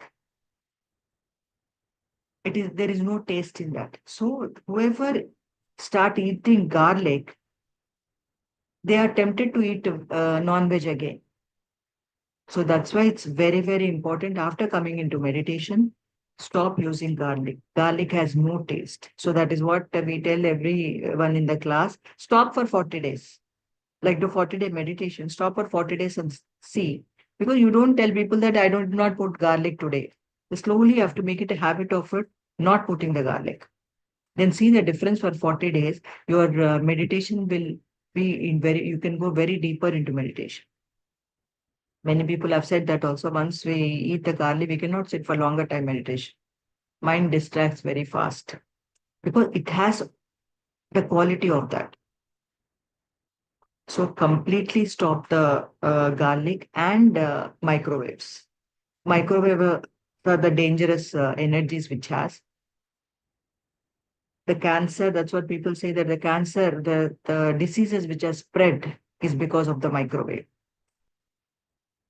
And I also felt it. I used to use it before coming into meditation. One day, putting to reheat the food, after eating the food, I felt the food is rotating in my stomach. It was so painful. What is happening this? It gave the experience of it. Okay, what happens inside if you heat the food in the microwave? Then immediately the next day itself, I removed that microwave. So the things which we should not use, we should stop it immediately. You get the alternative. Will be more this thing make you keep food in the hot cases because in the winter in Delhi we used to think that we need microwave to reheat the food. Immediately we shifted to the alternate thing using the casseroles. So all the alternates we have, only thing is we want the quick results. We get into the things where we are only getting into the trouble. So it's very, very, very important points where because the food is giving us the energy and it is affecting our mind also. But we neglect. We think that it's okay, whatever it is, wherever we want, we'll eat because we think it's a passing, it's not important. But once you know this, you will understand when you are sick. When you'll come to know you are on the bed, oh, I should not have done that. So when you are healthy and hale, at that time, just adjust to small, small changes. And you don't have to go to any doctor in your life. That is what Professor taught us, and whatever the wisdom he has given from cutting the vegetable itself, where we cut vegetables into small, small pieces. We think that that is an art. When I was a child, I used to say, how small you cut the beans, that is your art. You'll know this is the exercise for you. Now we said, no, should never cut the vegetables into very small pieces because again, it's a prana is lost. The vegetable should be big enough and it should not be mashed when it is being cooked. The size and the thing should be visible, what you are eating. So it's beautifying uh, the dish also. When you see that, the vegetables are looking so good, you feel like eating those vegetables. So these are the small, small tips he has given. And thanks for him because he taught so many things. The gratitude is that what I have learned, that is what I want to share it with you. Thank you, ma'am. Thank you, madam. Thank you for your wonderful message, madam. Thank you for your suggestions, ma'am. Thank you so much. Thank you. Yes. Yes, masters. We have Savita Joshi, ma'am. Now. Thank you so much, Vasanta ma'am, for accepting our request. Thank you so much.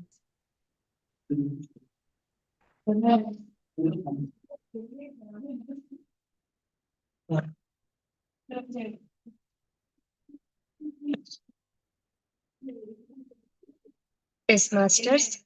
The next section, we are going to have Savita Joshi ma'am. Savita Joshi ma'am lives in Frisco, Dallas, Texas, with her two daughters and her husband. Savita Joshi ma'am credential awarded by the International Association of Yoga Therapists. Savita Joshi ma'am is an experienced registered yoga teacher 500 hour. Madam serves as the executive director of the Dallas chapter of Yoga Bharati. She has served as the director and the treasurer of Yoga Therapy Services at SFB area chapter with a diploma in yoga therapy from SVYA SF Bangalore. And she specializes in women's yoga and yoga for psychosomatic disorders and children's yoga therapy. For a couple of years, Madam has served as a executive director of an online Sanskrit school. Presently, Savita Madam is a faculty for yoga teacher training programs and is a sought after speaker at various yoga retreats and conferences. So, I welcome Savita Joshi ma'am to the session. Savita Joshi ma'am, over to you ma'am. Welcome ma'am. Thank you. Thank you, Pavitra, for a warm welcome and introduction. Thank you, Padmaji. And I was listening to the previous speaker, Basantaji. That's a beautiful, beautiful message.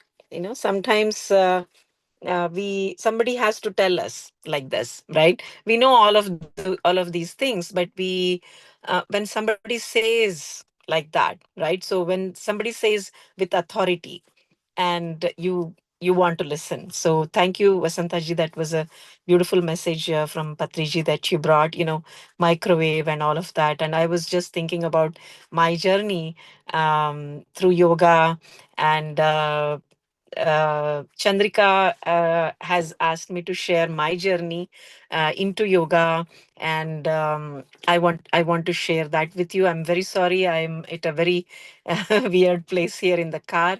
For some reason, I thought it was tomorrow, and luckily, I have some time to stretch and then come and sit here and spend with you all. And feel free to ask any questions also in between. I'm sure many of your journey also is like mine. Like I'm going to share my journey, and you probably can resonate with what I have. Am I audible? Okay. Yeah. Okay. So recently I turned 50 last month, and it came with the mixed feelings. Mostly good ones. We like when we were small, or when we were in the very young age, we think, oh, what does 50 years look like? Like all gray hair, or the body's all crumpled and you cannot do many things and all that. But it was really, really interesting for me as a yoga teacher, as a yoga practitioner, and not just at a physical level, but at all different dimensions, like physical body, breath, which is the prana is behind the breath, the mind, intellect, and the bliss. So doing yoga at all these different dimensions, not just physical yoga. Physical exercise anybody can do.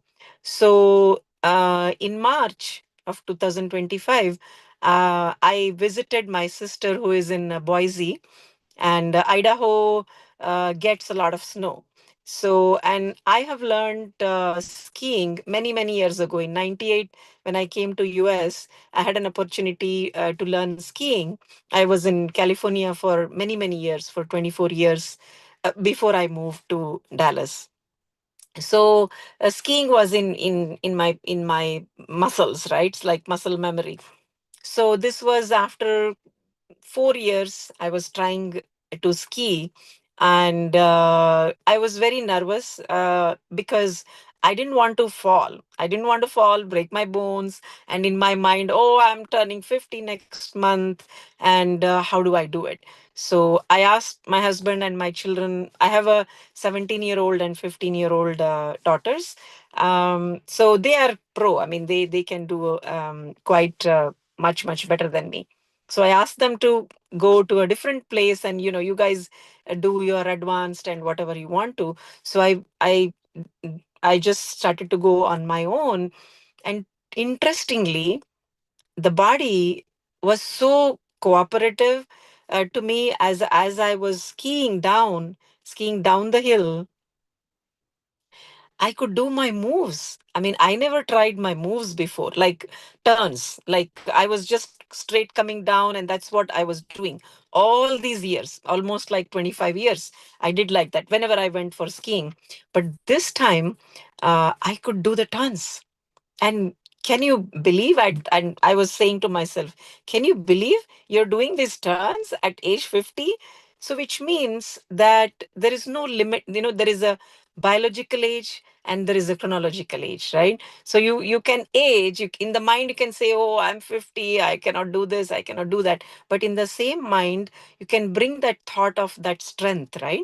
So that strength and courage will take you further.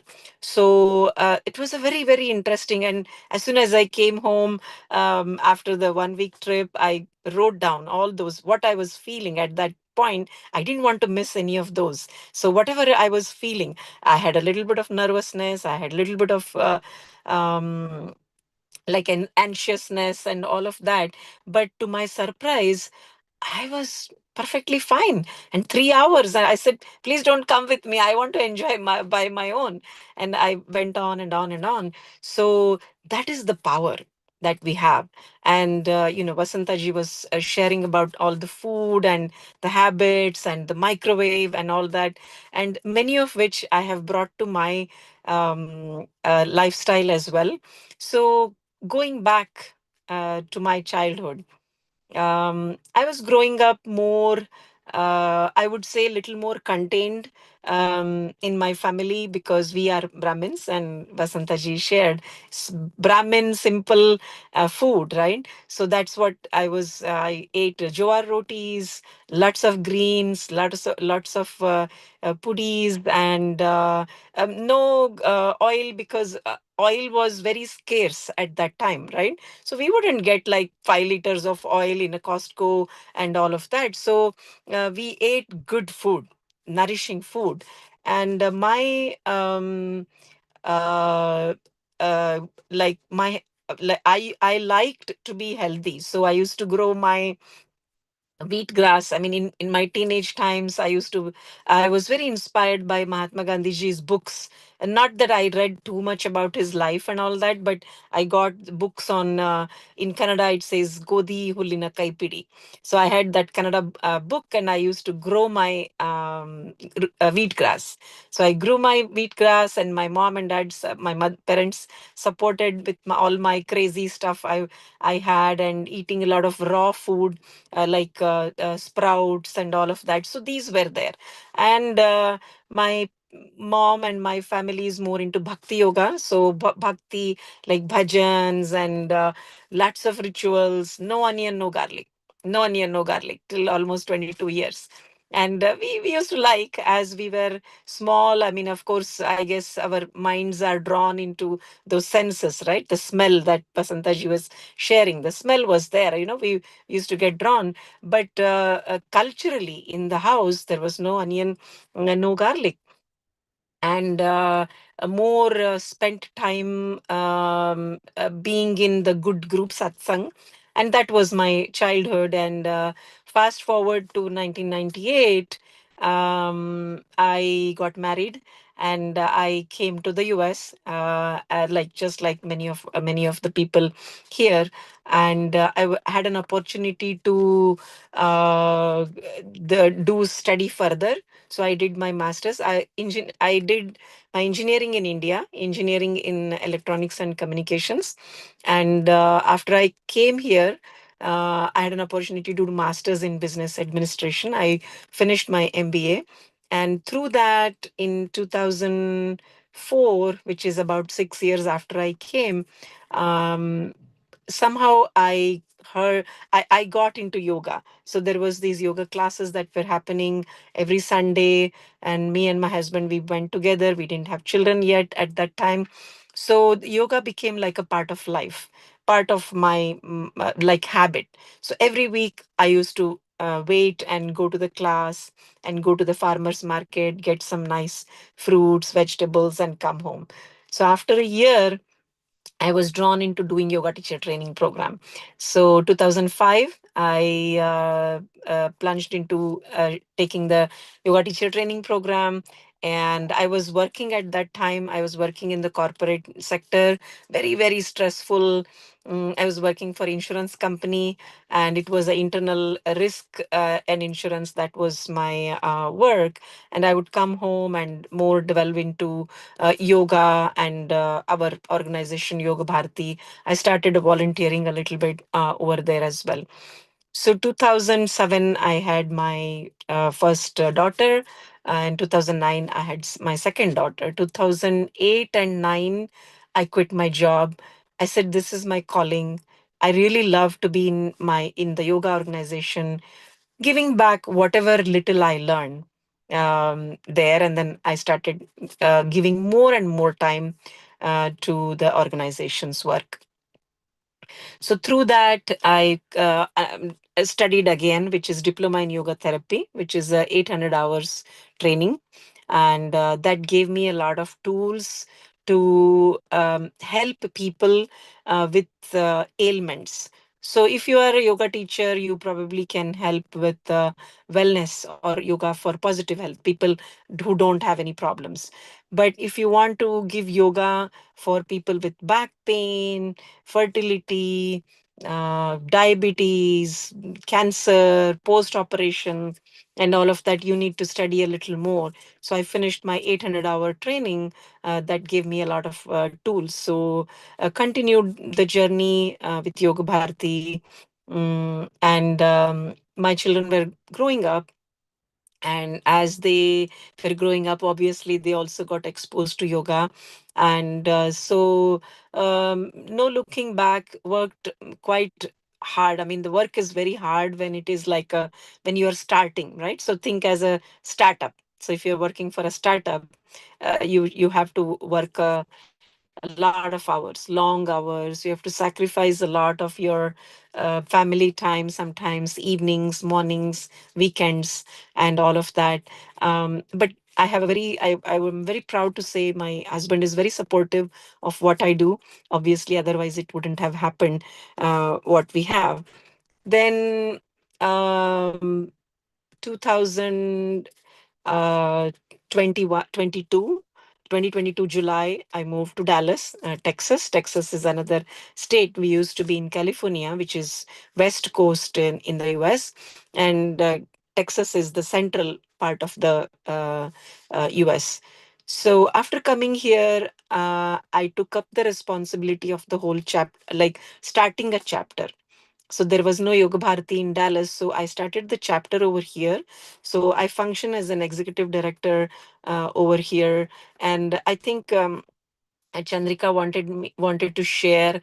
I want to be very open in terms of what I'm sharing here, because it's not easy to lead certain aspects of the organization, because again, evening time, being a female, it is not easy, like leaving your family and going places. Sometimes it can be evening dinner. Of course, it's in a nice setting, but it's not easy to leave the family and go and to lead an organization. It is very difficult. Difficult in the sense it's challenging to be able to uh, keep up with all the needs of the organization. So the first year started with children's classes. Then we started yoga teacher training program, because we needed to have more and more teachers to take up the work, because yoga organization means you have to teach yoga, right? So you have to have a trained teachers. So our trained teachers, first year we had 8 students in Dallas. Second year we had 9 students. And overall, the organization started slowly growing. And I'm focusing more on the yoga therapy for our team. What is yoga therapy? You may ask a question, right? What is yoga therapy there? So in yoga therapy, what we do is we bring the aspects of physical practices, obviously, because we feel our body. So we have to do physical practices. And to heal the prana, the energy, the vital force, we have pranayama practices or breathing techniques. Actually, prana is not breath. Breath is not prana. Prana is behind the breath. So breath is a tool to manipulate the prana. So then we have lots of meditation techniques, different, pyramid meditation. I mean, all forms of meditations are wonderful. And of course, we gravitate towards certain kind of meditation and we continue that, right? So we have sound-based meditation, we have visualization, we have yoga nidra meditation, and many other techniques, pranayama based meditation.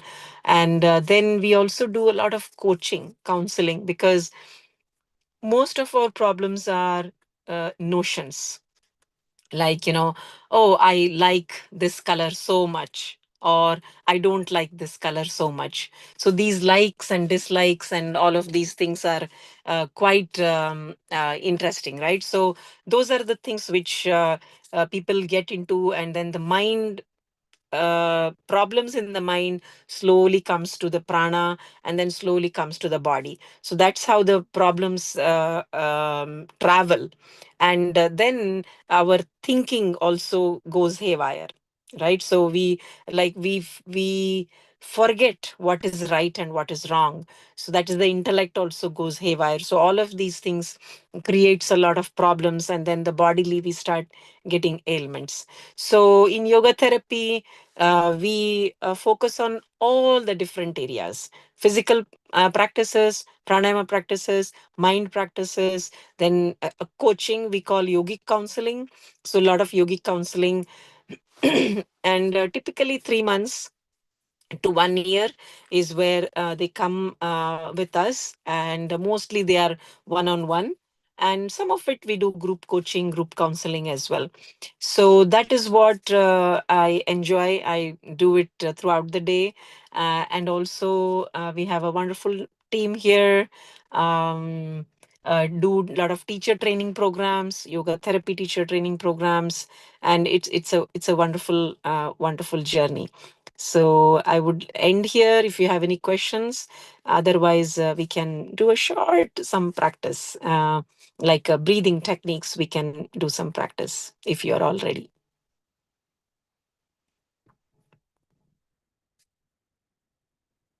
Does the story kind of gravitate with many of you here?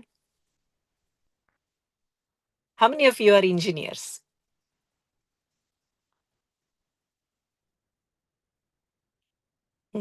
Yeah, many people couldn't turn on their videos, looks like, but whoever can, right? Okay, some videos on.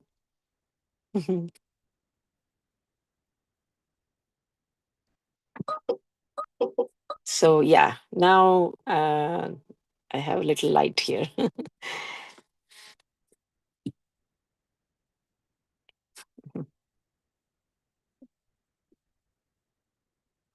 It's very interesting, and I'm really happy that pyramid meditation. This group is bringing all the women together who have similar things. And I mean, last weekend we had a Ayurveda conference, and they had asked me to speak for a couple of hours, and of course yoga, and we deep dived into different yoga techniques, and what are these techniques.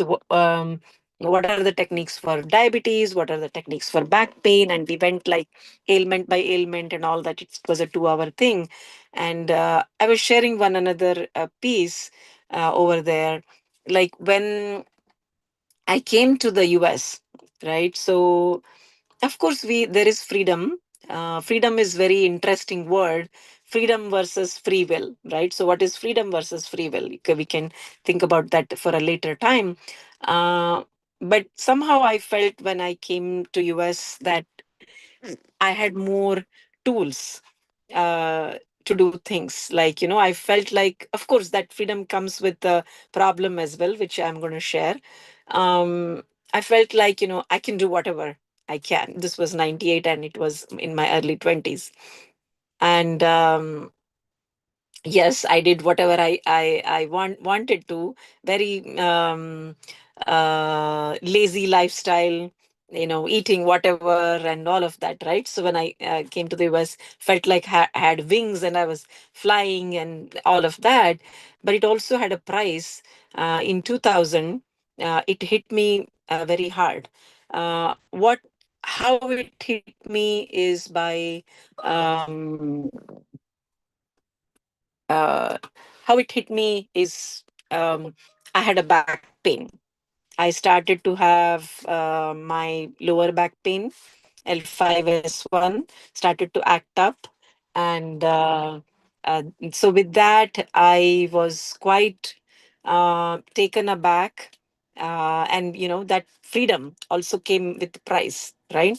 So, I think maybe that back pain made me to come to something like this, because after doing engineering, after doing your MBA, are you kidding me? You want to do yoga and you want to, just volunteer for life, and then what are you up to? That kind of a thing. And this was in my 20s, not even in my 30s, right? So it's interesting. Some of these setbacks help us bring us back into the path. Sometimes you have to fall to get up and straighten yourself. So, and luckily that fall was not that bad for me. And that bouncing back was very, very interesting. It was not the physical problem that I had. It was also the mind that was acting up. I was super sensitive. I was very sensitive to things, and so many things are happening around. And now if I regress, if I think backward, I can see how that problem was. There was no slip and fall, there was no accident, there was no nothing. Why did I end up with my back pain? Of course, weak was the core was weak, all of that was there. But fundamentally, it was the mind. So I used the same mind to bounce back. So the mind was a problem. Like, you use the thorn to remove the thorn, right? So you can use the thorn only to remove the thorn. You need something sharp to remove that thorn. So the mind is like that. Mana eva manushyanam karanam bandha mokshayoho. So mind itself will take us to that slippery slope, or mind can help you bounce back. And that is something which I realized. And of course, if I am able to do, and that's what that is the experience I give it to my clients as well, as they come with anything. It might be anything that they have. It's interesting. So that's one piece I was going to add, and I hope it kind of kindled some things in your mind, and hope it will help in your life. My life story will help in your life as well. Let's do a little small pranayama technique if you're all up to it. So very, very simple. We are going to do simple breath watching and sahaja pranayama. And it can be done throughout the day. There is no contraindications. And shoulders collapsed. Gently close your eyes.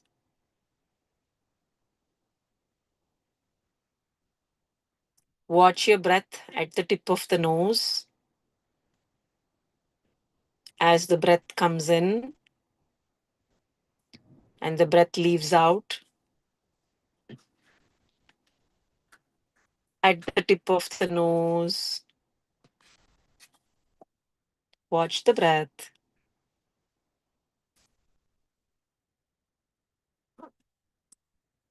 Maybe the cool sensation as the breath comes in at the tip of the nose, and the warm sensation as the breath goes out.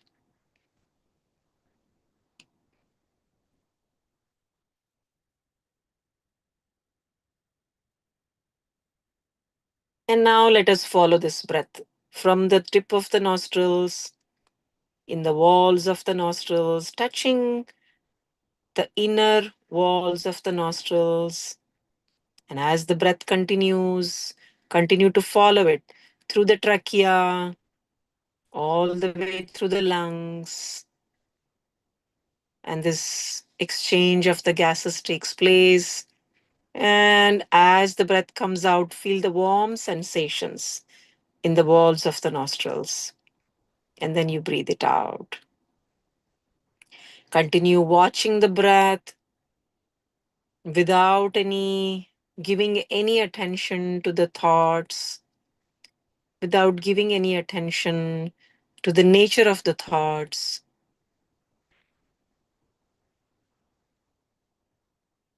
To the emotions that at the moment the thoughts are bringing in. Just follow the breath. Simple following of your breath. Take a deep breath in, the healing breath that comes in. And as you breathe out, your body feels lighter and lighter. Every exhalation, body becomes light. Every inhalation, your body energizes, brings energy in the body. And breathing out, you feel lighter and lighter. Finally, adding emotions to the breath, breathing in positivity, any positive memory of the past, and breathing out any negativity, any fear of the future, any anxious feeling of the future. Breathe it out.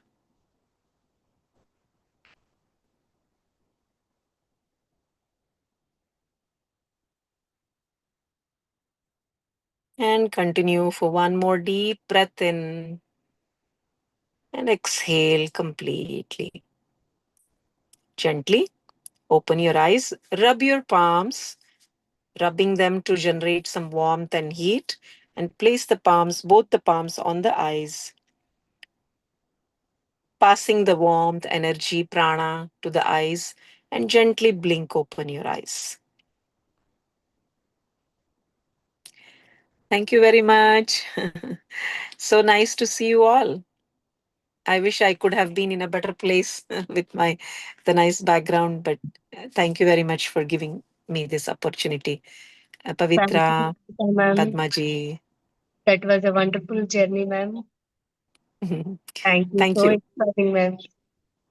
Thank you. Namaste. Thank you, ma'am. Yes, masters.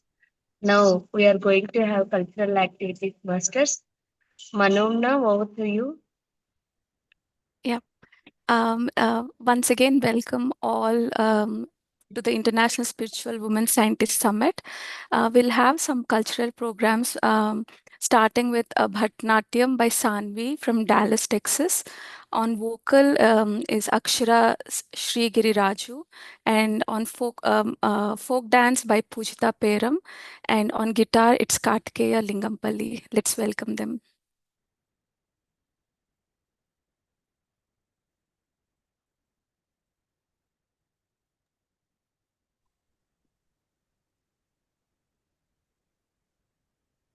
Manonna Asrita also singer joined with Akshara.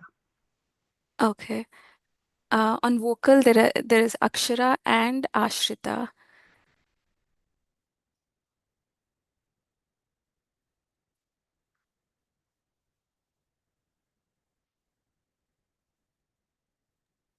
Sanvi, Irani.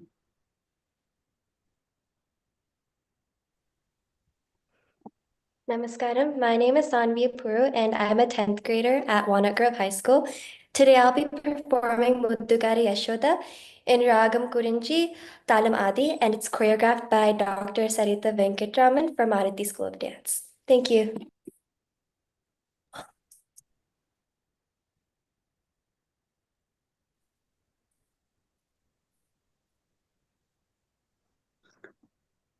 One minute, Sanvi.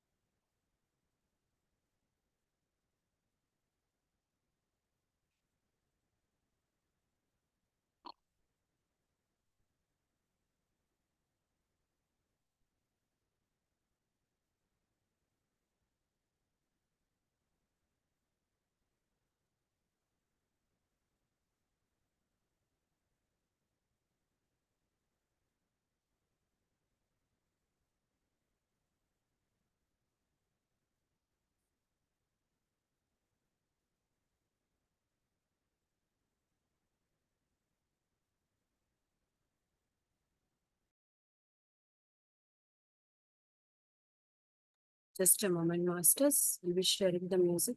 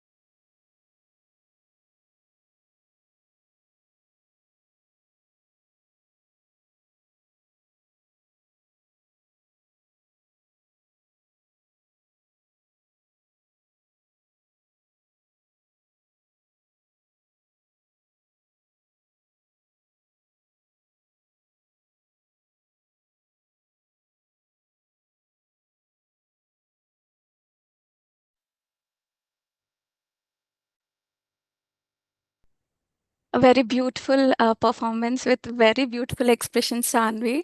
Very blessed to see your performance. Thank you so much.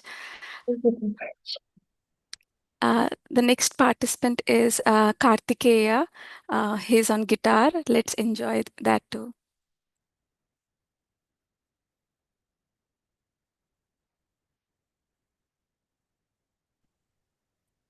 Hi, my name is Kartikeya Lingampalli. I'm studying 4th grade and I'm 10. I'm playing the song Count on Me by Bruno Mars on a junior guitar. If you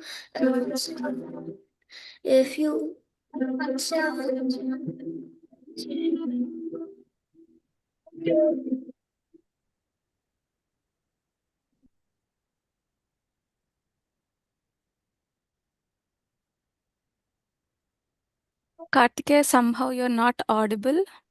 Oh, I know that. Oh. It happens a lot.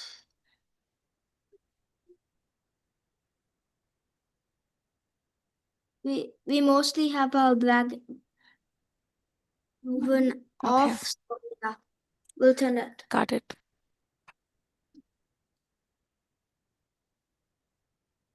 Can you try now? Can you hear this?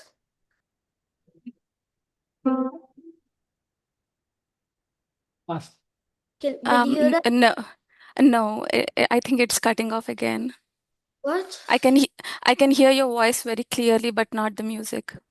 Okay, let's try again. Naresh ఇది option ఉంటుంది కదా. Now? Can you play the music? I can hear your voice clearly. No. Yeah? No, I'm not able to. Oh. Let's see. Right now. Voice Now? Yeah. Of చేయాలి. Can you try more? No. Yeah? No, I'm not able to hear the music yet. Go to the Zoom settings. No, there you select the concert thing. Yeah, I think we're selecting the live performance. It says live performance or? Yes. Yes. Okay, wait. Karthik, can you try it? Yeah? Yeah, you can come a little Yeah. near because you don't have a mic, right? It will not take. Don't have a mic. Okay, I'll start. If you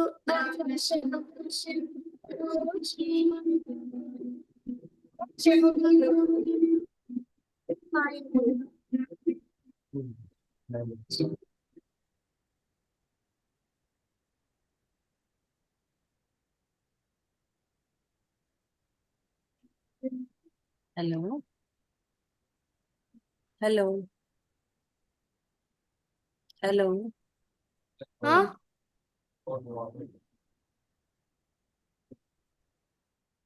No, can't hear you. Or you still can't hear? Yeah, it's starting with a little music, but again, it's getting muted somehow. Muted in the sense I'm not able to hear the music.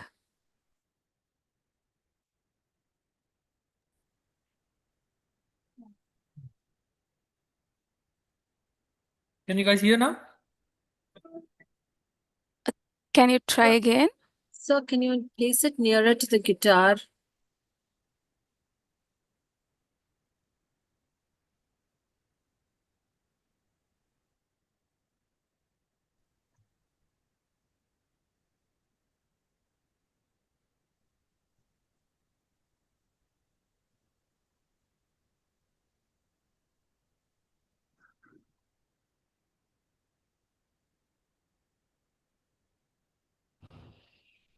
Can you enable for?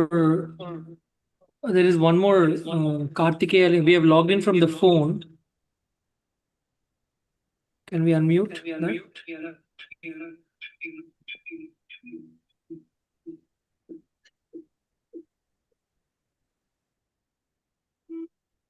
Yeah. It seems in the 3 dots there is another thing called enable sound. Did that. Enable original sound. Why? Kartikeya Why? Naresh Now? లోపు ready చేసుకోండి, వాళ్ళు song పాడతారు. Okay, yeah.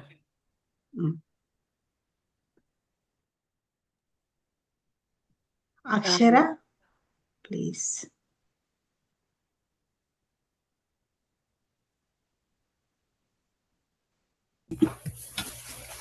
Namaskar, my name is Akshar Sigiri Raju. Today I will be singing the Kriti Himagiri Tanaye. This is in Suddha Danyasi Ragam, Aditalam, and composed by Sri Harikesa Nandur Muttaya Bhagavat.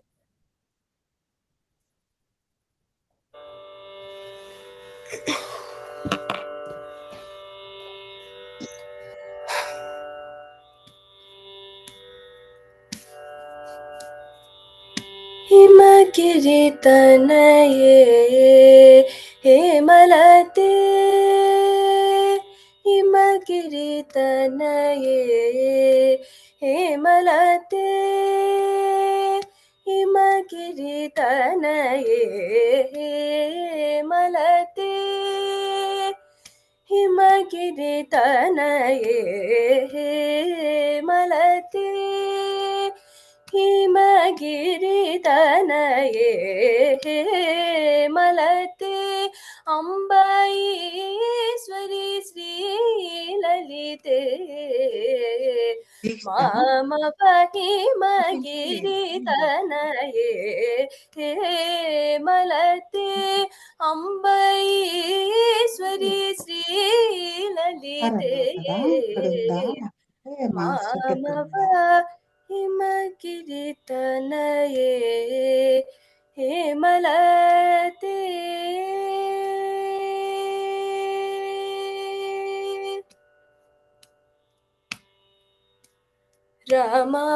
Ramavani Samsevita Sakale, Ramavani Samsevita Sakale, Ramavani Samsevita Sakale, Raja Rajeswari Rama Sahodari, Raja Rajeswari Rama Sahodari, Sasani Nini Papa Maga, Gama Gama Pani Mapa Gama Pani Sa, Sasani Nini Papa Maga, Gama Gama Pani Mapa Gama Pani Sa, Sagaga Sani Sasani Pani Ni Papa Maga Maga Pamani Pasani Pasani Nisa, Nisa Gama Nisa Gama Pasagama Pani Pasani Pasani Pani Sagama Magaga Sasani Ni Papa Ni Mama Papa Gama Pasagama Pani Sani Pagama Pani Himagiri Tanaye Hemalate, Ambaishwari Sri Lalite, Mamava Himagiri Tanaye Hemalate.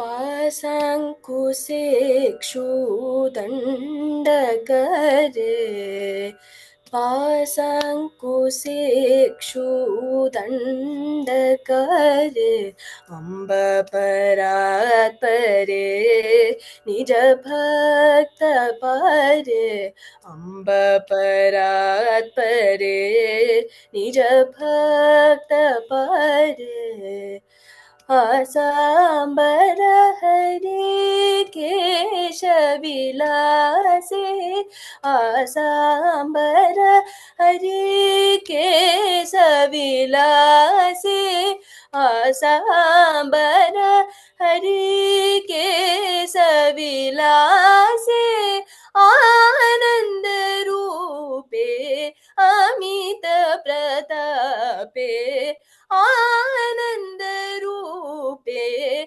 Amita pe sa sa ni ni ni pa pa pa ma ga pa ni ma pa ni sa sa sa ni ni pa pa ma ga pa ni ma pa ni sa sa ga ga sa ni pa ni pa pa ma ga pa ma ni pa sa ni sa ni sa ga ni sa ga ma pa sa ga ma pa ni pa sa ni pa ni sa ga ma ga ga sa ni pa ni ma pa pa ga ma pa sa ga ma pa ni sa ni pa ga ma pa ni ma giri tanaye he malate अम्बईश्वरि श्रीललिते मामव हिमगिरितनये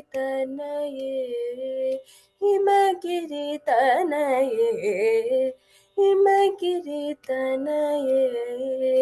हेमलते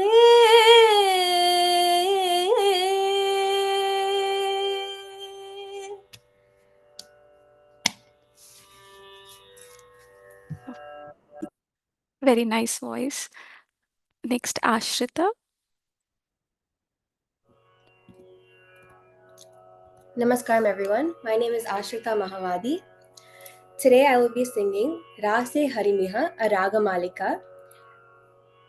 It is composed by Sri Jayadeva and Sektu Aditya.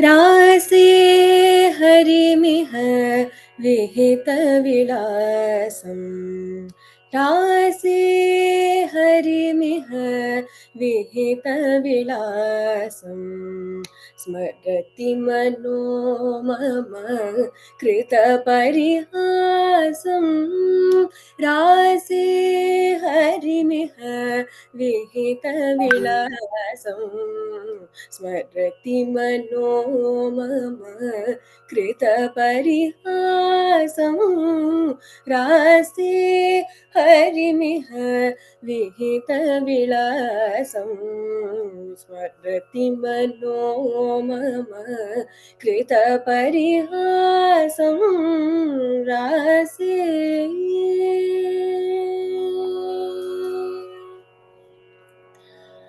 सञ्चरदर सुधा मधुर ध्वनि मुखरित मोहनवंशम् सञ्चरदर सुधा मधुर ध्वनि मुखरित मोहनवंशम् चलित दृग चल चंचल मौलिक पोल विलोलवतं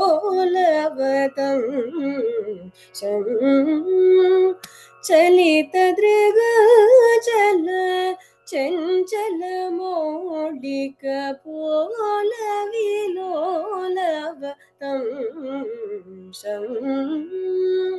रासे हरिमिह विहित विलासम् स्मरति मनो मम कृत परिहासम् रासे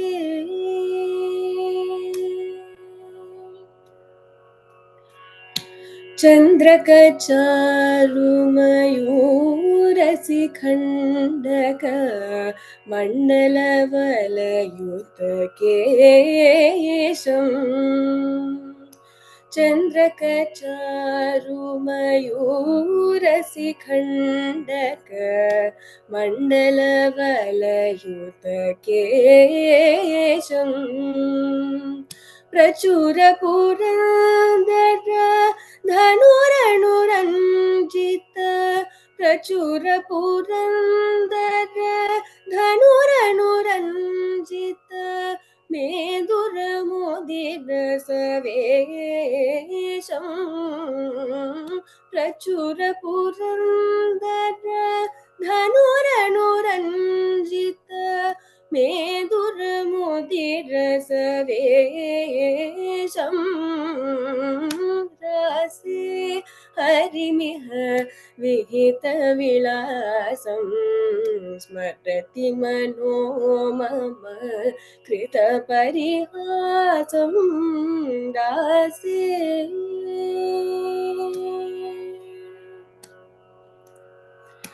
गोपकदम्बनितं भवति मुख चुम्बनलम्बितलोभम् गोपकदम्बनितं भवति मुख चुम्बनलम्बितलोभम् बन्धुजीव मधुरादर पल्लव बन्धुजीव मधुरादर पल्लव कलितदर स्मितशोभम् बन्धुजीव मधुरादर पल्लव कलितदर स्मित शोभं रासे हरिमिह विहितविलासं स्मरति मनो मम कृतपरिहासं रासे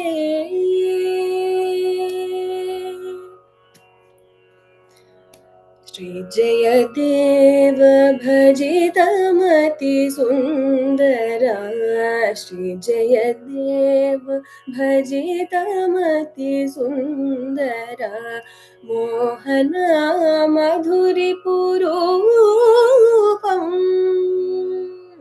श्रीजयदेव भजितमति सुन्दरा मोहन मधुरिपुरूपम्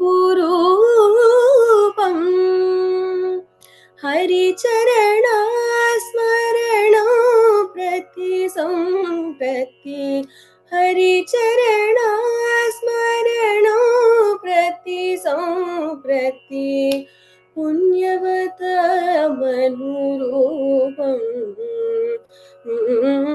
हरिचरणा स्मरणं प्रति सम्प्रति पुण्यवतमनुरूपम्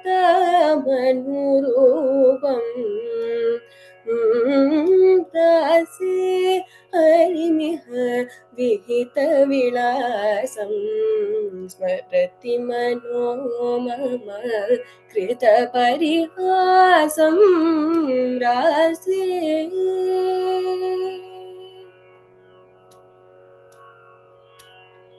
Thank you very much.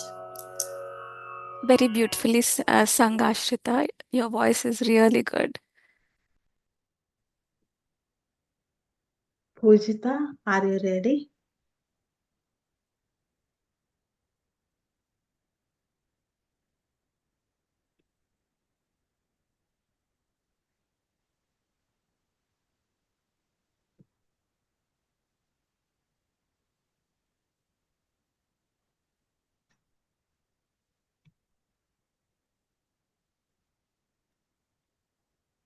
Amma, next evaru?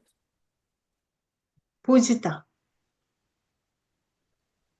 Hello everyone, my name is Pujita Pero. I'm in third grade and I'm doing a folk dance named Kallu Kallu. I hope you enjoy it.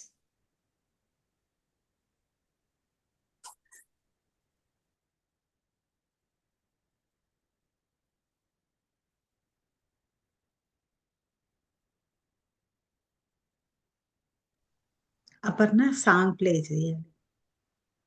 Yes, Amma.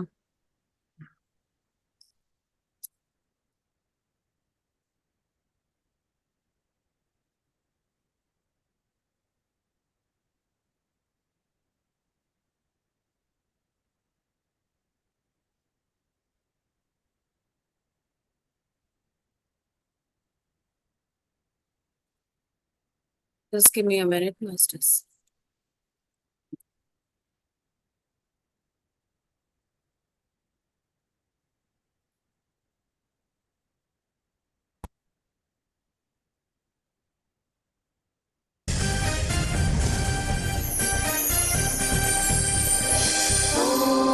श्रीमाताये नमः।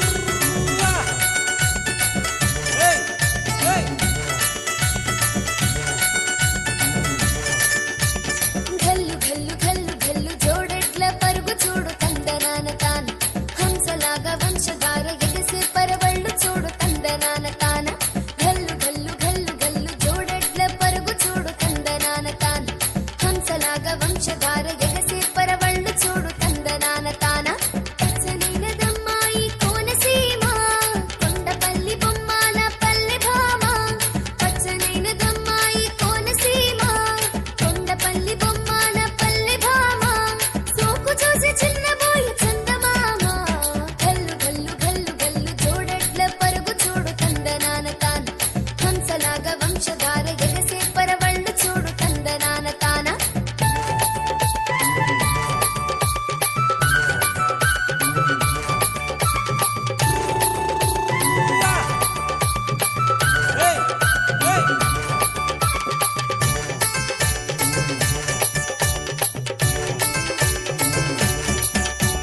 ఆ తూర్పు కొండల్లో కోకిలమ్మ గీతాలు కోకిలమ్మ గీతాలు ఈ పశ్చిమ కనుమల్లో కోనలమ్మ అందాలు కోనలమ్మ అందాలు ఆ తూర్పు కొండల్లో కోకిలమ్మ గీతాలు ఈ పశ్చిమ కనుమల్లో కోనలమ్మ అందాలు అకిట తదిమి చిందులేసినే ఎదను తాకి బంధమేసినే గల్లు గల్లు గల్లు గల్లు జోడెడ్ల పరుగు చూడు తందనాన తాన హంసలాగా వంశధార ఎగసే పరవళ్ళు చూడు తందనాన తాన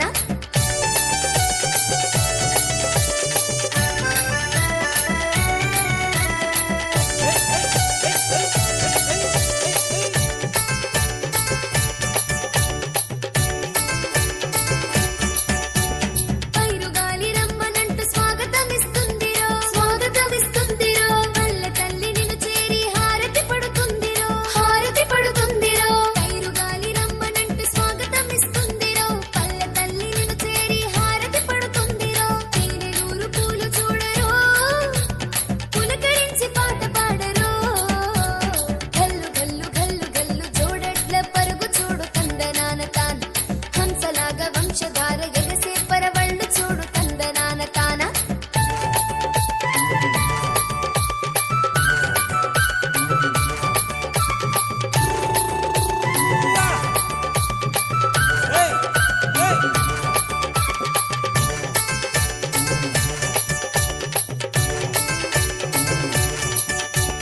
గోదావరి ఇంకిలాగా పక్కపక్క నవ్వాలిరో పక్కపక్క నవ్వాలిరో కృష్ణా నది ఉరకలాగా తుళ్ళుతూ రావాలిరో తుళ్ళుతూ రావాలిరో గోదావరి ఇంకిలాగా పక్కపక్క నవ్వాలిరో కృష్ణా నది ఉరకలాగా తుళ్ళుతూ రావాలిరో వదులుకోకు ఉన్న చోటుని నిన్ను కన్న భరతమాతని గల్లు గల్లు గల్లు గల్లు జోడెడ్ల పరుగు చూడు తందనాన తాన హంసలాగా వంశధార ఎగసే పరవళ్ళు చూడు తందనాన తాన పచ్చనైనదమ్మాయి కోనసీమ కొండపల్లి బొమ్మాల పల్లె భామ పచ్చనైనదమ్మాయి కోనసీమ కొండపల్లి బొమ్మాల పల్లె భామ సోకు చూసి చిన్నబోయి చందమామ గల్లు గల్లు గల్లు గల్లు జోడెడ్ల పరుగు చూడు తందనాన తాన హంసలాగా వంశధార ఎగసే పరవళ్ళు చూడు తందనాన తాన గల్లు గల్లు గల్లు గల్లు జోడెడ్ల పరుగు చూడు తందనాన తాన హంసలాగా వంశధార ఎగసే పరవళ్ళు చూడు తందనాన తాన Very cute performance, Pujita. Swarnalata ma'am is here. We heartily welcome you, Swarnalata ma'am. Swarnalata madam has a little intro about her. She has started her meditation journey in around like 97, 98. She was not driven by personal healthcare reasons or some religious reasons. She was she had a profound desire to foster peaceful coexistence among all human beings. Inspired by Patriji sir's teachings, she recognized the transformative power of meditation in overcoming mental limitations and uniting people through collective practices.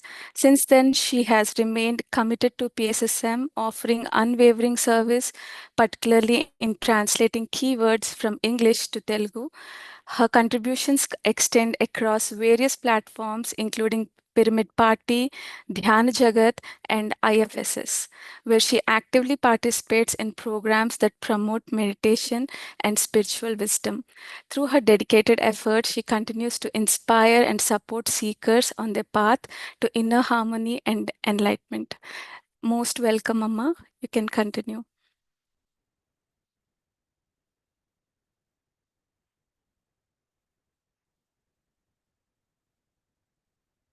మా mute లో ఉన్నారు. Try చేస్తున్నాను. Yeah. Okay. అందరికీ నమస్కారం. ముఖ్యంగా ఇంతటి గొప్ప ప్రయత్నాన్ని మహిళా ఆధ్యాత్మిక శాస్త్రవేత్తల ఈ సదస్సును ఏర్పాటు చేయడం అనేది ఎంతో ఒక గొప్ప కార్యక్రమంతో పాటు చాలా ప్రాధాన్యత ఉన్న కార్యక్రమం. గొప్ప అన్నదాన్ని పక్కన పెడితే నిజానికి ఇది చాలా అవసరమైన కార్యక్రమం. ఇంతటి కార్యక్రమం చేపట్టినందుకు మీ అందరికీ ముందుగా నా ధన్యవాదాలు. మనందరినీ కలిపిన బ్రహ్మర్షి పత్రిజీకి ప్రణామాలతో ఈరోజు మన కార్యక్రమం. నిజానికి ఈరోజు నేను చెప్పవలసిన అంశం ఏమంటే IFSS, Indian federation of spiritual scientist, అంటే భారతీయ ఆధ్యాత్మిక శాస్త్రవేత్తల సమాఖ్య. ఆ సమాఖ్య అనేది ఏ విధంగా ఏర్పడింది, ఏ కార్యక్రమాలు చేపడుతోంది అన్న విషయాలను చెప్పడంతో పాటు ముఖ్యంగా దాని ఎంబ్లం ఒకసారి మీకు చూపిస్తా. ఆ ఎంబ్లం చూస్తే మీకు కొంచెం పరిశీలనగా చూడండి, అర్థమవుతుంది. దానిలో 2 ఐలు ఉన్నాయి, ఒక పెద్ద ఐ, ఒక చిన్న ఐ. ఆ చిన్న ఐ అనేది వ్యక్తిగా మనకి కనపడే మన శరీరము, మనసు, వాటికి వ్యక్తిత్వం, వాటికి ప్రాధాన్యతనిస్తే, ప్రాతినిధ్యం ఇస్తే, ఆ పెద్ద ఐ అనేది మన శాశ్వత ఆత్మకు ప్రతీక అనమాట. ఈ IFSS అనేది ఏం చేస్తుందంటే మన తాలూకు వ్యక్తిత్వాన్ని మన అస్తిత్వంతో, మన శాశ్వత ఆత్మతో ఆ రెండిటి కలయికకు ప్రాతినిధ్యం ఇచ్చే ఒక అంశం అన్నమాట. అందుకని అది అత్యంత ప్రధానమైనది.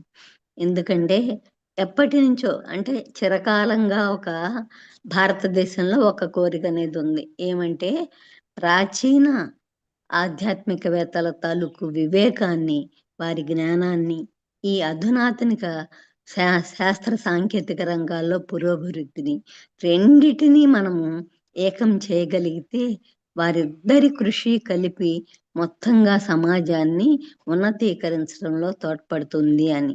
తద్వారా ఆరోగ్యమైన, ఆనందమైన, ప్రశాంతమైన భారతదేశము క్రమక్రమంగా ప్రశాంతమైన ప్రపంచము నిర్మించడానికి అది దోహదం చేస్తుంది అన్న లక్ష్యంతో ఇది ఏర్పాటు చేయబడింది అనమాట. పత్రిజీ 2010లో దీనిని ఏర్పాటు చేశారు. నిజానికి ఎలా మొదలైందంటే, ఒకసారి ఆర్ట్ ఆఫ్ లివింగ్ రవిశంకర్ గారి ఆశ్రమంలో పత్రిజీ ఒక సమావేశానికి వెళ్ళినప్పుడు madam Indu Jain, times of India madam, ఆవిడ కలిశారు. వారు మాట్లాడుకుంటూ ఉండగా ఆవిడ ఏమన్నారంటే, ప్రపంచవ్యాప్తంగాను దేశవ్యాప్తంగాను అనేక మంది ఆధ్యాత్మికవేత్తలు ఉన్నారు. వారందరూ తమ తమ చిన్న సమూహాలతో కొన్ని సమూహాల్ని బాగానే ఎడ్యుకేట్ చేయగలుగుతున్నారు, వాళ్ళకి జ్ఞానాన్ని ఇస్తున్నారు. కానీ మొత్తంగా అందరికీ ఉపయోగపడాలి అంటే వారందరూ సంఘటితమైతే ఆ సంఘటిత ఆధ్యాత్మిక శక్తి అనేది మొత్తం సమాజానికి ఎక్కువగా ఉపయోగపడుతుంది కదా. మరి ఆ విధమైన ప్రయత్నం ఏమన్నా చేస్తే బాగుంటుంది కదా అని ఆ మేడం అన్నప్పుడు పత్రి సార్ ఆ ప్రయత్నం నేను చేస్తాను, ప్రయత్నం కాదు నేను ఎస్టాబ్లిష్ చేస్తాను అని చెప్పి ఈ Indian federation of spiritual scientist అనే దాన్ని ఎస్టాబ్లిష్ చేశారు. అది నెమ్మదిగా ఇంటర్నేషనల్ ఫెడరేషన్గా మారింది. అంతర్జాతీయ ఆధ్యాత్మిక శాస్త్రవేత్తల సమాఖ్య అనమాట. సరే, నేను దాంతో ఎట్లా లింకప్ అయి ఉన్నానంటే చాలా చిన్నప్పటి నుంచి వేరే everything is right in my life. కానీ మా తాతగారు స్వాతంత్ర సమరయోధులు మూలాన ఆయన ఏం చెప్పేవారంటే, మేము స్వతంత్రం వరకు తెచ్చాం కానీ మొత్తంగా ప్రజలందరినీ శాంతి సౌఖ్యాలతో ఉంచలేకపోతున్నాము, దానికోసం ఇంకేదో చేయాలి, ఏదో చేయాలి అని రోజు చెప్పేవారు. Maybe from the age of 7 and 8. అప్పటి నుంచి ఆయన చెప్తూ చెప్తూ వస్తే ఏదో చేయాల్సింది ఉంది అన్నది బుర్రలోకి నాకు బాగా ఎక్కిపోయింది. సో అప్పటి నుంచి చదువుకున్న రోజుల నుంచి మనం ఏం చేయాలి, దానికోసం ఏ మార్గాన్ని అనుసరించాలి అని వెతుకుతూ ఉండేదాన్ని. ఆ వెతుకులాటలో నేను చూసిన మార్గాలన్నీ ఇవి మొత్తంగా సంపూర్ణమైన పర్ఫెక్షన్కి దారితీవు అనిపిస్తూ ఇది కాదు అనుకుంటూ ఉండగా ఒకసారి నాకు ఈ పత్రిసారి ఉన్న మెడిటేషన్ తాలూకు పాంప్లెట్ నా చేతికి వచ్చింది. సరే, ఆ సెషన్కి వెళ్ళాము. వెళ్ళినప్పుడు అర్థమైంది, ఇట్లా కూర్చుని మనిషి తన లోపలికి తాను చేయగలిగే ఆ ప్రయాణం అనేది వ్యక్తుల్లో ఉన్న చిన్న చిన్న బలహీనతలన్నిటినీ పోగొడుతుంది, తద్వారా అందరూ కలిసి జీవించగలుగుతారు హ్యాపీగా అన్న విషయం సొంతగా ఆయన చూస్తూనే ఆ మొదటి సెషన్లోనే అర్థమై ఆయన వెళ్తూ ఏం చెప్పారంటే, నేను మీ దగ్గరికి వచ్చి ఎట్లా మెడిటేషన్ చెప్పాను, మీరు కూడా అందరి దగ్గరికి వెళ్ళి చెప్పండి, మీకు కానీ నచ్చితే అని చెప్పారు. సో అప్పటి నుంచి మెడిటేషన్ అందరికీ చెప్పడం ప్రారంభించాము. ఇంకొక ముఖ్యమైన అంశం ఏమంటే, అంతకుముందు ఏమన్నా ప్రోగ్రామ్స్ నేర్చుకున్నప్పుడు వాళ్ళకి చాలా చాలా ఫీజులు పే చేసేవాళ్ళం. మరి అందరూ ఫీజులు పే చేయగలిగిన వాళ్ళు ఉండరు కదా, అందుకని అందరికీ అది రీచ్ అవ్వదు. కానీ దీనిలో ఈయన ఏం చెప్పారంటే, ఆధ్యాత్మికతకి ధనానికి ఆ రెండిటికి ఏమి సంబంధం లేదు, ఎవరి శ్వాస వారి దగ్గరే ఉంటుంది కాబట్టి మీరు వెళ్ళి అందరికీ చెప్పండి అన్నారు. సో అది ఇంకా బాగా నచ్చింది. అప్పటి నుంచి ఈ మూమెంట్లో నేను కొనసాగుతూ ఉన్నాను. ఆ కొనసాగుతున్న దాంట్లో మొదలే నా లోపల ఆ ఉన్నతమైన సమాజం, మనుషులందరూ శాంతి సహకారాలతో జీవించే ఒక మార్గం కోసం నేను నా చిన్నప్పటి నుంచి వెతుకుతూ ఉన్నాను. అది పత్రిసారు పిఎస్ఎస్ మూమెంట్లో మెడిటేషన్లోకి వచ్చిన తర్వాత ఆయన తాలూకు ఆశయాలు, ఆయన చేస్తున్న కార్యక్రమాలు అవన్నీ చూసి ఇన్స్పైర్ అయ్యి వాటిలో కొనసాగుతూ ఉండగా ఈ ఐఎఫ్ఎస్ఎస్ అనేది ఎస్టాబ్లిష్ చేశారనమాట ఆయన. అప్పుడు ఇంకా నాకు రోగి కూడా పాలే కోరాడు, వైద్యుడు కూడా పాలే ఇచ్చాడు అని ఒక సామెత ఉంది కదా, అట్లా దీంట్లో నేను వర్క్ చేయడము, దాంట్లో ఏ కార్యక్రమం వచ్చినా చేపట్టడం అట్లాంటిది నాకు బాగా అలవాటైందనమాట. అలవాటైంది కాదు, నాకు ఇష్టమైన పనిలో నేను ఈ మూమెంట్లో ఇన్వాల్వ్ అయి ఉన్నాను. నిజంగానే ఐ ఫెల్ట్ హ్యాపీ. ఎందుకంటే దాని ఆశయాలే మనం చెప్పుకుందాము. ఒక్క విషయం ముందు చెప్పిన తర్వాత, ఈ కార్యక్రమం కోసం వివిధ ఆధ్యాత్మికవేత్తలను నేను కలుసుకున్నప్పుడు అసలు దేశవ్యాప్తంగాను ప్రపంచవ్యాప్తంగాను మొత్తంగా సాధారణ జీవుల కోసం, జనాల కోసం తమ జీవితాన్నంతా పణంగా పెట్టిన వాళ్ళు ఎంతమంది ఉన్నారో తెలుసుకోగలిగాను. దానివల్ల నాకు ఎంతో ఇన్స్పిరేషన్ వచ్చింది. అంటే మనము ఇంకా ఒక పని కోసం మనము ఏదైనా చేయొచ్చు, చేయగలము, ఎంతకాలమైనా మనం చేయగలము అన్న విషయాన్ని నేను ఒక్కొక్క వ్యక్తిని కలుసుకున్నప్పుడల్లా నేను ప్రతిసారి నా లోపల నేను నిర్ధారించుకుంటూ వస్తూ ఉంటాను అనమాట. అదంతా నాకు ఎంతో ప్రేరణనిస్తుంది. అటువంటి గొప్ప వ్యక్తుల గురించి ఎక్కడ మనం ఏ పేపర్లోను, ఏ మీడియాలోను ఎక్కడ చూడం. కానీ వాళ్ళు ఏ పేరు ప్రఖ్యాతులు అటువంటివి ఏమీ ఆశించకుండా మొత్తంగా మానవ సమాజం కోసమే, దానికోసం మాత్రమే జీవిస్తూ ఉండేవాళ్ళని అనేక మందిని ఈ సెషన్స్ ద్వారా నేను ఆ సెషన్స్ ఏర్పాటు చేయడానికి వెళ్ళినప్పుడు ఆ సందర్భాల్లో నేను కలిశాను. ఆ కలవడం వలన నాకు ఎంత అంటే ఒక ఆశావహ దృక్పథం, అంటే అంతకుముందు లేదని కాదు, ఇప్పుడు ఖచ్చితంగా మనం చూస్తూ ఉండగానే మానవ సమాజం పునర్నిర్మితం అవుతుందని, అందరూ కలిసిమెలిసి జీవించగలుగుతారని, వ్యక్తులు పైకి కనిపిస్తున్న ఏమైతే మనం కొంచెం ఆ అట్టహాసం ఆడంబరం అటువంటి విషయాల ప్రాధాన్యతని దాటి తన లోపల ఆలోచనలకి తమ అస్తిత్వానికి మిగిలిన వారందరి అస్తిత్వానికి ప్రాధాన్యతనిచ్చే రోజు వస్తుంది అన్నది ఖచ్చితంగా తేలుతూ వస్తోందన్నమాట వీళ్ళందరిని చూస్తూ ఉండగా. ఇటువంటి ఒక వింగులో పనిచేసే అవకాశాన్ని నాకు ఇచ్చినందుకు పత్రి సార్కి ఆ పరమ గురుమండలికి నేను ఎప్పటికీ కృతజ్ఞురాలని. సరే, ఇంకా ఐఎఫ్ఎస్ఎస్ ఆశయం కోసం వస్తే ఏమంటే ఇది మొత్తంగా అది భారతదేశపు మహోన్నత ఆధ్యాత్మికవేత్తల కృషిని, దానితో పాటుగా అధునాతన సాంకేతిక విజ్ఞానాన్ని ఆ రెండిటినీ కలిపితే చక్కగా ఒక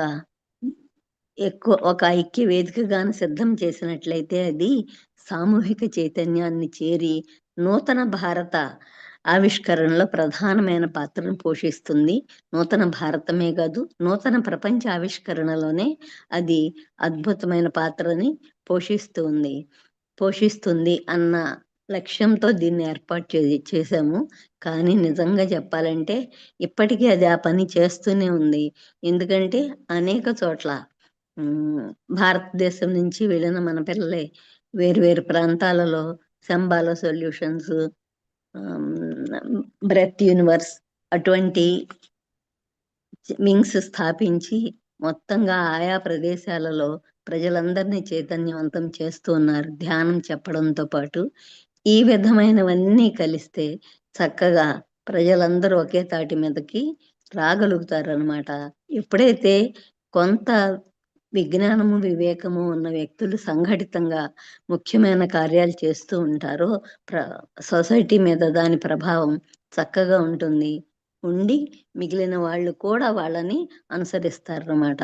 అందుకే మనకి ఎప్పుడైనా సరే ఏ దేశ చైతన్యంలో కానీ, అంటే రాజకీయ వ్యవస్థలో కానీ దేనిలో అయినా సరే చైతన్యం అనేది మేధావి వర్గం నుంచి వస్తే అది మిగిలిన వారి మీద ప్రభావం చూపుతుంది. అట్లా మేధావులు అందరినీ, ఎవరైతే సామాజిక స్పృహ ఉన్న మేధావులు, మళ్ళీ అక్కడ కూడా ఆ సామాజిక స్పృహతో కలిపిన ఈ మేధావితనం రెండు కలిస్తే చక్కటి ఉన్నతమైన దేశమే కాదు, ఉన్నతమైన ప్రపంచాన్ని, ఉన్నతమైన భూగోళాన్ని మనం నిర్మించుకోగలుగుతాము. ఏ ఆశలైతే మనము ఎక్కడి నుంచి ఉన్నత తలాల నుంచి వచ్చినప్పుడు ఏ ఆకాంక్షలతో మనం వచ్చి ఉన్నామో, ఏ ఆశలు మన లోపల నిద్రాణంగా ఉన్నాయో వాటన్నిటినీ మనము దీని ద్వారా సాధించుకోగలుగుతాం అన్నమాట.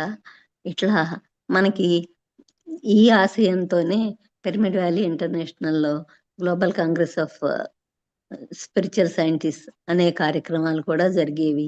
అప్పుడు కూడా దేశ విదేశాల నుంచి అద్భుతమైన ఆధ్యాత్మిక శాస్త్రవేత్తలు తమ తాలూకు విజ్ఞానాన్ని అందరికీ అందించేవారు అనమాట. దాని లోపల ఏం జరుగుతుందంటే ఆ ఎక్స్చేంజ్ ఆఫ్ వ్యూస్ అనే కాకుండా అసలు సూర్యుడికి కిరణాలు ఏ విధంగా ఉన్నాయో, జ్ఞానం అనేది ఇంత వైవిధ్యతతో కూడుకొని ఉన్నది. మనము ఆ జ్ఞాన భాండాగారాన్ని తవ్వి తీసుకోగలుగుతూ ఉన్న కొద్దీ మనం ఎక్స్పెండ్ అవుతూ వెళ్తూ ఉంటాము అన్న సంగతి మనకి ఆయా కార్యక్రమాల ద్వారా మనకి తెలుస్తూ ఉంటుందన్నమాట. తర్వాత ఎప్పుడైతే ప్రాచీన ఆధ్యాత్మిక వివేకం అనేది ఈ చైతన్యవంతమైన యువజనులను చేరుతుందో అప్పుడు వాళ్ళు తమకు ఆల్రెడీ ఇప్పుడున్న సమకాలీన శాస్త్ర సాంకేతిక జ్ఞానానికి ఆ ప్రాచీన వివేకాన్ని మిళితం చేస్తే, అంటే యాడ్ చేస్తే, అప్పుడు ఒక పరిపూర్ణత అనేది వారి ఆలోచనల్లో వస్తుంది అనమాట. ఒక సమగ్రత అనేది వారి ప్రవర్తనలో వస్తుంది. ఎప్పుడైతే వ్యక్తి లోపల సమగ్రత ఉండి ఆలోచనలలో పరిపూర్ణత ఉంటుందో అది ఇప్పుడు ఆల్రెడీ ఉన్న ఒడిదుడుకుల్ని వాటన్నిటిని సరిచేస్తూ చక్కటి శాంతియుత సమాజాన్ని నిర్మించి తీరుతూ ఉంటుంది. మనం ఇప్పటికే కొన్ని చోట్ల కొన్ని వింగ్స్ చక్కగా కొన్ని ప్రాంతాలలో ఎంత హాయిగా ఉంది ఇక్కడ వాతావరణము, ఇక్కడి వ్యక్తులు, ఇట్లా ఉంటే ఎంత బాగుంటుంది అని అనిపించే కొన్ని ప్రాంతాలను మనం ఇప్పటికే చూస్తున్నాము. అది మొత్తంగా ప్రపంచవ్యాప్తం చేయడానికి మనందరం కలిసి కృషి చేస్తున్నాం అన్నమాట ఈ ఫెడరేషన్స్ ద్వారా. అదొకటి మనం గుర్తుపెట్టుకుందాము. దాని మూలాన ఏమవుతుందంటే ఇప్పుడు ఒకరో ఇద్దరో లేకపోతే ముగ్గురో నలుగురో కలిపి మనము మొత్తంగా ప్రభుత్వాలని ఏమైనా చేయమని రిక్వెస్ట్ చేయగలమేమో కానీ ఖచ్చితంగా చేయగలిగేటట్టు చేయలేకపోవచ్చు. కానీ ఎప్పుడైతే ఈ గురువులందరూ కలిసి ఒక నిర్ణయం తీసుకుంటారో మనందరికీ తెలుసు ఆధ్యాత్మిక శక్తి అనేది అత్యున్నతమైనది, ప్రబలమైనది. వీరి తాలూకు ఆలోచన శక్తి ద్వారా మనము ఈ ప్రభుత్వాలు తీసుకోవలసిన నిర్ణయాలను కూడా ప్రభావితం చేయగలుగుతాం అన్నమాట. అట్లా ఈ సంఘటిత శక్తి ద్వారా మనము మన executive, legislature, judiciary and information ఆ 4 రంగాల్ని సమాచార రంగాన్ని అన్నిటినీ మనము చేరగలిగి అందరికీ ఈ విధమైనది ఒకటి ఉంది, మనము మన సమాజాన్ని మనమే నిర్మించుకోగలుగుతాము, ఉన్నత భూమిని మనమే తయారు చేసుకోగలుగుతాము. ఎక్కడైతే అస్తవ్యస్తతలు ఉన్నాయని భావిస్తున్నామో దానిని మనమే సరిచేసి మనమే స్వర్గాన్ని పోలిన భూమిని లేకపోతే భూమిపై స్వర్గావతరణని మనమే సాధించగలుగుతాము అన్న ప్రాక్టికల్గా అన్న ఆలోచనని ప్రాక్టికల్గా ఆచరణాత్మకంగా మనం ఇవ్వగలుగుతాం అన్నమాట. ఎప్పుడైతే ఒకవైపు నుంచి ఆ మార్పు సంభవం అవుతోంది అన్నది గ్రహించగలుగుతామో మనమే కాకుండా ప్రజలందరి లోపల అన్ని దైవ బీజాలే కనుక వన్స్ ఆ సీడ్ అనేది మొలకెత్తటం ప్రారంభిస్తే మిగిలిన వారందరికీ అది వ్యాపించి ఖచ్చితంగా వ్యక్తులందరి సామూహిక ఆలోచన విధానం మారి తీరుతుంది. ఆ విధంగా ఉన్నతమైన సమాజం మాత్రమే కాదు, ఉన్నత లోకమే కాదు. నిజం చెప్పాలంటే మనం ఏ ఊర్ధ్వలోకాల నుంచి భూమి మీదకి దిగి వచ్చామో భూమిని కూడా ఆ ఊర్ధ్వలోకంగా మనం తయారు చేసి తీరుతామన్నమాట. ఈ ఫెడరేషన్ ద్వారా మనము ఆ ప్రయత్నాన్ని అంతటిని చేస్తున్నాము. దానివల్ల మొత్తంగా ఆర్థిక సాంఘిక అభివృద్ధులతో పాటు సాంఘిక ఆర్థిక అభివృద్ధి మనం సాధిస్తున్నాం, ముఖ్యంగా ఆర్థిక అభివృద్ధికి సాంకేతిక అభివృద్ధి.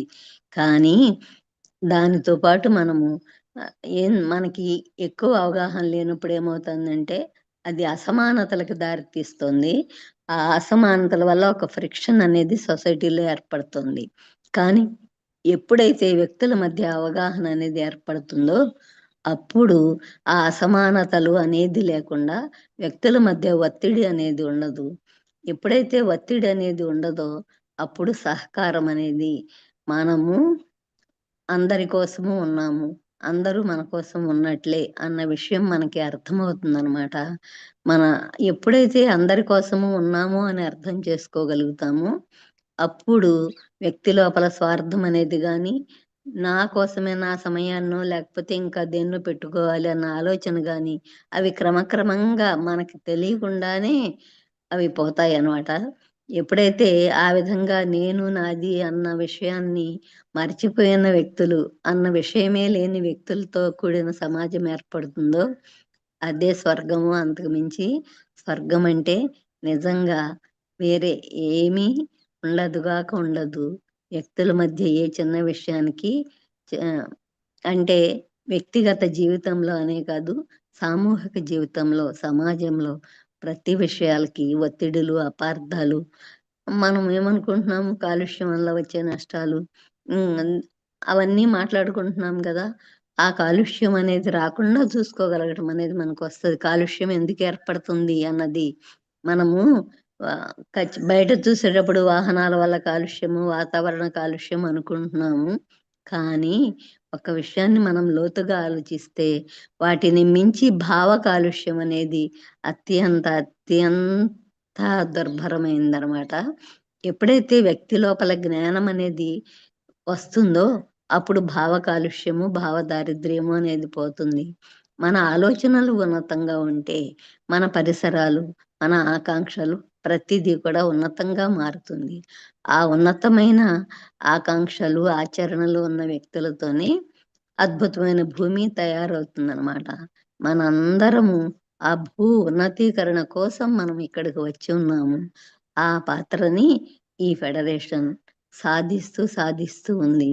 నెమ్మది నెమ్మదిగా అద్భుతమైన ఆధ్యాత్మిక గ్రంథాలయాలను ఏర్పాటు చేయడము, ఈ ఫెడరేషన్ తాలూకు కార్యాలయాలని అనేక చోట్ల ఏర్పాటు చేయడము అనేది కూడా దీని లక్ష్యంలో ఒక భాగంగా ఉంది. ఆ కార్యక్రమాలు నెమ్మది నెమ్మదిగా అమలు జరుపబడుతున్నాయి. ప్రస్తుతం ఇప్పుడు మనకి ఈ ఫెడరేషన్కి ఎస్కే రాజన్ సార్ ఆయన ప్రెసిడెంట్గా ఉన్నారన్నమాట.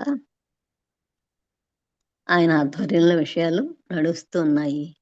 ఇంతటి అద్భుతమైన ఒక వింగ్ని స్థాపించి ఆ వింగ్లో మనం చేయవలసిన కార్యక్రమాలను నిర్దేశించినందుకు పత్రి సార్కి, పరమ గురుమండలికి మరొకసారి ప్రణామాలు. Thank you. Thank you so much ma'am. Me vision చాలా తొందరగా ఫుల్ఫిల్ అవ్వాలని కోరుకుంటూ thank you. Over to the next host.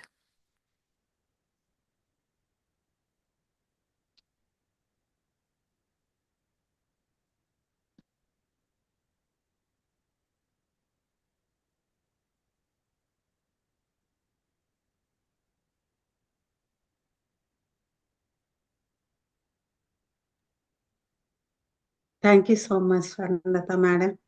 అమ్మా నిజంగా మీరు చాలా చెప్పాలి.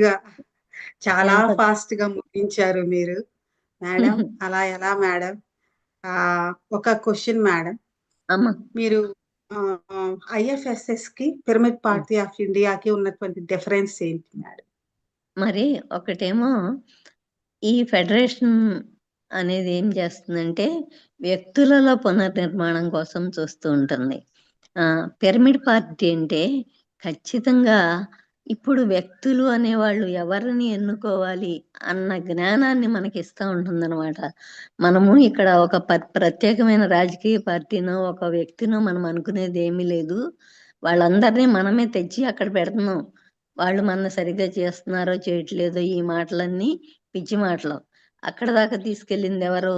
మన దగ్గర మనం ఎవరిని ఎన్నుకోవాలో మనకి తెలియక, ఓటర్ దగ్గర ఆ విచక్షణ లేక ఎవరిని మనం తీసుకుంటే ఎవరు మనని రూల్ చేస్తే మనం హాయిగా జీవించగలుగుతాము, సమాజం ప్రశాంతంగా ఉంటుంది అన్న ఒక ఆలోచన లేక ఆ సమయానికి వాళ్ళకి తోచిన వాళ్ళకి వాళ్ళు ఓటేస్తారు. అది వేరే కథ.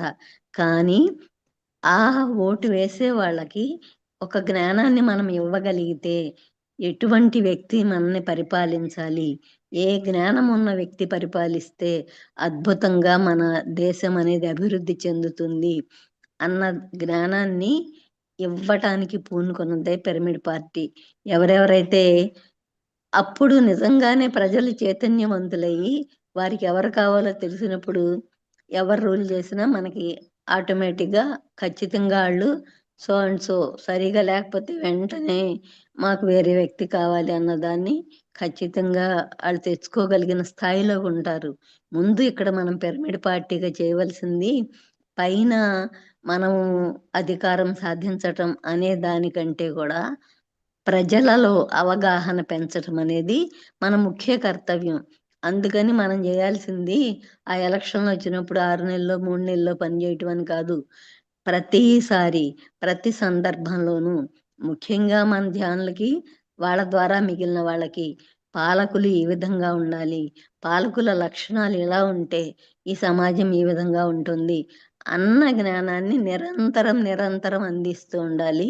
అంతేగాని పిరమిడ్ పార్టీ అంటే మిగిలిన రాజకీయ పార్టీలాగా ఎలక్షన్లు వచ్చినప్పుడు పనిచేసేది కాదు.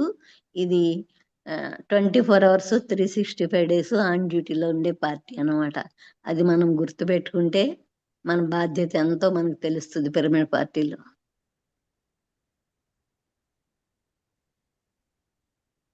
Thank you so much madam. Swarnalatha madam, one of my favourite master. ఎంత డెడికేషన్, ఎంత హార్డ్ వర్క్. పత్రిజీ ఎలక్షన్స్ లో నామినేషన్ వేయమంటే మ్యామ్ జాబ్ కి రిజైన్ చేసేసి చేశారు. ఎందుకంటే గవర్నమెంట్ జాబ్స్తో నామినేషన్ వేయడానికి వీలు కాదు కాబట్టి ఇండియాలో. ఎన్ని విభాగాలలో మేడం పనిచేశారో, ఎన్నో బుక్స్ ట్రాన్స్లేట్ చేశారు మేడం. అవి చేస్తూ చేస్తూ లాస్ట్లో ముందు మాట రాసిన కానీ లాస్ట్లో ఒక మాట రాస్తారు, ప్రేమతో స్వర్ణలత అని చెప్పేసి. ఆ పదం నాకు విపరీతమైన ఇష్టం మేడం. అది నాకు ఈరోజు మిమ్మల్ని ఇలా కలవగలగటం అనేది మా సౌభాగ్యం madam. Thank you so much madam. ఒక్క విషయాన్ని చెప్పుకోవాలి, మిగిలిన పుస్తకాలన్నీ అనువదించడం ఒక ఎత్తు, పత్రిసారి నాకు సీతాయనం ఇవ్వడం అనేది అదొక అదృష్టం. నిజంగా సీతాయనం ఒక ట్రాన్స్లేట్ చేసింది కూడా నూతన మేడం. నూతన స్త్రీ వికాసపు ఆవిష్కరణలో సీతాయనం ఎంతో దోహదం చేస్తుంది. అది స్త్రీల అవగాహనలో ఎంతో మార్పు తెచ్చింది. సో అందుకోసం I'm very grateful to him. ఆ సందర్భంగా ఆ బాధ్యత మీరు తీసుకున్నందుకు గాను తెలుగు ప్రజానీకం అంతా మీకు ఎంతో రుణపడి ఉంది మేడం. అసలు సీత అంటే ఎవరు, ఏంటి, ఏం చేసింది అనేది దాని వల్ల అందరికీ తెలిసింది. Thank you madam. Thank you so thank much. You.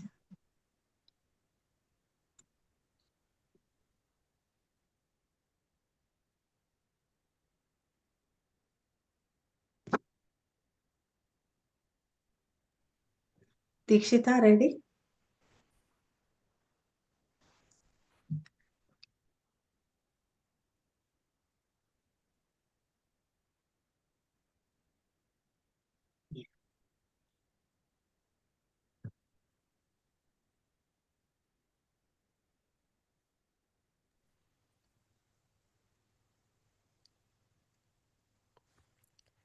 Very good evening, good morning, masters.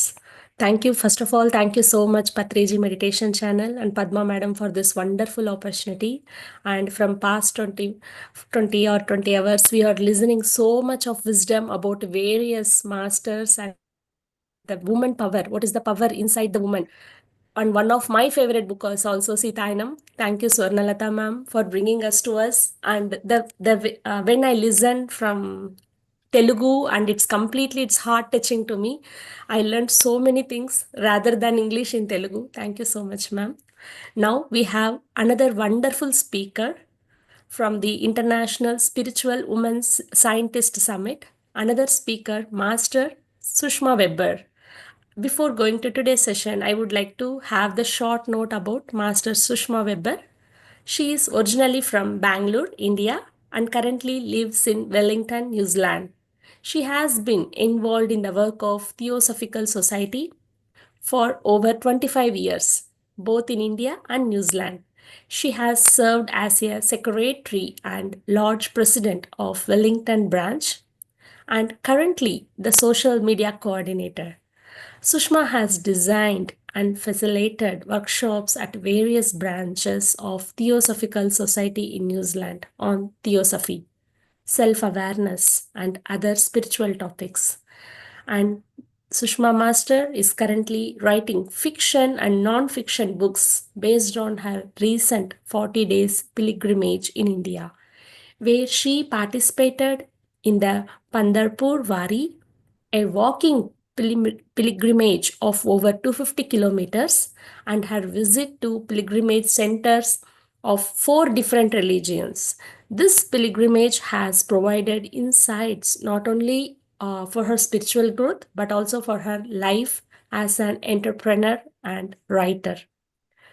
This is a short note about herself, and in today's session, we are very much excited to know more about your thoughts and your vision on this movement, madam. Welcome. Stage is all yours. Namaste. And first of all, I would like to thank all the organizers of the Patriji meditation channel and to Dr. S. Ranjanji, who recommended my name to be a guest speaker. And I have constantly been in touch with Aparna ji, and I spoke to Padmama once. So it has been a amazing few days. But this morning I woke up around 4:15 and I have been listening to amazing women I couldn't even stop even for a minute, but I had to stop for a half an hour. So I'm here. I am still going, just like Padma Amma and Aparna ji. They've been up all night. So thank you for this opportunity, and it's been a very great experience being part of this event. I've never been a part of a 24-hour online event, so it's an amazing thing for you to do. So thank you. So my topic I chose was living a spiritual life in the world. So I'll share a few things. As Dikshita just said, I will be sharing a little bit about my pilgrimage as well. So I'll share my screen.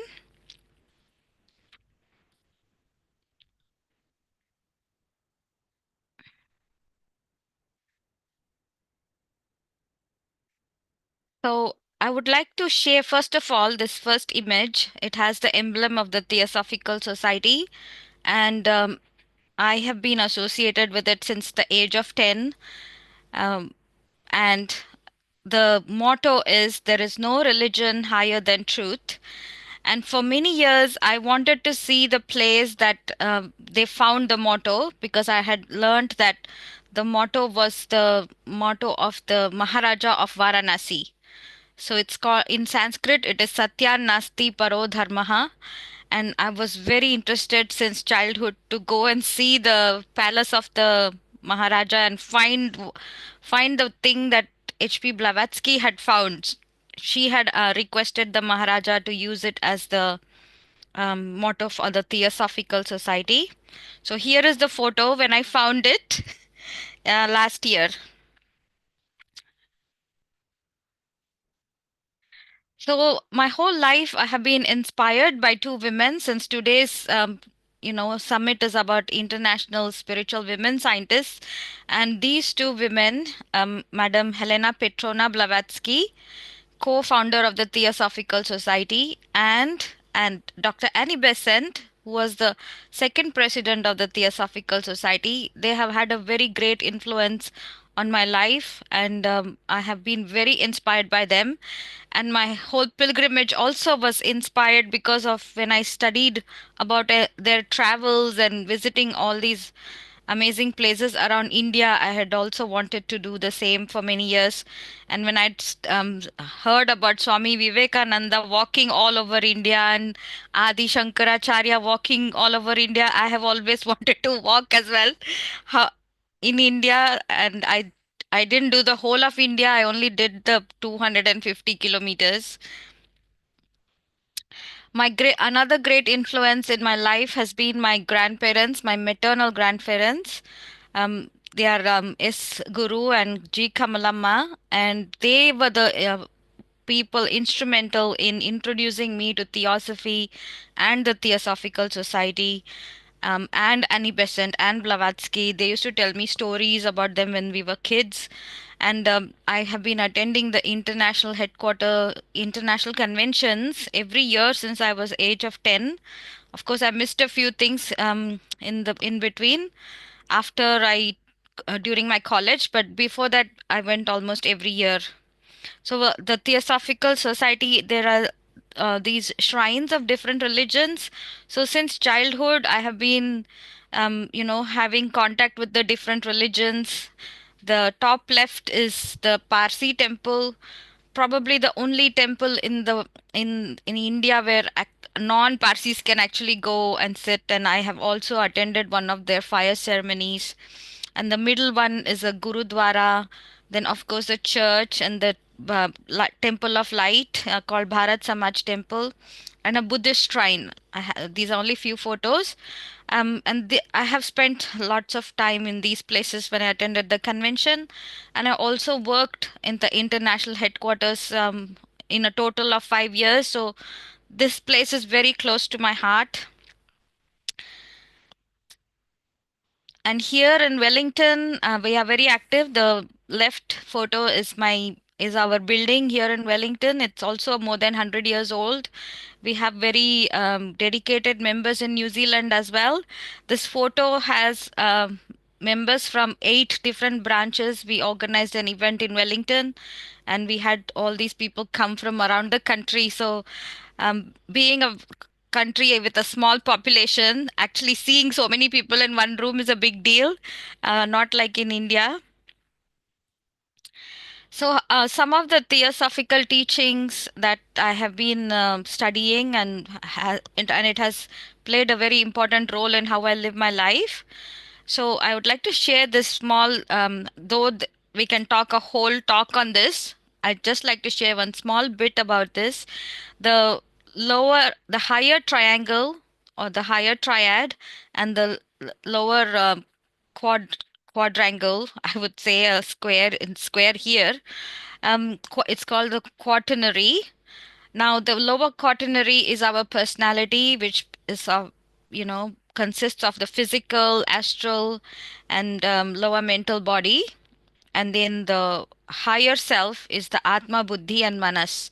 So the whole theosophical teaching is about living a life that will help us connect both. And you know the lower self usually acts by itself. However, the attempt is to have the higher self influence our lower self.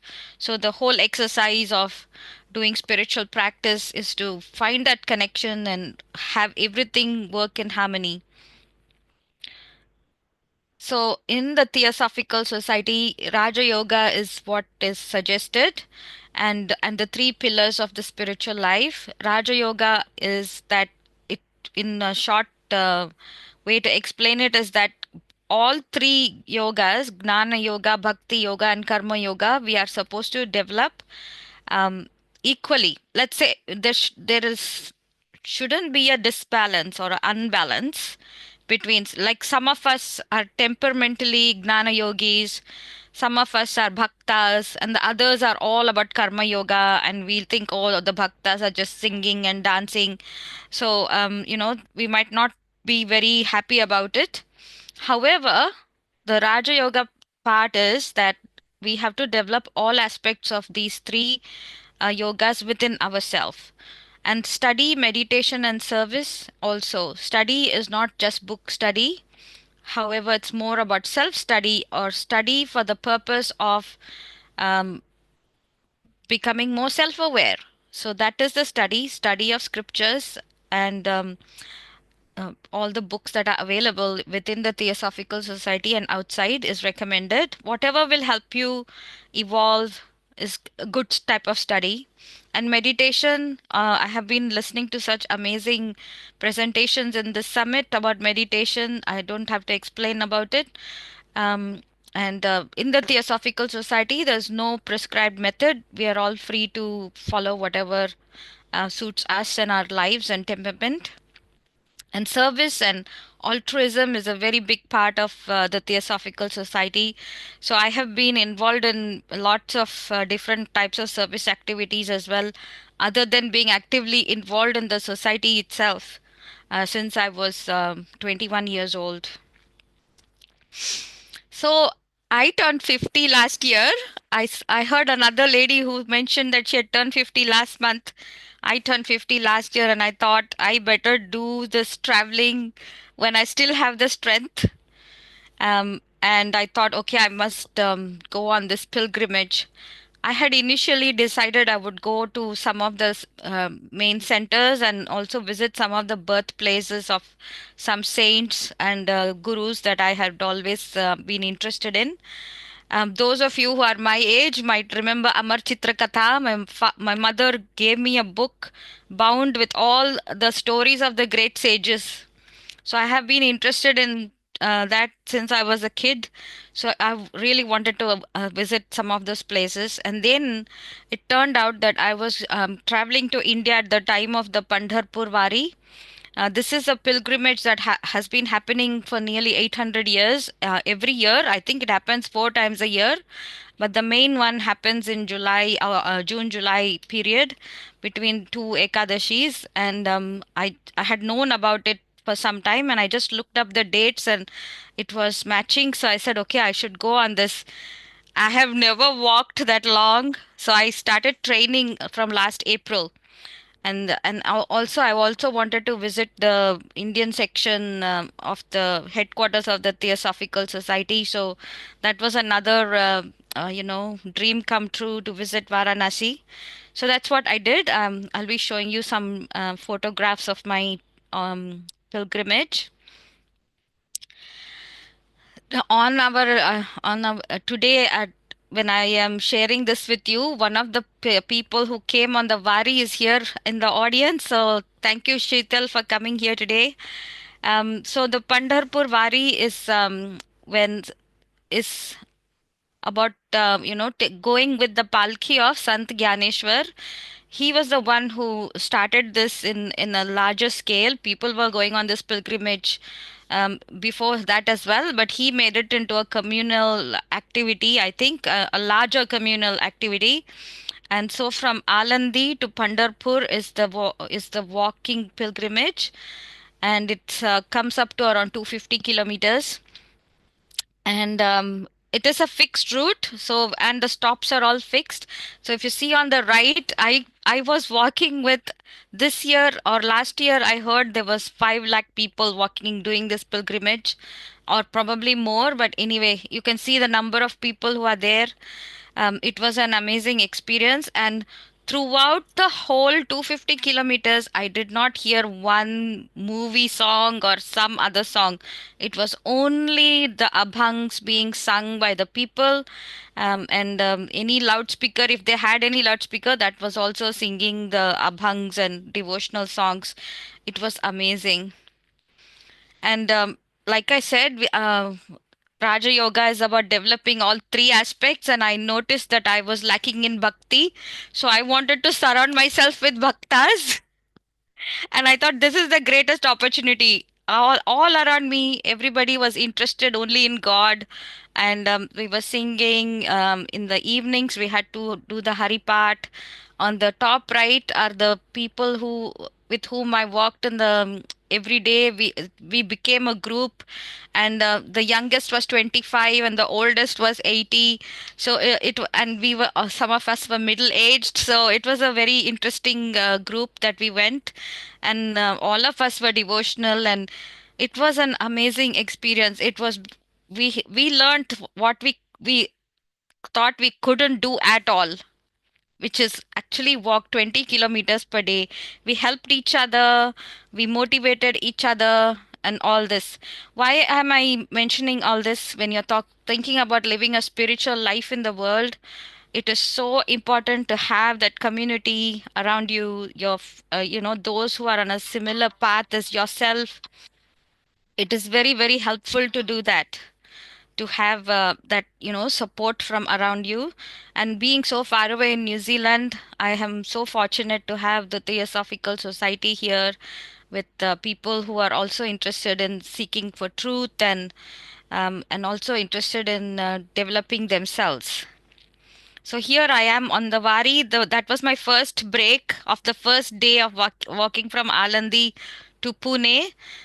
So this was my first morning break. After this, I went on after the Vari, 250 kilometers of walking. I went on my own by train. My brother helped me book all the tickets to different places. And I went to some of these centers. I'll share some of those photos.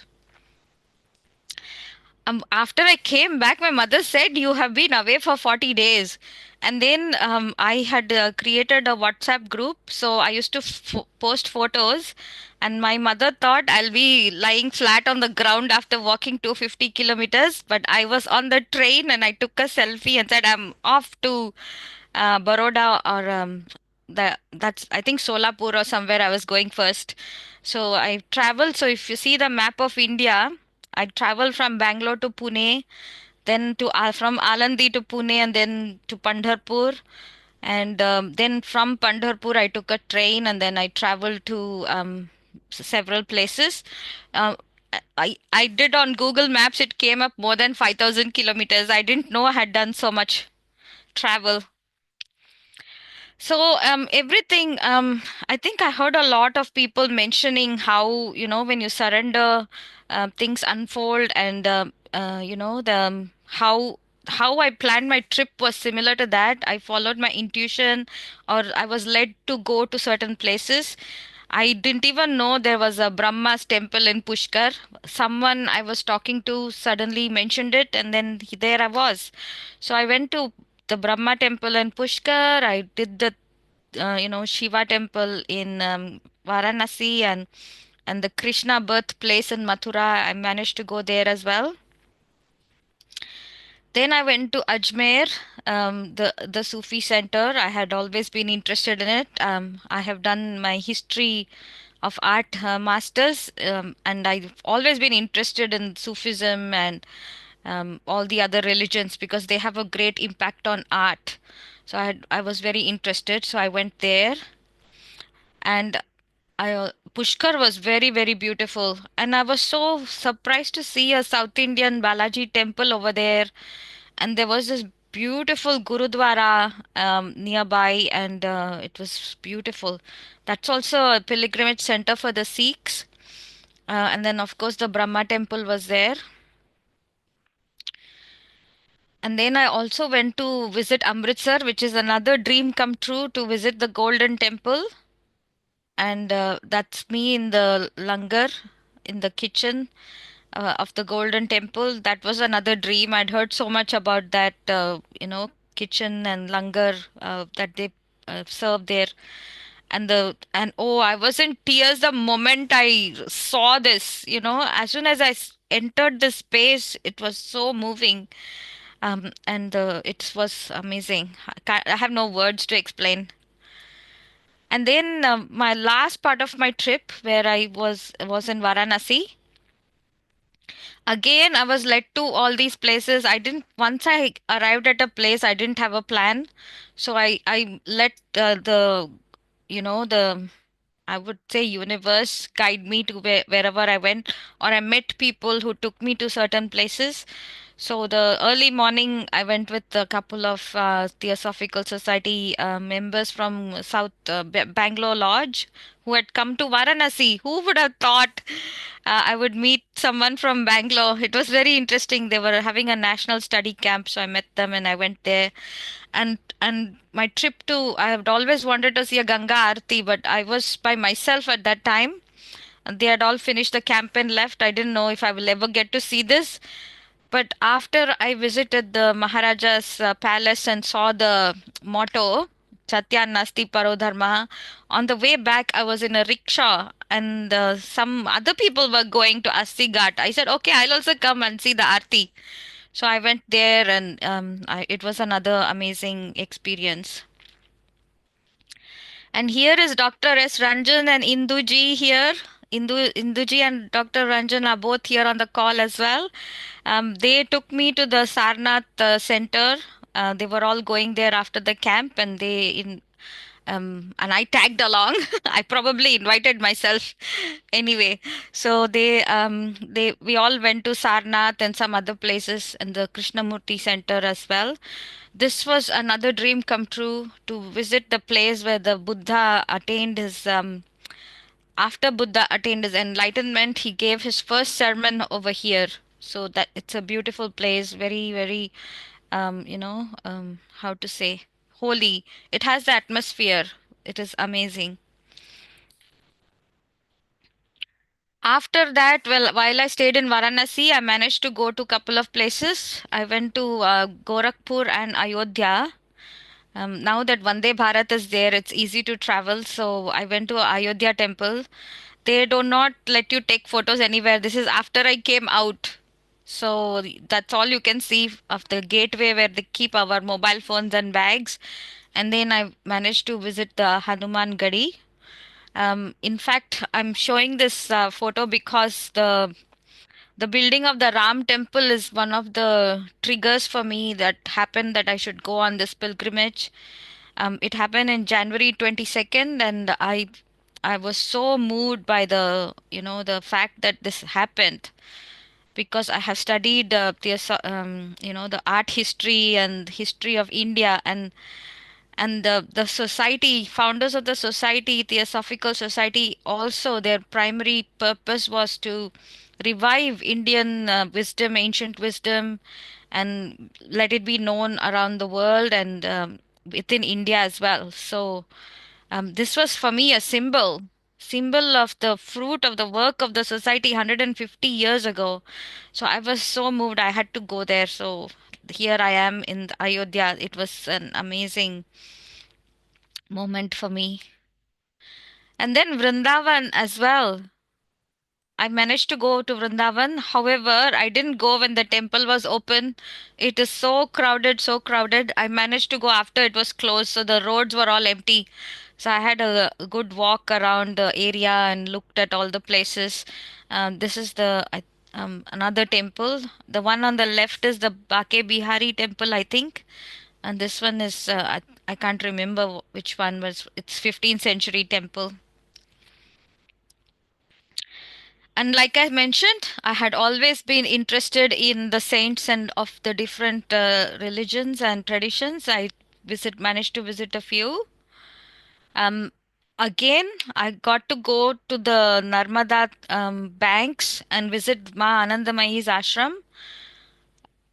During my pilgrimage, I wanted to visit some of the main rivers, and I didn't know where I could go see the Narmada. And this again unfolded out of the blue. I was looking at Baroda, and suddenly I saw that Baroda is pretty close to Narmada River. Then I thought, where could I go on the Narmada River? It's a very large river. And then somehow I thought, oh, Ma Anandmayi Ma, let me see if there's an ashram nearby. And then there was. So it was very good. I was only able to stay one night. Then I had to go, but it was an amazing place as well. Very, very peaceful. And there was a tree where all the sages had done their meditation. That was an amazing place as well. Then in Varanasi, there is the Kabir, Sant Kabir's, Samadhi, and where he was born and grew up and everything. I managed to go there as well. I say manage because it's a big task finding places in Varanasi. Somehow I managed to go. The auto fellow took me. Even he didn't know where it was. Then close to the Theosophical Society, there is also the ashram of the Ramakrishna Mutt, where Sharda Devi had stayed. That's the one on the left. And then on the right is the Ma Sharda Kutir in Vrindavan. And finding that place was another task. You know, they say when you go to a holy place, it doesn't mean you will get access immediately. So I went round and round asking people and everything. By the time I found it, after I finished visiting it and I came out, I saw that South Indian temple. So it was just around the corner, but I had gone round and round to find it. Everyone says, yahi pe hai madam, yahi pe hai madam, and they just point to one direction that they want me to go, and it never led me to the right place. Anyway, I did manage to find my place. Again in Vrindavan, I was staying in Ma Anandmayi's ashram, and nearby was also Baba Neem Karoli Baba's ashram and Swami Haridas as well. I was looking for Sharda Kutir when I found out that Swami Haridas ashram was nearby as well, so I went to visit there. And they are all close to each other, which is very good. And Sant Mirabai, my mother's name is Meera, and I have again in that Amar Chitrakatha book, this was one of my favorite stories. And I was so keen to go and visit Meera's, the Vrindavan ashram where she spent her last days singing the praises of Lord Krishna. And finding this one, I couldn't find the road with the such narrow roads. I kept passing by, and then there were monkeys. If you take out the phone, they'll say, madam, put the phone away, the monkey will get it. Now people don't give me directions, and neither do they let me take out my Google Maps. I didn't know how to find this place. Again, I went round and round. I did not give up. That's another thing. If you are doing something, you do not give up. You reach your goal and only then rest. So I finally found this. This is also a very beautiful place. And it was very, I was again moved to tears. I just sat in front of this place where she was to stay, and it was just so moving. Last but not the least, I managed to go to some of the places that are important in Theosophical Society's history.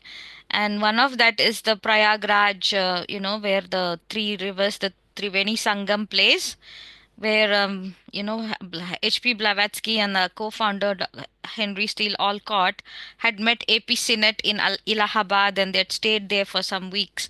So I've always wanted to go to Allahabad, and now it's called Prayagraj, of course. And when I went to the museum, I saw Annie Besant's photo in the museum. I was so happy. And then I saw there was another thing in the display that said Annie Besant and Lokmanya Tilak had designed part of the Indian flag. Look at that. In the evolution of the Indian flag, this was one of them as well. So, when you talk of living the spiritual life in the world, these are all people who lived a spiritual life while they carried on the activities in the world for the benefit of humanity, for the benefit of animals and all creation. And when I heard about the pyramid party, that they some of them spoke in Telugu, I didn't understand fully, but this whole pyramid party thing, I was very, very interested that Patriji started this party so that, the people would focus on, political. I don't know if it's a political party. However, it is to do with work for the community and everything. So with values as its backbone. And I thought, oh my God, look at all this. How amazing that these female revolutionaries were there and how much work they did. And the male revolutionaries as well. They all did a lot of work so that we can sit here today. And last but not the least, the goal of my pilgrimage was attending, actually visiting where Annie Besant had stayed. Whenever she went to Varanasi, she stayed in Shanti Kunj. So it had been my dream when I was living in Adyar to visit where Annie Besant used to live when she was in Varanasi. She was instrumental in developing this center, and she actually bought it. She took a loan from someone called Esther Bright and her mother, and then she repaid it back. Even though they said you can take it as a gift, she said, no, I will pay it back.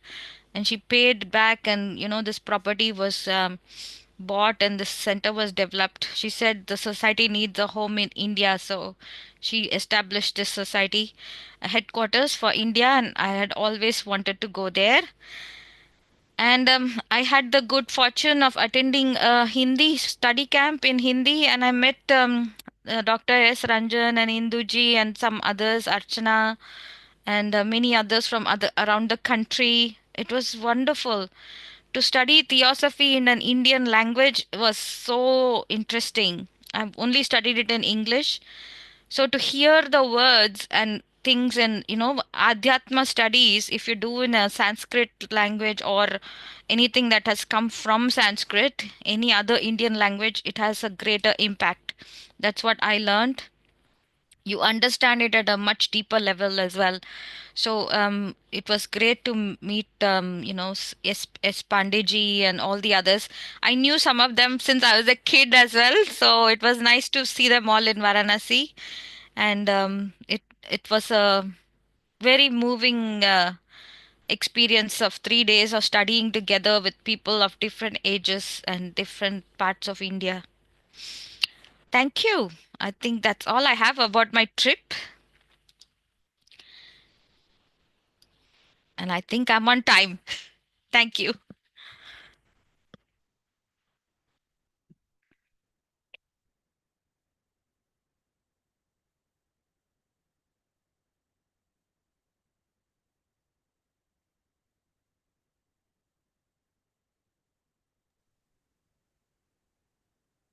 Amazing, amazing. Thank you so much, ma'am.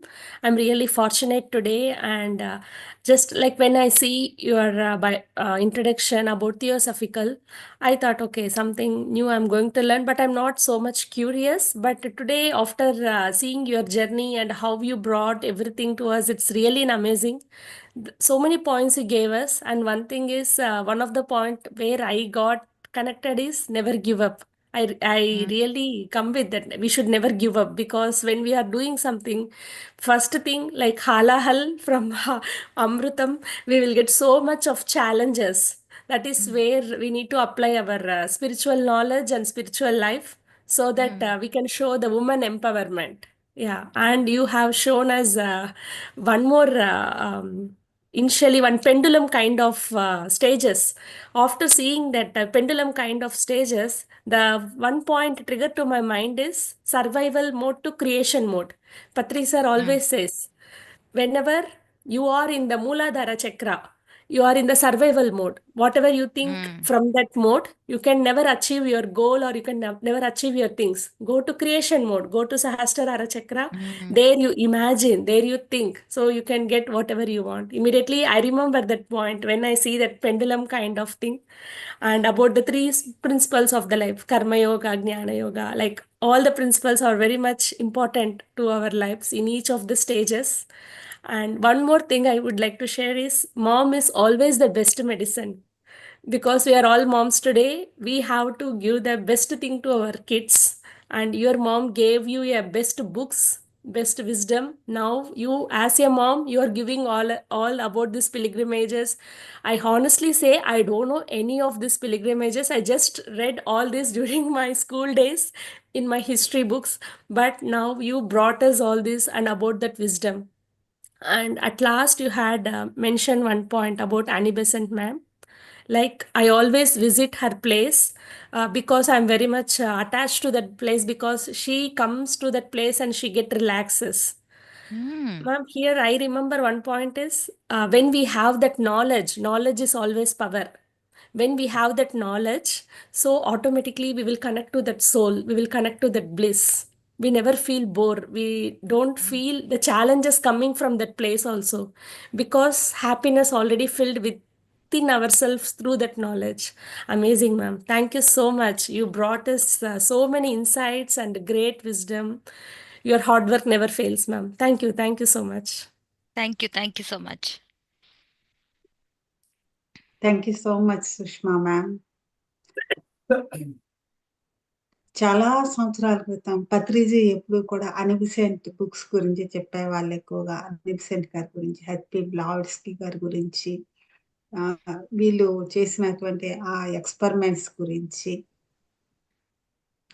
Spirituality అనేది మనకు అర్థం కావాలంటే భౌతికంగా మనం ఎన్ని విధాలైన experiments చేయాల్సి ఉంటుందని వాళ్ళని ఎగ్జాంపుల్‌గా చూపించేవాళ్ళు పత్రిజీ. తర్వాత ఆయన చెప్పిన ఒక మాట ఏంటంటే, theosophical society, pyramid spiritual society movement 2 కూడా కలవాలని చెప్పేవాళ్ళు. అప్పటి నుండి నాకు ఎప్పుడూ అర్థమయ్యేది కాదు ఆ సెంటెన్స్. నాతోనే ఎందుకు చెప్పారనేది నాకు అర్థమయ్యేది కాదు. కానీ ఈరోజొచ్చి మిమ్మల్ని చూస్తుంటే మీరు థియోసాఫికల్ సొసైటీ నుండి పిరమిడ్ స్పిరిచువల్ సొసైటీస్ మూవ్‌మెంట్‌లోకి మీరు జాయిన్ అయ్యారు.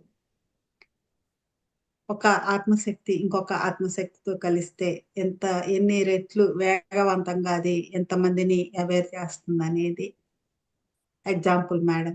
థియోసాఫికల్ సొసైటీ అవ్వచ్చు, ఇంకేదైనా సొసైటీ అవ్వచ్చు. కలవడం అనేది ఇంపార్టెంట్. అది పత్రిజీ ఎప్పుడూ కోరుకునేవాళ్ళు. Thank you so much Sushma ma'am once again. Thank you so much Ranjan ji. Because of you we met Sushma ma'am. Ranjan sir is here. Thank you. Word is not very much necessary, ma'am. We are one. We are one team. We are one family. Yes, sir. Yes. Thank you so much. Just one word about Theosophical Society. Patriji took the name of movement, Pyramid Spiritual Society movement. The society word from the Theosophical Society. and in Patriji Day has read near about 1 lakh books, and he recommends near about 300 books on the website. Near about 40 to 50 books of Theosophical Society are there in that 300 book list of books. So we should read. We need to read Theosophical Society to understand the vast wisdom. Yeah. Okay.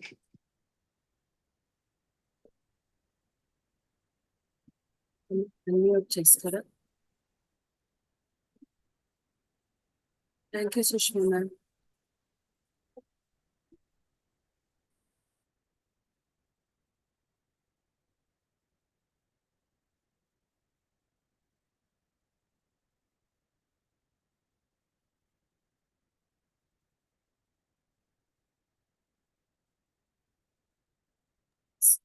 Dikshita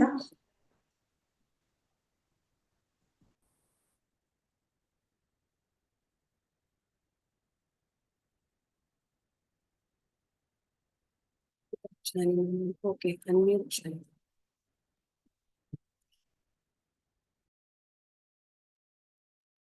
Thank you so much, ma'am, once again. And as Ranjit sir said, oneness is always very much important. We are all here today because of oneness. And we have another wonderful master, Master Rajita. Before moving to next session, I would like to give short note about Master Rajita. Master Rajita, a dedicated meditation practitioner since 2007. On a lifelong journey of self-growth and mindfulness, this path has led her through transformative experiences, including organizing captivating laser shows, surrounding the pyramid during the Mahadhyana Yajnam in Hyderabad, and conducting insightful Bhagavad Gita workshops for her diverse audiences, alongside attending profound meditation classes. And this pathway driven her by her passion to share spiritual wisdom. Now, anchoring meaningful conversation on PMC channel, connecting with a wider audience in search of inner awakening. Through her work with this pyramid call services, she continued a great guide and inspire fellow seekers, with her empowering them with the life-changing power of meditation and conscious living. Today, we are going to learn more about her journey and wisdom on this program today. Thank you, ma'am. Stage is all yours.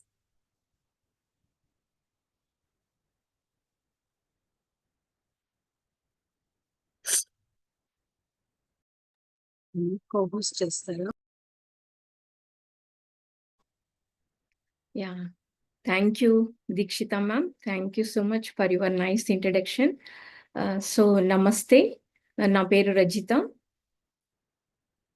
So first of all అంతర్జాతీయ మహిళా ఆధ్యాత్మిక శాస్త్రవేత్తల సదస్సుకి నన్ను invite చేసిన పద్మ మేడంకి thank you so much. నా గురు బ్రహ్మర్షి పితామహ పత్రిజీ గారికి ధ్యానాభివందనాలు తెలుపుకుంటూ ఈ సెషన్ని స్టార్ట్ చేస్తాను. సో యాక్చువల్లీ మన పిఎస్ఎస్ మూవ్మెంట్లో ఎన్నో వింగ్స్ ఉన్నాయి. దాంట్లో వన్ ఆఫ్ ద వింగ్ వచ్చేసి పిరమిడ్ కాల్ సర్వీసెస్. దాని గురించి మాట్లాడడానికి మేడం నన్ను ఇన్వైట్ చేశారు. సో మరి దాని గురించి నేను చెప్పే ముందు నా యొక్క జర్నీ, నేను ఎలా వచ్చాను, ఎలాంటి అమ్మాయిని ఈ రోజు ఇలా ఈ ప్లాట్ఫామ్ మీద మాట్లాడేటట్టు నన్ను రెడీ చేశారు నా గురువు అనేది సో మీ అందరితో నేను షేర్ చేసుకుంటాను. నేను 2007లో మెడిటేషన్లోకి వచ్చాను. సో మెడిటేషన్కి బిఫోర్ నా లైఫ్ ఎలా ఉండేది అంటే ఒక చిన్న పల్లెటూరులో నేను ఆడుతూ పాడుతూ పెరిగాను. ఒకతే అమ్మాయిని నేను నా పేరెంట్స్కి. ఏ ప్రపంచము నాకు తెలియదు. నా ప్రపంచం మొత్తం నా పేరెంట్స్, నా బ్రదర్స్ అన్నమాట.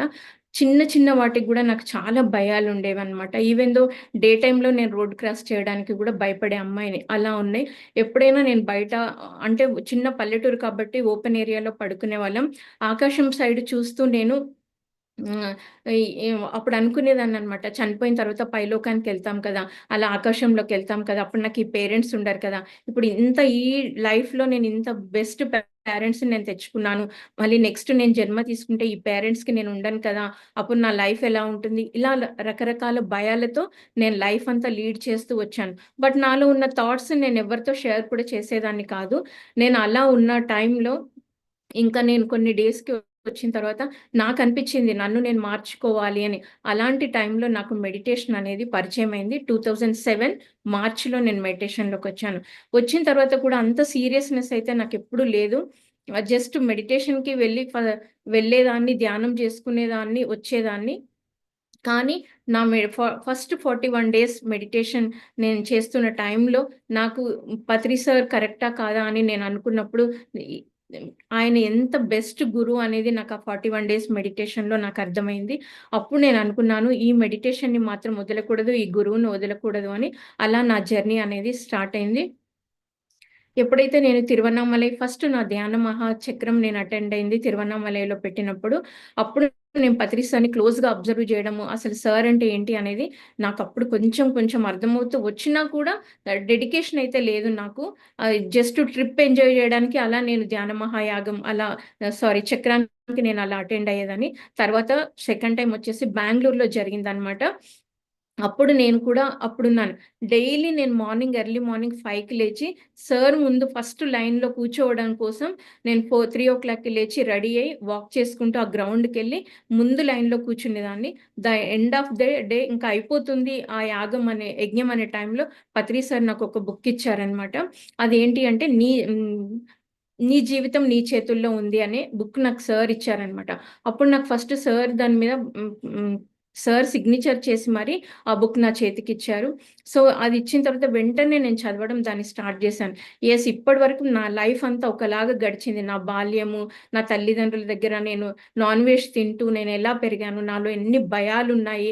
బట్ నేను అనుకుంటే నా లైఫ్ నేను మార్చుకోవచ్చు ధ్యానం ద్వారా అనేది నాకప్పుడు అర్థమైంది. సో, అలా నేనప్పుడు ఎక్కువ ధ్యాన సాధన చేయడము, పత్రి సార్‌ని ఎక్కువ మీట్ అవ్వడము, అలా చేస్తూ నేను వెజిటేరియన్‌గా కూడా అయ్యి చక్కగా ఆ బుక్ చదువుతూ, ఆ బుక్‌లో ఏం పాయింట్స్ ఉన్నాయో నేను అర్థం చేసుకుంటూ, అలా నేను ఉన్న టైంలో నేను సార్‌ని రెగ్యులర్‌గా కలుస్తూ ఉండేదాన్ని అనమాట. అప్పుడు ఒక టైంలో సార్ నాకు చెప్పారు, "నాకొక మెడిటేషన్ సెంటర్ కావాలి" అన్నారు. అసలు మాట్లాడడమే రాని అమ్మాయిని నేను, నలుగురిలో అంతగా కలవను నేను. అలాంటి నేను మెడిటేషన్ సెంటరా? అసలిది నేనెలా చేయగలను అనుకున్నాను. కానీ గురువు చెప్పారు కాబట్టి అది చేస్తే ఏం జరుగుతుంది అని నేను ఇంకా చూద్దాం అనుకోని, అలా నాకున్న టీమ్‌తో నేను డిస్కస్ చేశాను. ఇలా పత్రిజీ ఒక మెడిటేషన్ సెంటర్ అడుగుతున్నారని. సో, టీమ్ అందరూ ముందుకొచ్చారు. అలా వితిన్ 1 వీక్‌లోనే 1,00,000 అమౌంట్ డొనేషన్ కలెక్ట్ అవ్వడమే కాకుండా, ఒక చక్కటి పిరమిడ్ కేర్ సెంటర్ మోతీనగర్‌లో రావడం జరిగింది. దానికి Patri sir Srikrishna pyramid care centre అని పేరు కూడా పెట్టడం జరిగింది. సో, అప్పుడు నాకు ఏమర్థమైంది అంటే, మనము చేయడానికి రెడీ అవుతే మొత్తం అంతా సారే చూసుకుంటారు. బట్ మనం నిలబడాలి. నాతోనవుతుందా కాదా? నేను చేయగలనా లేదా? ఇవన్నీ మనకనవసరం. ఒక గురువు నోట్లో నుండి ఒక మాట వచ్చింది అంటే, మనం దానికి స్టాండ్ అయ్యి ఉంటే చాలు. మిగతాదంతా పత్రిజీనే చూసుకుంటారు. దాని తర్వాత నేను సార్‌కి ఫోన్ చేసి మాట్లాడాననమాట. సార్ ఇలా మొత్తం మీరే చేస్తారు కదా! కేవలం మమ్మల్ని నిలబెడతారు కదా! అంటే, సార్ నోటితో నాకు యెస్ అని చెప్పలేదు. కానీ సార్ కళ్ళల్లో ఉన్న భావం నాకర్థమైంది. సో, అప్పుడు అలా నా ఫస్ట్ ఒక ఏంటి అంటే, అది నేను చేయడం వల్ల నాకొక కాన్ఫిడెన్స్ అనేది బిల్డ్ అయింది. సో, మనం ఏదైనా చేయగలము అని. అంటే ఎక్కడో చిన్న పల్లెటూరులో పుట్టిన అమ్మాయిని నేను, ఏమీ తెలియదు. ధ్యానం గురించి మాట్లాడడం కూడా నాకు అంతగా రాని అమ్మాయి చేత ఆయన ఒక కేర్ సెంటర్‌ని ప్రారంభించుకున్నారు అని నాకర్థమైంది. సో, అలా నేను అప్పుడు దాంతో కొంచెం నాకు అటాచ్‌మెంట్ పెరిగిందనమాట. అప్పుడు పత్రి సార్ చెప్పారు, దేనితో కూడా మనకు అటాచ్‌మెంట్ ఉండకూడదు. అప్పుడు నాకు అంతకుముందు నా అభిప్రాయం ఏంటి, మనకు కేవలం మనుషులతో అటాచ్‌మెంట్ ఇలా ఉంటాయని తెలుసు. కానీ ఒక సెంటర్ వచ్చినా, ఏది వచ్చినా కూడా దేనితో మనకు అటాచ్‌మెంట్ ఉండకూడదు. అది వదిలేయమంటే వదిలేయాలి, పక్కకొచ్చేయాలి అనేది నేనప్పుడు దాని ద్వారా నేను తెలుసుకున్నాను. సో, దాని తర్వాత అలా నేను ఇంకా ట్రావెల్ చేస్తూ ఉన్న టైంలో పత్రి సార్ మళ్ళీ నాకు నేను కడతాల్‌కి రెగ్యులర్‌గా వెళ్ళేదాన్ని. సార్ ఉన్నప్పుడంతా వెళ్తున్న టైంలో మనకి ధ్యాన మహాచక్రాలు జరుగుతున్న టైంలో తాజ్మహల్ హోటల్లో ఖచ్చితంగా 3 months ముందు అలా ఏమేం వర్క్స్ చేయాలి, ఎవరికేంటి వర్క్స్ అలాట్ చేసేటప్పుడు ఒక మీటింగ్ లాంటిది 7 o'clockకి పెడతారనమాట. అలా నేను ఒకసారి ఆ మీటింగ్కి వెళ్ళాను. వెళ్ళినప్పుడు ఎవరెవరు ఏ వర్క్స్ చేస్తారు అంటే అందరు హ్యాండ్ రైజ్ చేస్తున్నారు. నేను మాత్రం అంటే నాకు ఏం తెలియడం లే. నేను గమ్మున కూర్చొని ఉన్నాననమాట. అప్పుడు పత్రి సార్ ఏమన్నారంటే, "నువ్వు తాజ్‌మహల్ హోటల్‌కి ఇడ్లీ, వడ తినడానికొచ్చావా? దేనికొచ్చావు?" అని అడిగారు. నేను ఇలా నార్మల్‌గా చూస్తూ ఉన్నాను. "సో, నువ్వేం వర్క్ చేస్తావు చెప్పు" అంటే, నేను నాకేం వర్క్ చేస్తాను అనే ఒక క్లారిటీ అయితే లేదు కానీ, నేను కూడా హ్యాండ్ రైజ్ చేశాను. చేసి సార్ అప్పుడు నాకు ఏ వర్క్ వస్తే నేను అది చేస్తాను అని సార్‌కి చెప్పాను. అలా అప్పుడు నేను అది ఓకే చేసిన తర్వాత అలా నేను రెగ్యులర్‌గా కడతాల్‌కి వెళ్ళడం అనేది నేను స్టార్ట్ చేశాను. అలా నేను రెగ్యులర్‌గా వెళ్తున్న టైంలో అక్కడ అన్నపూర్ణేశ్వరి అనేది మనకి భోజనానికి ఇంతకుముందు అదే హాల్ ఉండేదనమాట. దానికి డొనేషన్స్ కావాలి. అప్పుడది స్టార్టింగ్ దశలో ఉంది. నిర్మాణం జరుగుతా ఉంది. సో, దానికి కావాల్సిన అమౌంట్ అంతా డొనేషన్స్ మా టీమ్ అంతా కలిసి ఆ డొనేషన్స్ అంతా కలెక్ట్ జేసి ఆ అన్నపూర్ణేశ్వరికి ఇవ్వడము. అలా ఆ వర్క్స్ అన్నీ ఫస్ట్ మనకు మోడీ గారు యోగా డే డిక్లేర్ చేశారనమాట. ఆ యోగా డే సెలబ్రేషన్స్ అన్నీ అక్కడ పార్టిసిపేట్ జేయడము, దాంట్లో కూడా నేను జాయిన్ అవ్వడం అంతా జరిగింది. సో, అదంతా అయిపోయిన తర్వాత 2013లో మనకి ధ్యాన మహాయాగం యజ్ఞం జరుగుతున్న టైంలో ఆహ్, సార్ అక్కడున్న మాస్టర్స్‌కి వేరే వాళ్ళకి చెప్పారనమాట. పిరమిడ్ పైన నాకు లైటింగ్ కావాలి అని. ఆ విషయం నాకేం తెలియదు. ఒకరు కాల్ అప్పుడు నేను కొంచెం అమౌంట్ అంతా డొనేషన్స్ కలెక్ట్ జేసి ఇంకా ఈ యజ్ఞానికి ఇద్దామని నేను డిసైడ్ అయ్యి ఉన్నా. ఒక నెక్స్ట్ డే అయితే బ్యాంక్ అకౌంట్‌లో వేసేదాన్ని. ఆ టైంలో నాకు కాల్ వచ్చిందనమాట. "పత్రిజీ ఇలా పిరమిడ్‌కి లైటింగ్ కావాలంటున్నారు. సో, ఎవరైనా ఉన్నారా అని వెతుకుతున్న టైంలో నీ పేరు గుర్తొచ్చింది రజిత" అని నాకు కాలొచ్చింది. ఒక పిరమిడ్ మాస్టర్ నుండి. సో, నేనన్నా సార్ అడిగారు అంటే ఇంక అంతకంటే కావాల్సిందేముంది. ఖచ్చితంగా లైటింగ్ పెడదాము అని అలా ఏదైతే అమౌంట్ డొనేషన్ కలెక్ట్ చేసామో ఆ అమౌంట్ అంతా లైటింగ్ వర్క్‌కి ఇచ్చామనమాట. సో, అలా ఆ లైటింగ్ వర్క్ అనేది 2013లో ఫస్ట్ టైమ్ పిరమిడ్ మీద లేజర్ షో, లైటింగ్స్ అనేది ఏర్పాటు చేయడం జరిగింది. సో, అప్పుడు నాకేం తెలిసింది అంటే, సార్ ఈజిప్ట్‌కి వెళ్ళినప్పుడు, అక్కడ ఈజిప్ట్‌లో లేజర్ షో అనేది జరుగుతున్నప్పుడు సార్ అనుకున్నారంట. ఇలా కడతాల్లో కూడా పిరమిడ్ మీద లేజర్ షో రావాలి అని సార్ అప్పుడు అనుకున్నారంట. అది 2013లో ఫస్ట్ టైమ్ లైటింగ్‌తో పాటు లేజర్ షో. లేజర్ షోలో కూడా ఏమొచ్చింది అంటే, ఏదైతే మన ధ్యానము, శాకాహారము, పిరమిడ్ శక్తి, పత్రి సార్ యొక్క జర్నీ ఏదైతే ఉందో, అది మొత్తం మనము పిరమిడ్ మీద చూపించడం జరిగింది అన్నమాట. సో, మరి ఏమీ తెలియదనమాట. లైటింగ్స్ ఎలా పెట్టాలి? ఆ లేజర్ షో ఎలా చేయాలి? ఏం నాలెడ్జ్ కూడా లేదు. కానీ ఆ లైటింగ్స్ అనేది తీసుకున్నప్పుడు అదొక పెద్ద టాస్క్ అన్నమాట. అందరూ అన్నారు. ఏమని అంటే, "ఇదంతా జెంట్స్ చేసే వర్కు. మీకెందుకు? ఇది మీరసలు చేయలేరు. ఇది మీ వల్ల కాదు" అని. అప్పుడు కడతాల్లో కూడా అన్ని ఫెసిలిటీస్ లేవు. ఎందుకంటే అది అప్పుడు స్టార్టింగ్‌లో ఉంది కాబట్టి ఏది కావాలన్నా ఒక ఎలక్ట్రీషియన్‌ని మాట్లాడుకోవాలన్నా, లైట్స్ తెచ్చుకోవాలన్నా, ఇక్కడ నుండి అక్కడికి పిరమిడ్ దగ్గరికి ఇవన్నీ వెళ్ళాలన్నా కూడా ప్రతీదీ మేమే వాలంటరీ వర్క్ చేస్తూ, మా టీమ్ అంతా ఉండి అందరం చేసుకుంటూ ఈ వర్క్ అంతా చేసుకున్నామనమాట. సో, అలా ఈ లైటింగ్ వర్క్ అయిపోయిన తర్వాత అక్కడున్న వాళ్ళందరూ పత్రి సార్‌కి చెప్పారనమాట. అప్పుడు మేము రిసెప్షన్‌లో కూర్చున్నాం. ఫస్ట్ టైమ్ అప్పుడు రిసెప్షన్‌లో ఐడీ కార్డ్ ఇష్యూ చేయడం అనేది జరిగింది కడతాల్లో. అప్పుడు ఇక్కడ టీమ్ అందరం కూడా కలిసి ఐడీ కార్డ్ విభాగంలో వర్క్స్ చేస్తూ ఉన్నాము. అప్పుడు ఒక మాస్టర్ వచ్చి, ఒక సార్ సీనియర్ పిరమిడ్ మాస్టర్ ఆయనొచ్చి, "సార్ ఈ అమ్మాయి వాళ్ళ టీమ్ అందరూ కలిసి లైటింగ్ పెట్టించారు పిరమిడ్‌కి" అంటే, "సార్ ప్రతి సంవత్సరం నువ్వే పెట్టిద్దువు గాక" అని ఇలా అని హ్యాండ్ ఇలా పెట్టి చెప్పారనమాట. అలా 2013 నుండి లాస్ట్ ఒక 3 ఇయర్స్ బ్యాక్ వరకి కంటిన్యూయస్‌గా ఎవ్రీ ఇయర్ టీమ్ అందరం కలిసి లైటింగ్ వర్క్ ఒక 3 ఇయర్స్ లేజర్ షో అంతా చేశాము. అలా ఆ లేజర్ షో అంతా అది జరుగుతున్న టైంలో నెక్స్ట్ నాకు భగవద్గీత అనేదొచ్చింది. సో, భగవద్గీత ఎందుకొచ్చింది? నాకు భగవద్గీత ఎందుకు అంత కనెక్ట్‌గా ఉండేది అనేది నాకు తెలియదు. 2012లోనే ఫస్ట్ మనకు శ్రీ కృష్ణామృతం, శ్రీమద్ భగవద్గీత విజ్ఞాన సారం అనేది పత్రి సార్ ద్వారా వచ్చిన బుక్ ఇది. ఎందుకు పత్రి సార్ ద్వారా అంటే, మనకు మామూలుగా భగవద్గీతలో 700 శ్లోకాస్ వరకి ఉంటాయి. కానీ దాంట్లో నుండి సార్ 104 శ్లోకాస్ మాత్రమే సెలెక్ట్ చేసుకున్నారు. ఎందుకంటే భగవద్గీత మొత్తం నువ్వు శరీరం కాదు, ఆత్మ అనే దాని పైనే తిరుగుతూ ఉంటుంది. అందులో నుండి 104 శ్లోకాలను మాత్రమే తీసుకొని మరి సార్ దానికి పిరమిడ్ భగవద్గీతకి నార్మల్ భగవద్గీతకి తేడా ఉంటుంది. దాంట్లో సార్ తన జ్ఞానం ద్వారా ఎన్లైటన్ అయిన తర్వాత ఏదైతే దాంట్లో సీక్రెట్ ఉందో దాన్ని డీకోడ్ చేస్తూ తీసుకురాబడిన అద్భుతమైన పుస్తకమే శ్రీకృష్ణామృతం, శ్రీమద్ భగవద్గీత విజ్ఞాన సారం. సో ఆ బుక్ నాకు కనెక్ట్ అయింది. అలా కొన్ని డేస్ నేను భగవద్గీత చదివిన తర్వాత ఒకసారి సార్ నాకు కలిశారనమాట. అప్పుడు సార్ ఇలా నేను భగవద్గీత నేర్చుకుంటున్నాను అంటే, మరి ఇంకా నువ్వు క్లాసెస్ చెప్పడం స్టార్ట్ చేయు భగవద్గీత అన్నారు. అలా నేను 4 ఇయర్స్ భగవద్గీత చెప్పడం స్టార్ట్ చేశాను. వేరే ఊర్లకి వెళ్తూ ఫుల్ డే వర్క్షాప్స్, జూమ్ ద్వారా ఇలా భగవద్గీత అంతా చెప్తూ వచ్చానన్నమాట. వచ్చిన టైంలో ఈ భగవద్గీత చెప్పే టైంలో నేను ఇక్కడ మంచి ఎక్స్పీరియన్స్ అండి ఇది. సో నేను రామకృష్ణాపురం అని ఒక ఊరికెళ్ళాను. అక్కడ ఆయన అది చిన్న పల్లెటూరు కర్నూలు దగ్గర అన్నమాట. వాళ్ళు ఎలా అంటే పంటలు పండించుకుంటూ వాళ్ళ జీవనాధారం ఏంటి అంటే అది ఏదైతే వ్యవసాయం చేస్తూ ఉన్నారో దాని మీద వచ్చే దాంతోనే వాళ్ళు ఫుడ్ తింటూ ఉంటారనమాట. చాలా మిడిల్ క్లాస్ కంటే చిన్న ఫ్యామిలీస్ వాళ్ళవి.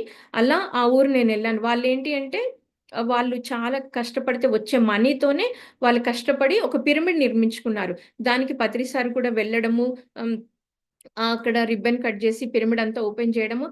ఈవెన్ దో పిరమిడ్ దగ్గరికి వెళ్ళడానికి దారి కూడా లేదు. వాళ్ళు సార్‌ని ఎద్దుల బండిలో తీసుకెళ్ళి ఆ పిరమిడ్ ఓపెన్ చేపిచ్చారనమాట. అంత బ్యూటిఫుల్ ప్లేస్‌లో వాళ్ళు పిరమిడ్ నిర్మించుకున్నారు. సో నేను ఆ ఊరెళ్ళినప్పుడు అతని యొక్క ఎక్స్‌పీరియన్స్ ఏంటి అంటే, వాళ్ళ ఇంట్లో గీతా సారం ఉంది. దాని మీద సార్ ఫోటో ఉంది అన్నమాట. వాళ్ళ ఇంట్లో ఏంటి ఒక 4, 5 గిన్నెలు, ఒక చిన్న మంచము, ఒక అబ్బాయి, వాళ్ళ ఫ్యామిలీ అది. నేను అడిగానన్నమాట. అతని ఆలోచనలు ఎప్పుడు ఏంటి అంటే, పిరమిడ్ ఇంకా ఎలా అద్భుతంగా నిర్మించాలి, మాస్టర్స్‌ని ఎలా పిలవాలి, క్లాస్‌లు ఎలా అరేంజ్ చేయాలి, వస్తున్న వాళ్ళకి అకామిడేషన్ ఎలా నిర్మించాలి, ఇలాంటి ఆలోచనలతోనే ఉన్నారన్నమాట అతను. సో నేను అతన్ని అడిగాను, మీరు చూస్తే ఫ్యామిలీ పరంగా చాలా తక్కువ ఉంది. చాలా చిన్న బడ్జెట్‌లో మీరు లైఫ్ జీవిస్తున్నారు.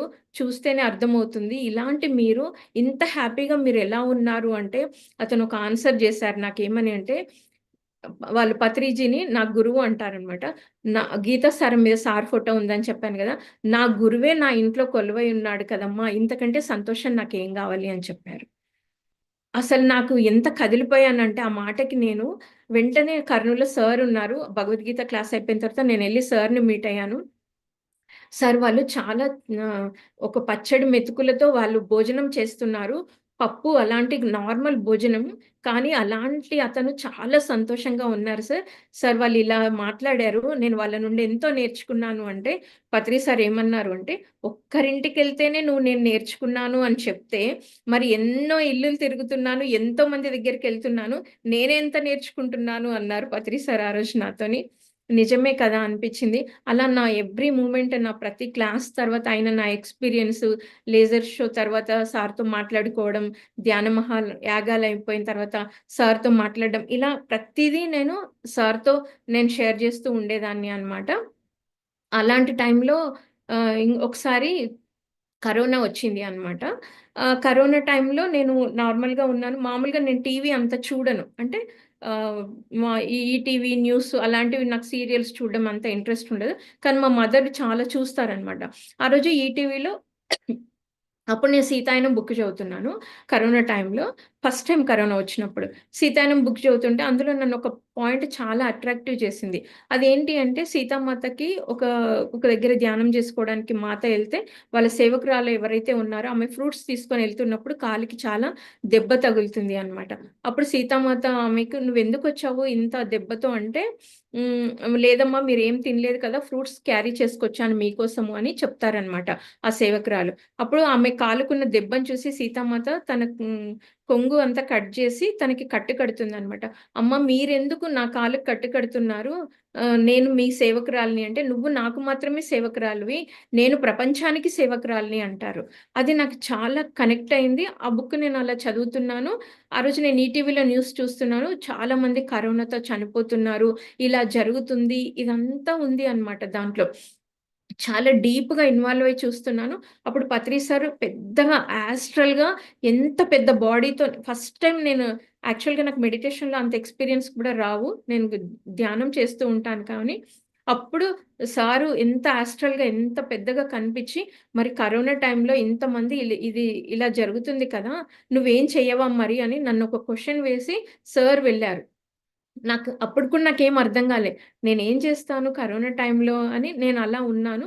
అప్పుడు ఒక మాస్టర్ నాకు కాల్ చేసి ఇలా ఫోన్ ద్వారా ధ్యానం నేర్పించాలి. ఒక ప్రాజెక్ట్ ఉంది. పత్రి సార్‌తో డిస్కస్ చేస్తే మీ టీమ్ అయితే కరెక్ట్ అన్నారు రజిత. సో, ఇది నీకు ఓకేనా? నీకు ఓకే అయితే పత్రి సార్‌తో మాట్లాడి నువ్వు ఈ ప్రాజెక్ట్ టేకప్ చెయ్యి అన్నారు. అందరం ఇంట్లో ఖాళీగానే ఉన్నాము. ఫోను ద్వారా ధ్యానం నేర్పించడము అంటే ఇంతకంటే హ్యాపీ ఇంకేముంటుంది. నేను ఖచ్చితంగా ఈ ప్రాజెక్ట్ తీసుకుంటాను. నాకు ఓకే అని అలా మేము అందరం ఒక 10 మెంబర్స్ టీమ్ అంతా గ్యాదర్ అయ్యామనమాట. అలా ఫస్ట్ టైమ్ ఒక పేపర్‌లో యాడ్ ఇవ్వడం జరిగింది. ఉచితంగా ధ్యానం నేర్పించబడును ఫోను ద్వారా అని ఒక 2 కాంటాక్ట్ నంబర్స్ ఇవ్వడం జరిగింది. అలా మాకు ఫోన్స్ రావడం అనేది స్టార్ట్ అయిందనమాట. సో, ఫోన్స్ వస్తున్నప్పుడు ఒకరేమో ఫోన్స్ రిసీవ్ చేసుకోవడం, ఒకరేమో ధ్యానం నేర్పించడము. ధ్యానం నేర్పించిన వాళ్ళకి మళ్ళీ డౌట్స్ వస్తాయి కాబట్టి ఒక వాట్సాప్ గ్రూప్ క్రియేట్ చేసి, ఆ గ్రూప్‌లో అందరిని యాడ్ చేయడం. ఇలా మేము స్టార్ట్ చేశామనమాట. ఇలా మేము స్టార్ట్ చేసాం. అప్పుడు పత్రి సార్ డైలీ నాకు కాల్ చేసేవాళ్ళనమాట. ఏ ఊరు నుండి సార్ అంత ఇంట్రెస్ట్ చూపిస్తారని కూడా మేము ఎక్స్‌పెక్ట్ చేయలేదు. డైలీ కాల్ చేసి సార్ కనుక్కునేవాళ్ళు. ఏ ఊరు నుండి కాలొస్తుంది? ఏం అడుగుతున్నారు? మీరేం చెప్తున్నారు? ఫర్దర్‌గా వాళ్ళకి డౌట్స్ వస్తే మీరు ఎలా క్లారిఫై చేస్తున్నారు? ఇలా అన్నీ అడిగి కనుక్కునేవాళ్ళు. సార్ అలా అడుగుతుండేసరికి మాకందరికి మా టీమ్ అందరికి ఇంకా ఇంట్రెస్ట్ వచ్చింది అందరికి. సార్ అడుగుతున్నారు కదా! ఈవినింగ్‌కంతా మేము అప్డేట్ ఇవ్వాలి కదా! అని అందరం చాలా ఇంట్రెస్ట్‌గా అలా ఒక్కొక్క రోజు 100 కాల్స్, 80 కాల్స్, 70 కాల్స్ ఇలా అన్నీ వస్తున్న టైంలో అందరూ ఇంకా ఒకటి ధ్యానం చేసుకునే విధానం ఎలా అనేది ఒకరు వీడియో తీసి గ్రూప్‌లో షేర్ చేయడము, స్పిరిచ్యువల్ రియాలిటీ అని గ్రూప్ అది పెట్టడము, అందరిని చూడమనడము, అలా చేస్తుంటే ఇంకా అప్పుడు అనిపించిందనమాట. ఇలా కాదు ఒక క్లాస్ అనేది పెడితే వాళ్ళకి చక్కగా ఒక క్లారిటీ వస్తదని ఫస్ట్ టైము జూమ్ తీసుకోవడం జరిగిందనమాట. Pyramid call సర్వీసెస్‌కి. జూమ్ తీసుకున్న తర్వాత మరి వచ్చి జూమ్‌లో చెప్పిన తర్వాత ఒక యూట్యూబ్ అనేది కూడా ఉండాలి కదా!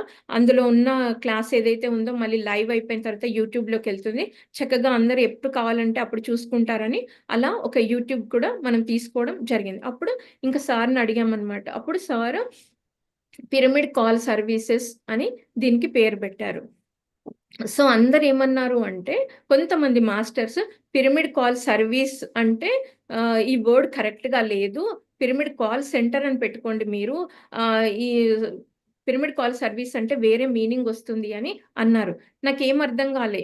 ఒకసారి సార్ ఒక నేమ్ పెట్టిన తర్వాత మనం అది మార్చడానికి లేదు. అది నాకు తెలుసు. కానీ నేను వేరే వాళ్ళకి ఎలా కన్వే చేయాలో నాకు అర్థం గాక ఈ థాట్స్ అన్నీ నాలో వస్తున్నాయి. అప్పుడు పత్రిజీ పీఎంసీలో ఉన్నారు. నేనెళ్లి సార్‌ని కలిసాను. స నా నా లోపల ఏవైతే థాట్స్ ఉన్నాయో అవి సార్‌కెళ్ళిపోయినాయి. అప్పుడు సార్ నాతోని కూర్చోబెట్టి నన్ను pyramid call services, pyramid call services, pyramid call services అని 3 టైమ్స్ సార్ నాతో చెప్పించారనమాట. ఇంకప్పుడు అర్థమైపోయింది. ఈ టైటిల్ అనేది మనం ఎప్పటికి మార్చకూడదు. పిరమిడ్ కాల్ సర్వీసెస్ అని అలా సార్ టైటిల్ ఇవ్వడము, మరి దానికొక లోగో కావాలి అని కూడా సార్ చెప్పారు.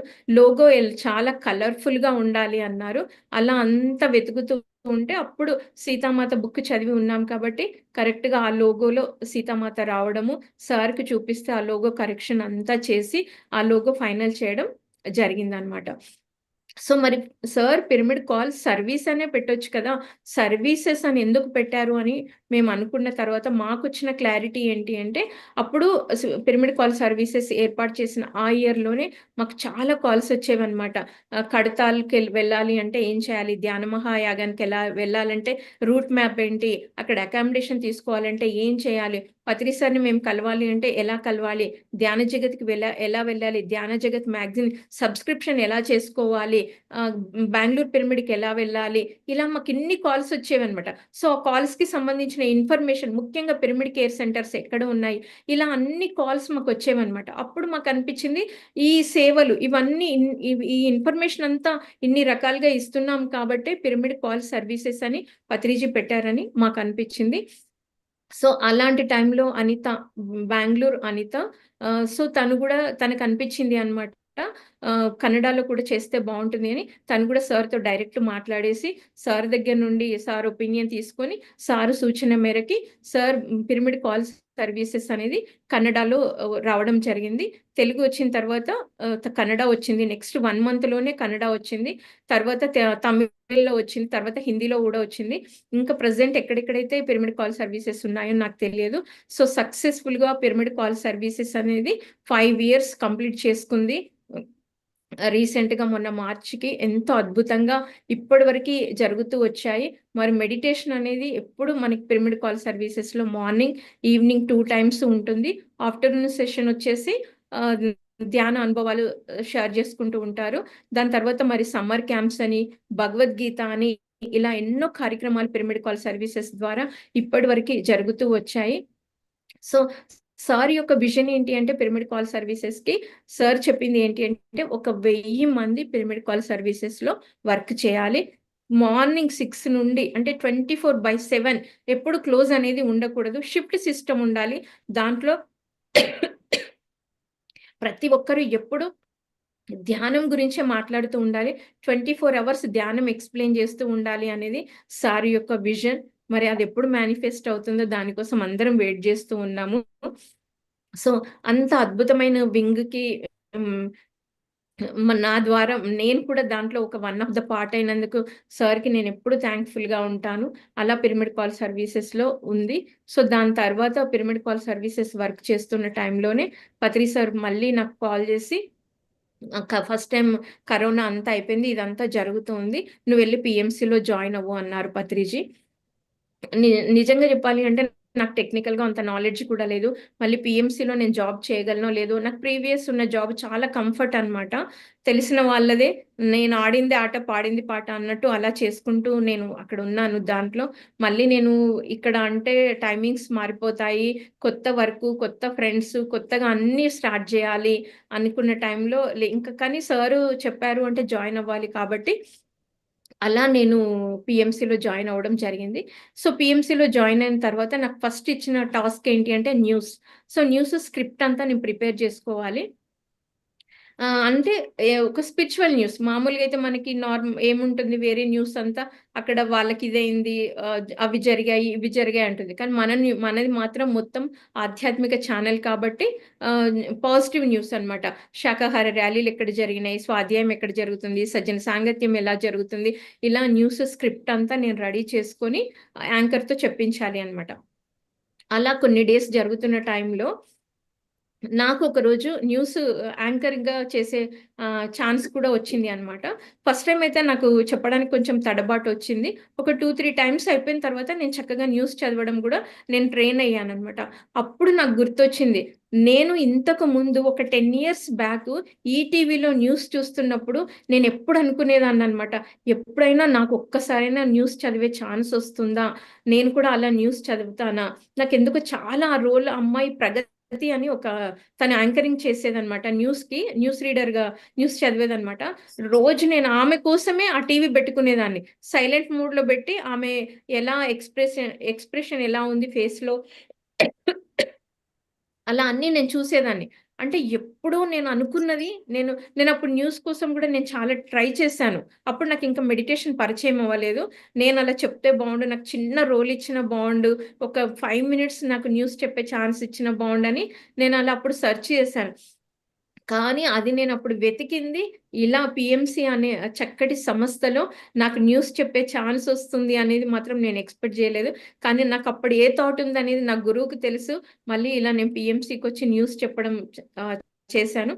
దాని తర్వాత నాకు యాంకరింగ్ చేస్తున్నప్పుడు నాకు చాలా ఇష్టం అనమాట యాంకరింగ్ అనేది. ఎందుకు అంటే ప్రతి ఒక్కరిని వాళ్ళ యాంకరింగ్ చేస్తున్నప్పుడు ఏమవుతుంది అంటే వాళ్ళ యొక్క అనుభవాలు నేను వింటాను. ముఖ్యంగా వాళ్ళు పత్రి సార్‌తో చెప్పేవి, పత్రి సార్‌తో వాళ్ళ జర్నీ, పత్రి సార్‌ని వాళ్ళు ఎలా అర్థం చేసుకున్నారు అనేది నాకు ఎంత సంతోషాన్ని ఇస్తుంది అంటే, నేను ఈ దీంట్లో భాగంగా నేను ఒకసారి పెట్టుగొడలు అనే ఒక గ్రామానికి వెళ్ళాను. అది వైజాగ్ దగ్గర ఉంటుంది. చాలా చిన్న పల్లె గ్రామాలు అనమాట. అంటే ఒక 20 ఇండ్లు ఉంటే ఒక గ్రామం అనమాట. అంటే గిరిజనులు లైక్ రామరాజు గిరిజనుల కోసం ఫైట్ చేసిన గ్రామాలు అనమాట అవి. వాళ్ళకు వరి అనేది ఒక ధాన్యం ఉంటుంది అనేది కూడా తెలియదు. వాళ్ళు అది తెలియక ముందు వాళ్ళు అక్కడున్న ఆకుకూరలు ఏవైతే ఉన్నాయో, పనసకాయ సీజనల్గా ఏవైతే ఉన్నాయో దాన్నే మనం అన్నం ఎలా అయితే తింటామో వాళ్ళు వాటిని అలా తినేవాళ్ళు అనమాట. అంటే అంత ఉమ్, అలాంటి గ్రామం అన్నమాట అది. ఏమీ నాలెడ్జ్ లేని గ్రామాలు. అలా ఉన్న వాళ్ళు నేను వాళ్ళు 3 డేస్‌లోనే 33 ఇంటర్వ్యూస్ తీసుకున్నాను నేను వాళ్ళతోని. అసలు వాళ్ళు ఎంత చక్కగా చెప్పారు అంటే, వాళ్ళు పత్రి సార్‌ని దేవుడంటారు. వాళ్ళకి పత్రిజీ అన్న వర్డ్ నోరు తిరగక, "ఆ దేవుడా అమ్మ, ఆ దేవుడు మా ఊరికొచ్చారు" అని సార్ గురించి చెప్తున్నప్పుడు, వాళ్ళ కళ్ళల్లో ఆ దేవుడు అన్నప్పుడు ఒక మెరుపు మెరిసేదనమాట. ఆ మెరుపు చూడడం కోసం నేను 33 ఇంటర్వ్యూస్ చేశాను. అంత కనెక్ట్ అయిపోయాను నేను వాళ్ళతో. అంటే వాళ్ళు ఎంత అద్భుతంగా చెప్పారు. వాళ్ళ జీవన విధానం ఎలా ఉంది అంటే, వాళ్ళకి పంటలు పండించుకుంటే సంవత్సరం అంతా కష్టపడితే ఒక 10,000, 20,000 సంవత్సరానికొస్తాయి. అలాంటి వాళ్ళు వాళ్ళ స్వయంగా ఉన్న భూమిని డొనేట్ చేసి వాళ్ళు ఇచ్చిన వాళ్ళ భూమి ఏదైతే డొనేట్ చేసి ఇచ్చారో దాంట్లో వాళ్ళు పిరమిడ్ నిర్మించుకున్నారు. సో, ఆ పిరమిడ్ నిర్మాణానికి గూడా ఏ ఇంజినీరు రాలేదు వాళ్ళ దగ్గరికి.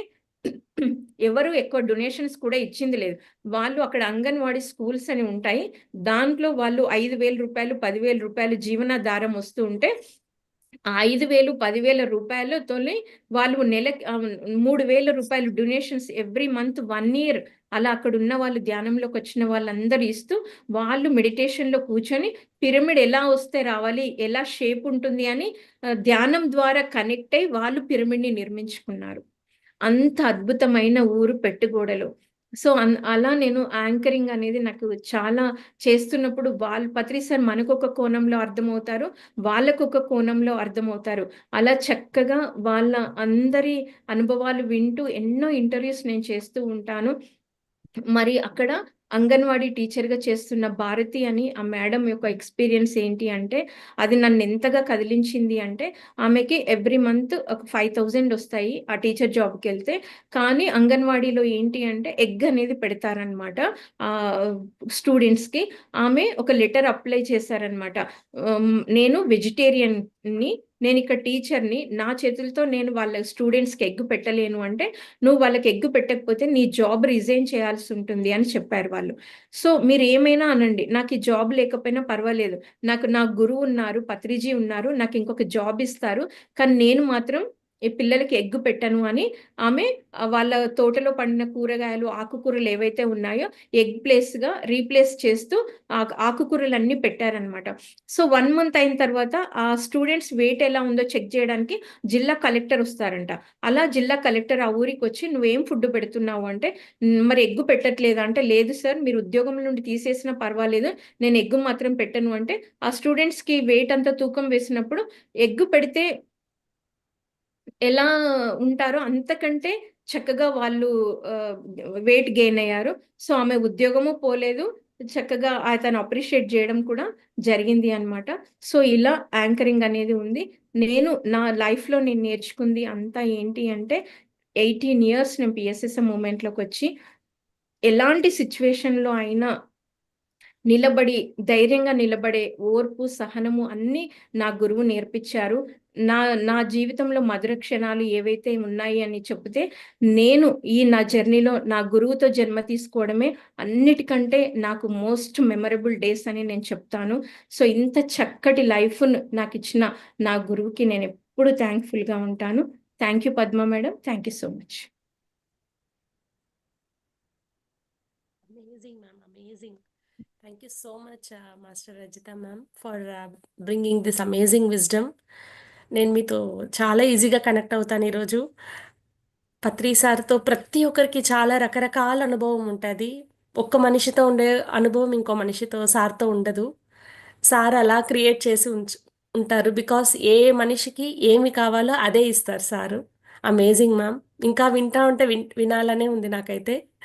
బట్ మనకిక్కడ టైమ్ కన్‌స్ట్రెయింట్ వల్ల we are unable to move forward. But amazing ma'am. I can visualise your whole content like a movie. Like in that way you have explained to us. Thank you ma'am. Thank you so much. Thank you. Thank you so much. Thank you Rajitha. Thank you madam. Accept చేసి ఇంత వివరంగా PCS గురించి ఒక విభాగాన్ని sir ఎందుకు స్థాపించారు అనేది clear గా తెలియటం, ప్రధాన ఉద్దేశం ఏంటనేది తెలియటం ఎంతో ఇంపార్టెంట్. అది మీరు చక్కగా వివరించి చెప్పారు. Thank you so much Rajitha. Yeah thank you madam. First of all Padma madam patients కి థ్యాంక్ యూ సో మచ్. నేను మేడంని ఎన్నిసార్లు విసిగించానో ఈ ప్రోగ్రామ్ కోసం. నేను కొంచెం బిజీ ఉన్నాను, మేడం ఫోటో అడుగుతారు, నేను ఇవ్వను, మేడం నెక్స్ట్ ఇంకొకటి నీ ప్రోమో కావాలంటారు, మళ్ళీ దానికి 1 డే ఒక 10 టైమ్స్ అయినా మేడం నాకు కాల్ చేసి ఉంటారు. Madam sorry and thank you so much madam. Thank you.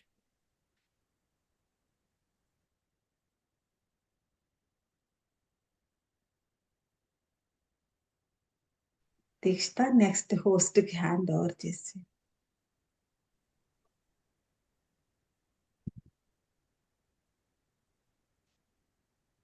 Thank you so much, Masters. I'm handovering to upcoming Masters and upcoming host for this amazing event. Thank you so much, Padma ma'am, for the wonderful opportunity today. Yeah, the next host is Swati Pandala ma'am. Good morning. Namaste Padma Amma and namaste all the masters. చాలా చాలా హ్యాపీగా ఉంది మీ అందరితో మళ్ళీ కలవడం వల్ల. So ఈ రోజు so I will speak in English so that everybody can understand.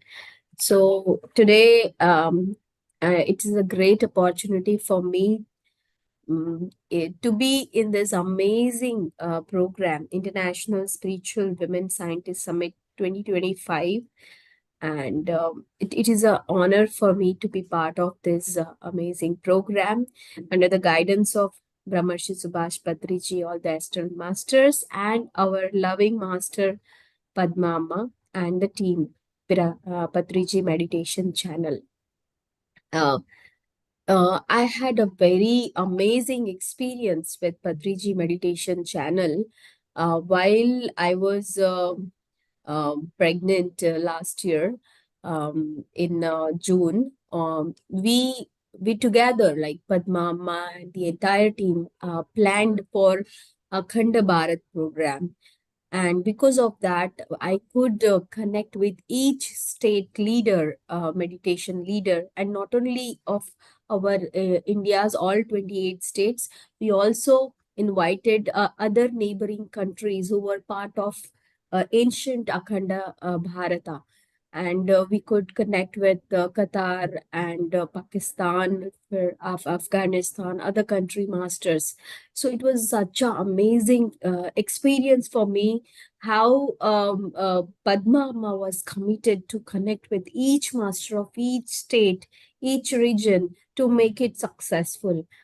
And through that program, we meditated and we had a great understanding how this meditation can be, spreaded throughout the world. Being in the platform of digital, which is YouTube channel. So I truly feel that the Patriji Meditation Channel is serving the great mission of Brahmarshi Subhash Patriji and Pyramid Spiritual Society's movement, truly in every spirit. So I congratulate the entire team for doing this amazing spiritual service, which is so much needed right now in these challenging times. Today, my dear masters, I have honor to introduce a great spiritual scientist women, and to share a few words about her. I'm taking a moment to introduce a great master of our PSSM. Today, we came together to embrace and celebrate the essence of feminine energy masters. She stands as a radiant embodiment of divine feminine power, appearing unassuming yet truly extraordinary. From the day she embarked on the path of meditation, she dedicated herself to its promotion. Traveling across 250 villages and schools, she distributed pamphlets raising awareness about meditation and organic farming.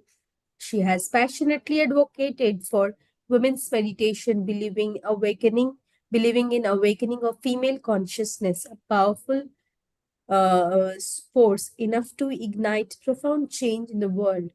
Through numerous awareness campaigns, she is continuously striving to empower and uplift feminine energy. In a remarkable display of commitment, she personally prepared and delivered 11 quintals of pickles for women's meditation mahachakras, a truly commendable feat. True spiritual realization begins after meditation. With a vision to inspire spiritual transformation, especially in women, she has trained 1 lakh people in meditation, and her journey continues to evolve, masters. Moreover, she has undertaken the immense responsibility of leading the cosmic Pyramid Valley construction. Observing her life's journey teaches us how meditation can elevate one's consciousness from an ordinary state to higher one. Master, she is none other than Madam Saroj, who is ready and arriving from Khammam. So, without further delay, let us warmly welcome Saroja Madam into our midst. With a great reverence, we humbly invite her to share her divine wisdom and spiritual insights. Thank you so much, ma'am. Thank you. Thank you. Thank you, madam. Patriji Meditation Channel. Patriji Meditation Channel. చూసేవారందరికి కూడా నమస్కారములు. International spiritual women scientist summit ఈ ప్రోగ్రాంకి నన్ను కూడా ఆహ్వానించినందుకు జూమ్లో మాట్లాడటానికి అందరికీ చాలా థ్యాంక్స్. మరి నా పేరు సరోజ, మాది ఖమ్మం. మీ ఖమ్మంలోనే పుట్టి పెరిగాను. తర్వాత అక్కడ ధ్యానంలోకి వచ్చాను. 85 నుంచే పత్రిగారితో కనెక్షన్ నాకు ఏర్పడింది హాస్టల్ లెవెల్లో. అప్పటి నుంచి ఆయన కోసం ఎదురు చూడటం జరిగిందండి. ఆ తర్వాత ఆయన 99లో నాకు కనపడ్డారు ఫిజికల్గా. అప్పటి నుంచి ఇంకా వదలకుండా ఆయన ఏం చెప్తే అది చేసుకుంటూ వచ్చాను ఇప్పటి వరకు. ఇప్పుడు 26 సంవత్సరాలు అయిపోయింది నేను ధ్యానంలోకి వచ్చి. ఆయన స్టార్టింగ్ నుంచే ఒక ప్రత్యేకంగా చూశారు నన్ను. ఎందుకంటే నేను ఇప్పుడు చేసే ఈ యొక్క ప్రోగ్రాం ఏదైతే ఉందో దానికోసం ఆయన చాలా పరీక్షలు పెట్టడం జరిగింది. చాలా పరీక్షలు జరిగాయి నాకు. అవన్నిటిలో కూడా నేను బయటకు వచ్చాను. దాంతోనే ఇప్పుడు నేను కాస్మిక్ వ్యాలీ అనేది ఇక్కడ చేస్తున్నాను. ఫస్ట్ నేను ధ్యానంలోకి వచ్చినప్పుడు ఖమ్మం జిల్లా పట్టుకొని చేశాను. ప్రతిసారి ప్రపంచమంతా చేస్తున్నప్పుడు నేను మా ఇంట్లో ఉండి అన్ని చూసుకుంటానే ఖమ్మం జిల్లా చేయొచ్చు కదా అని చెప్పి ఖమ్మం జిల్లాని చేసుకుంటూ వచ్చాను. అక్కడ నేను 500 పిరమిడ్లు తీసుకొచ్చాను. 500 పిరమిడ్లు వచ్చేలా చేశాను జిల్లాలో. ఆ తర్వాత ఎంతో మందికి ధ్యానం, 1000 మంది, 1,00,000 మందికి పైగా, లక్షల్లోనే చెప్పాను. రోజుకు 1000 మందికి కూడా ధ్యానం చెప్పి కానీ నేను భోజనం చేసేదాన్ని కాదు. అట్లా నేను అలాంటి వర్క్ చేశాను. అంత రాపిడ్ వర్క్ చేసిన తర్వాత ఇంకా అప్పుడు పత్రిసారు 17 సంవత్సరాలు చేశాను అట్లా ఖమ్మం జిల్లాని. ఆ తర్వాత పత్రిసారు నువ్వు కాస్మిక్ వ్యాలీకి వెళ్ళు, అక్కడ వెళ్ళి పనిచేయి. కాస్మిక్ వ్యాలీ అని ముందు రాలేదు పేరు. అక్కడ వెళ్ళి పనిచేయి అని చెప్పారు నాకు. మీరు వెళ్ళి పనిచేయండి మేడం అక్కడ అని చెప్పారు. పిండిపూలు అనంటే పిండిపూలు గ్రామంలో ఉంది, వెళ్ళి పనిచేయండి అని చెప్పారు. అట్లా నేను పనిచేయడానికి వచ్చాను. అయితే పత్రిజీ ఒకప్పుడు చెప్పారు నాకు, నువ్వేం చేస్తావో నీ వెనకాల అందరూ నీ వెనకాలనే ఆ పని చేస్తూ ఉంటారని చెప్పారు. నువ్వు ముందు చేస్తావు, తర్వాత వాళ్ళు చేస్తారని చెప్పారు. అప్పుడేంటో అర్థం కాలేదు నాకు, చెప్పారు కానీ తర్వాత అర్థమవుతుంది. అట్లానే ఈ జన్మ ఆఖరి జన్మ అని చెప్పారు నాకు భూమి మీద. అలానే ఒకసారి కడతాల్లోనే స్టేజ్ మీద చెప్పారనమాట. ఒక రోజేమో అసెండెడ్ మాస్టర్, అసెన్షన్ పొందింది ఈవిడ అని అనౌన్స్ చేశారు. అదొకటి. నెక్స్ట్ నేను అక్కడ ఖమ్మంలో చేసిన తర్వాత ఇక్కడికి వచ్చి, ఇది అంతా ఫారెస్ట్ అనమాట. ఇది ఏమీ రెడీగా లేదు అసలు, చాలా చికాగ్గా ఉంది. అయినా కానీ దాన్ని అన్ని చేసుకుంటూ వచ్చి రావడం జరిగింది ఒక్కొక్కటిగా. అలా చేసుకుంటూ వచ్చేసి ఈరోజు పత్రి గారు అంటారు కదా, సృష్టి మనకేమిచ్చిందో మనం తిరిగి ఇవ్వాలి చనిపోయేలోగా అని చెప్పారు. అట్లా నేను ఆయన చెప్పినట్టే నేను అన్ని ఇచ్చేసాను దీనికి, కాస్మిక్ వ్యాలీ కోసం. అయితే నాకు మళ్ళీ ఇస్తుంటే వస్తూనే ఉంది, మళ్ళీ కూడా ఇస్తూనే ఉన్నాను. కాబట్టి అది నిరంతరం సాగే ప్రక్రియ. కాబట్టి దాని గురించి పత్రి గారు చెప్పిన దాంట్లోనే నేను ఎన్నో అప్లై చేసుకున్నాను. నాకు నా జీవితంలో నేను ఏ పుస్తకాలు చదవలేదు, ఒక్క నక్షత్రం మిత్రులు చదివాను, అది కనెక్ట్ అయింది నాకు. ఇంకా మీ తులసీదళం చదివాను, ఈ రెండు తప్ప నేను ఇంకే పుస్తకాలు చదవలేదు. కానీ పత్రి సార్ ఏం చెప్పినా కానీ ఆ మాట పాటిస్తూ వాటిని మాత్రమే నేను విని, ఎప్పుడు చూసినా ఇంట్లో అవి క్యాసెట్లు పెట్టుకొని, అప్పట్లో క్యాసెట్లు వచ్చినాయి, సీడీలు వచ్చినాయి, అవి పెట్టుకొని అవి వినుకుంటూ ఉన్నాను. తర్వాత బుక్స్ రూపంలో వచ్చినాయి. కానీ అప్పుడు క్యాసెట్ రూపంలో ఉన్నప్పుడే నేను పెట్టుకొని రోజు ఇంట్లో ఏ పని చేస్తున్నా, వంట చేస్తున్నా, ఏ పని చేస్తున్నా అవి పెట్టుకొని వింటూ ఉండేదాన్ని. రాత్రి పగలు అంతా పెట్టుకొని వింటూనే ఉండేదాన్ని అనమాట. అవి ఎప్పటికీ నా జీవితంలో అప్లై చేసుకున్నాను. మరి ఇవాళ కాస్మిక్ వ్యాలీకి వచ్చి చేస్తున్నామంటే ఇక్కడ ఒక క్రియేషన్ అన్నమాట, టోటల్లీ క్రియేషన్. ఒక క్రియేటర్ గా మారవచ్చు అనేది ఆయన మారారు ఆయన అయ్యారు కాబట్టి మనం కూడా అవ్వటానికే. ఆయన ఎప్పుడు మై డియర్ కో క్రియేటర్స్ అని పిలిచేవారు, మై డియర్ మాస్టర్స్ అని పిలిచేవారు. కానీ మనకు తెలియదు, మన శక్తి ఏంటో మనకు తెలియదు. కానీ ఆయన చెప్పే వరకు కూడా ఓహో మనం ఇలా చేస్తున్నామా అని చెప్పేసి అనుకున్నాము. మరి నేను 3 times అమెరికా వెళ్ళాను. అక్కడ కూడా నేను ధ్యానం అది చెప్పడానికి, నేను వేరే నా సొంత పని మీద వెళ్ళినా కూడా అక్కడ కూడా ధ్యానము ప్రచారము మొదలు పెట్టాను. అక్కడ కూడా చేశాను కొంత. అక్కడ ఇంటికి వచ్చిన వాళ్ళు, తెలుగు వాళ్ళు, అది ఇది ఫంక్షన్లో తెలుగు వాళ్ళు కలిసినప్పుడు అట్లా చెప్పడం మొదలుపెట్టా. అక్కడ పోస్ట్ డబ్బాల్లో మన పాంప్లెట్లు తీసుకుపోయి ఇచ్చాను అనమాట, ఇంగ్లీష్ పాంప్లెట్లు. అట్లా ప్రతి రోడ్లో తిరిగి అట్లా అన్ని చేసుకుంటూ వచ్చినప్పుడు అక్కడ కూడా పత్రిసారి చెప్పేవారు, ఈమె అమెరికాని పిలగబట్టుకొని లాక్కొచ్చేసింది అని చెప్పారు ఒకరోజు. అసలు మనకేం తెలియదు, అక్కడ పోయి వర్క్ చేస్తూ ఉంటాం, అంతే చేసుకుంటూ పోతాము. సాక్షిభూతంగా గమనిస్తున్నాను నేను ఏం చేస్తున్నామా ఏంటని. కానీ తర్వాత ఆయన ఎన్ని ప్లేస్లో పంపించారో అలాగా ఆ ప్లేస్కు ఆటోమేటిక్గా వెళ్ళటం. నేను అక్కడ నాకేం తెలియదు, కానీ వెళ్ళిపోతా ఉంటా. అక్కడ ఆ పని చేసుకొని వస్తా, నువ్వు ఆ పని బాగా చేసావని ఆయన చెప్పేవారు. ఇట్లా అన్ని ప్రతి ఒక్కటి ఆ ఫ్రీక్వెన్సీతోనే ఆయన ఫ్రీక్వెన్సీతోనే నేను వర్క్ చేయటం మొదలు పెట్టాను. అయితే కాస్మిక్ వ్యాలీలో కూడా చాలా హయ్యర్, అంటే పత్రిసారి డ్రీమ్ ప్రాజెక్ట్ ఇది, చాలా హయ్యర్ ఇది దీంట్లో ఉంది ఎనర్జీ అనేది. ఇక్కడ ఫస్ట్ నేను నాకు ఐఎఫ్ఎస్ఎస్ ప్రోగ్రామ్ చేశాను ఖమ్మంలో, 18వ ఐఎఫ్ఎస్ఎస్ ప్రోగ్రాము. దాంట్లో భాగంగా నేను పత్రిసారి నువ్వు సెంటర్లో కొట్టబోతున్నావు అని అన్నారు. నాకు అప్పుడు అర్థం కాలేదు. తర్వాత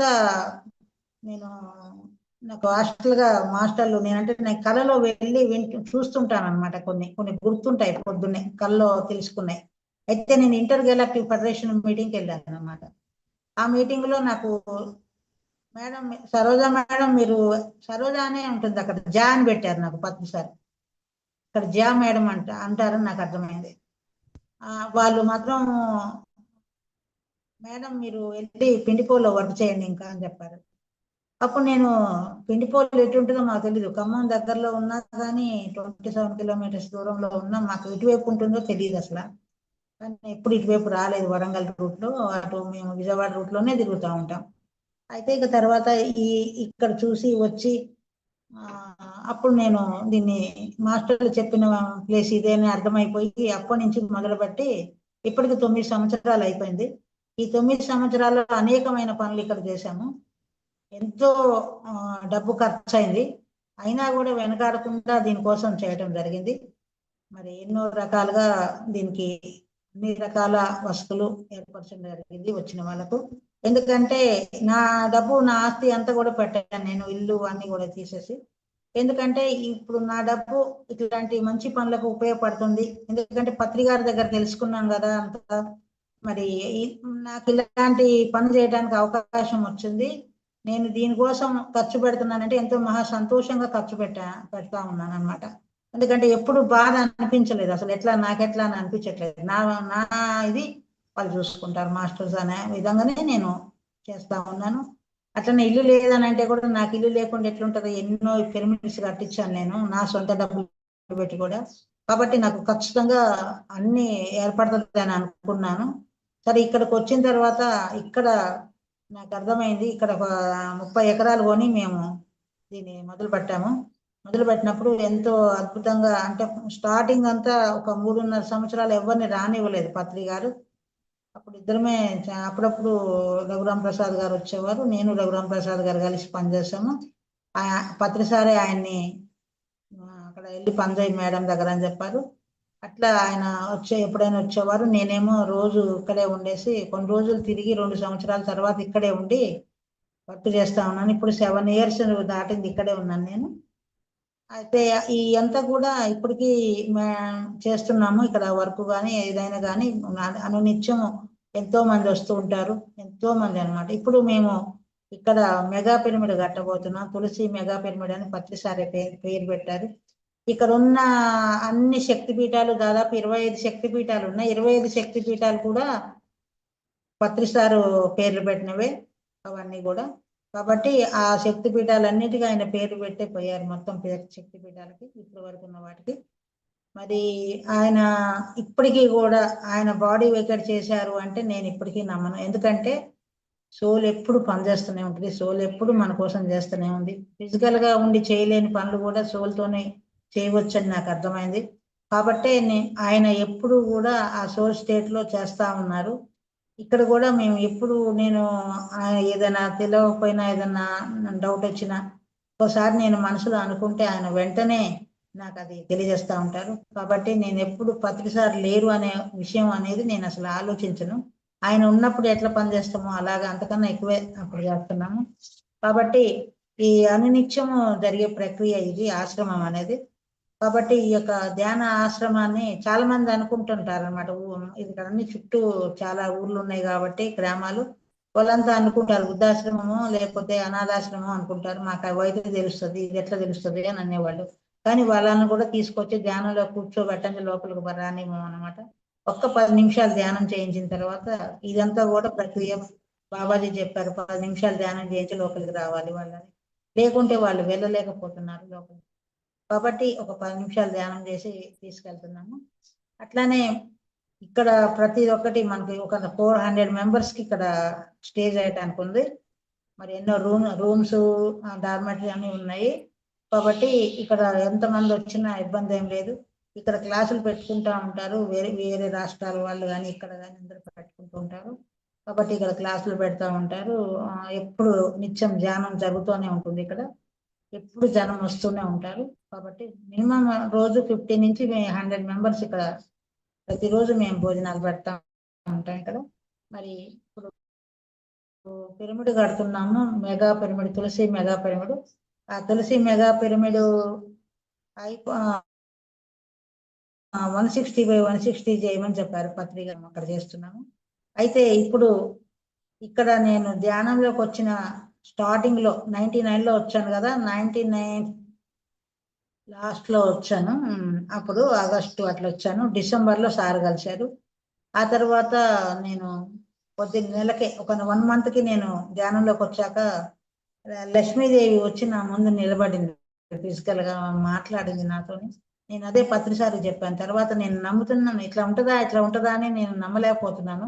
ఆ టైంలో పత్రిసారిని అడిగాను. నేను అడిగితేను ఆయన, మీకు ఎన్నో జన్మల పుణ్యఫలం ఉంది మేడం, మీరు అందరికీ అన్ని ఇవ్వటానికే వచ్చారు ఇప్పుడు ఈ భూమి మీదకి అని చెప్పారు. సరే అప్పుడు కూడా నాకేం అర్థం కాలే. కానీ ఇప్పుడు కాస్మిక్ వ్యాలీ అయిన తర్వాత ఏంటంటే, మీరు ఏదైనా కావాలి అంటే పిరమిడ్ కావాలన్నా, ఏదైనా కావాలన్నా, ఆశ్రమం కావాలన్నా ఇక్కడికి వెళ్ళి కాస్మిక్ వ్యాలీకి వెళ్ళి మీరు అక్కడ ధ్యానం చేయండి. 3 days 3 nights అక్కడ ఉండి ధ్యానం చేయండి, 3 రాత్రులు కలపండి, అప్పుడు మీకు ఆ పనులు అయిపోతాయని చెప్పి పంపించేవారు. అట్లా ఎంతో మంది వచ్చేవాళ్ళు. అట్లా ఇప్పుడు కూడా వస్తూనే ఉంటారు.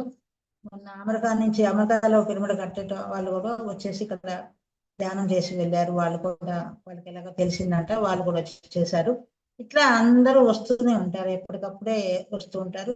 దీని గురించి ఎంతో పబ్లిసిటీ అయింది.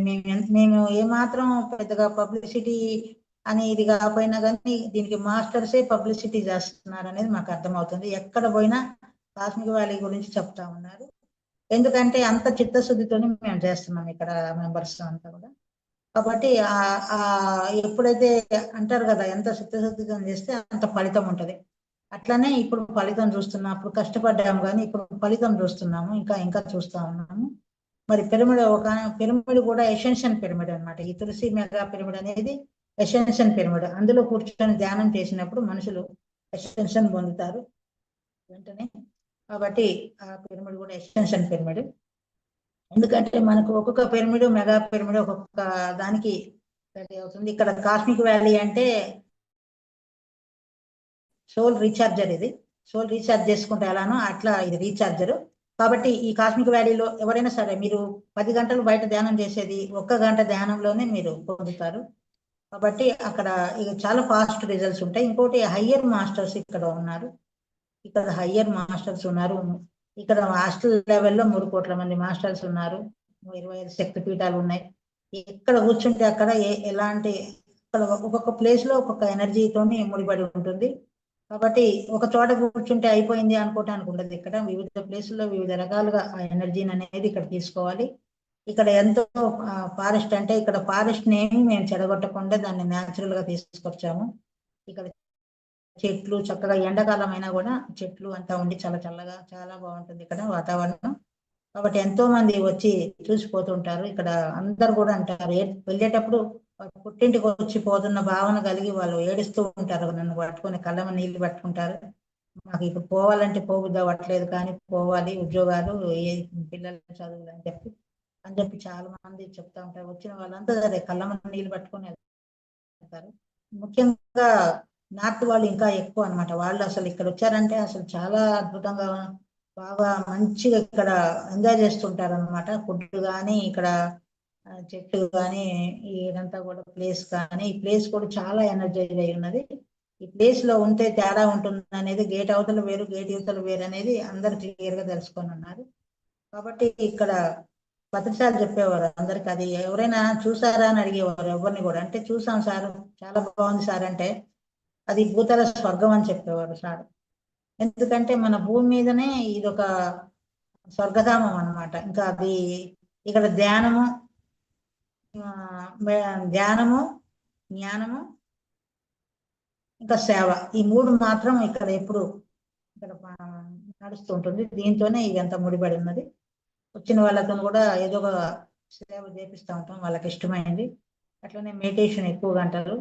అట్లనే నాలెడ్జ్ కూడా ఇస్తూ ఉంటాం ఇక్కడ సేవ చేసేటప్పుడు కానీ అక్కడ కానీ వెజిటబుల్ కటింగ్ అప్పుడు కానీ ఎప్పుడు కానీ కూర్చున్నప్పుడు కూడా వాళ్ళకి కావాల్సిన వాళ్ళు వచ్చి కూర్చున్నా కానీ అడిగితే ఆ నాలెడ్జిని కూడా ఇవ్వబడుతుంది ఇక్కడ.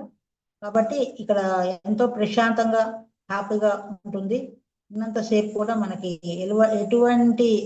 ఎలాంటి కర్మలు కూడా అంటుకోవు. ఎందుకంటే అంత హయ్యర్ ఉంది ఇది.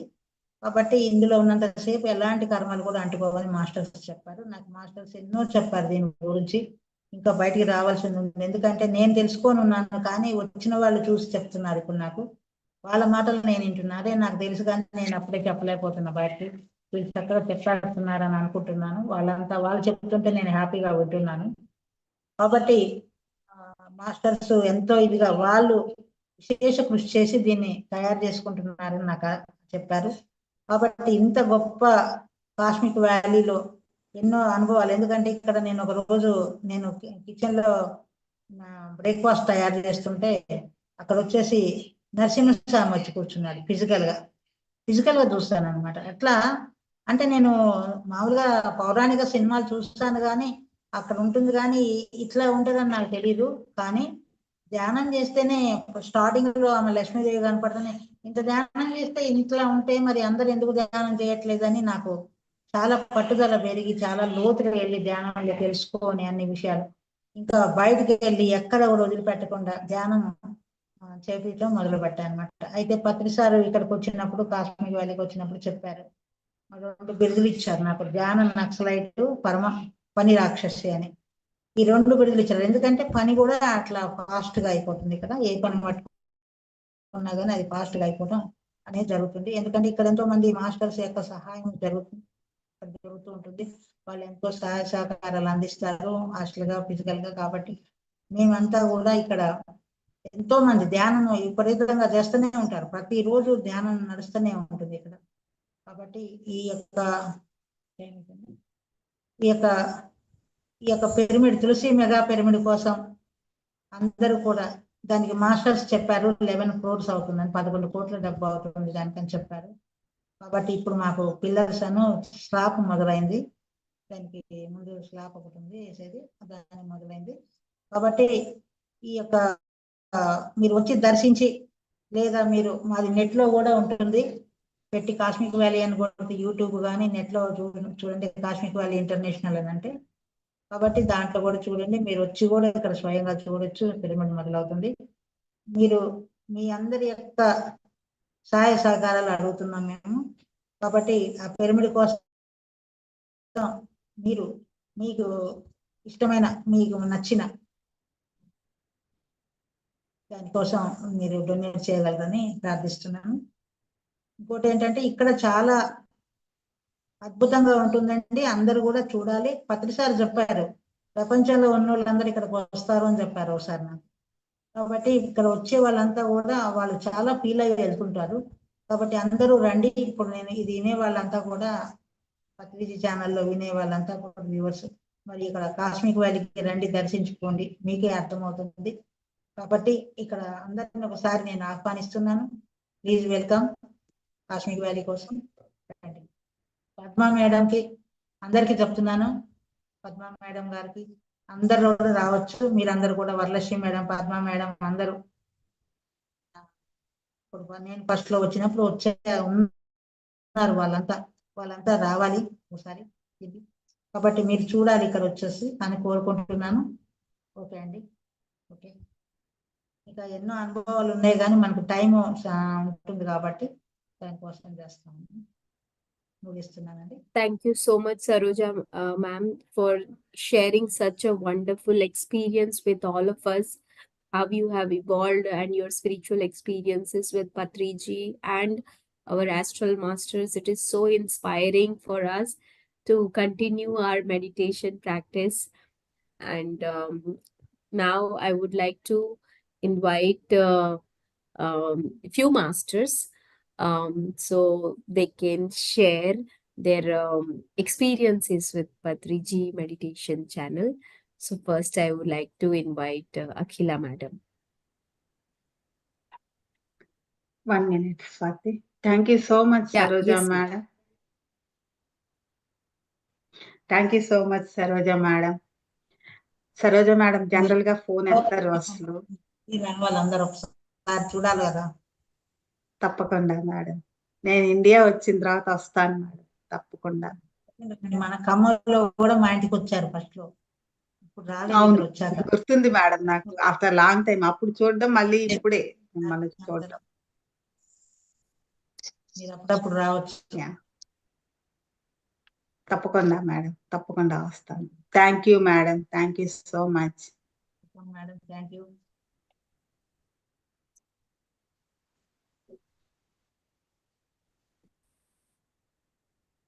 ఎస్ ఫ్రెండ్స్, నమస్తే.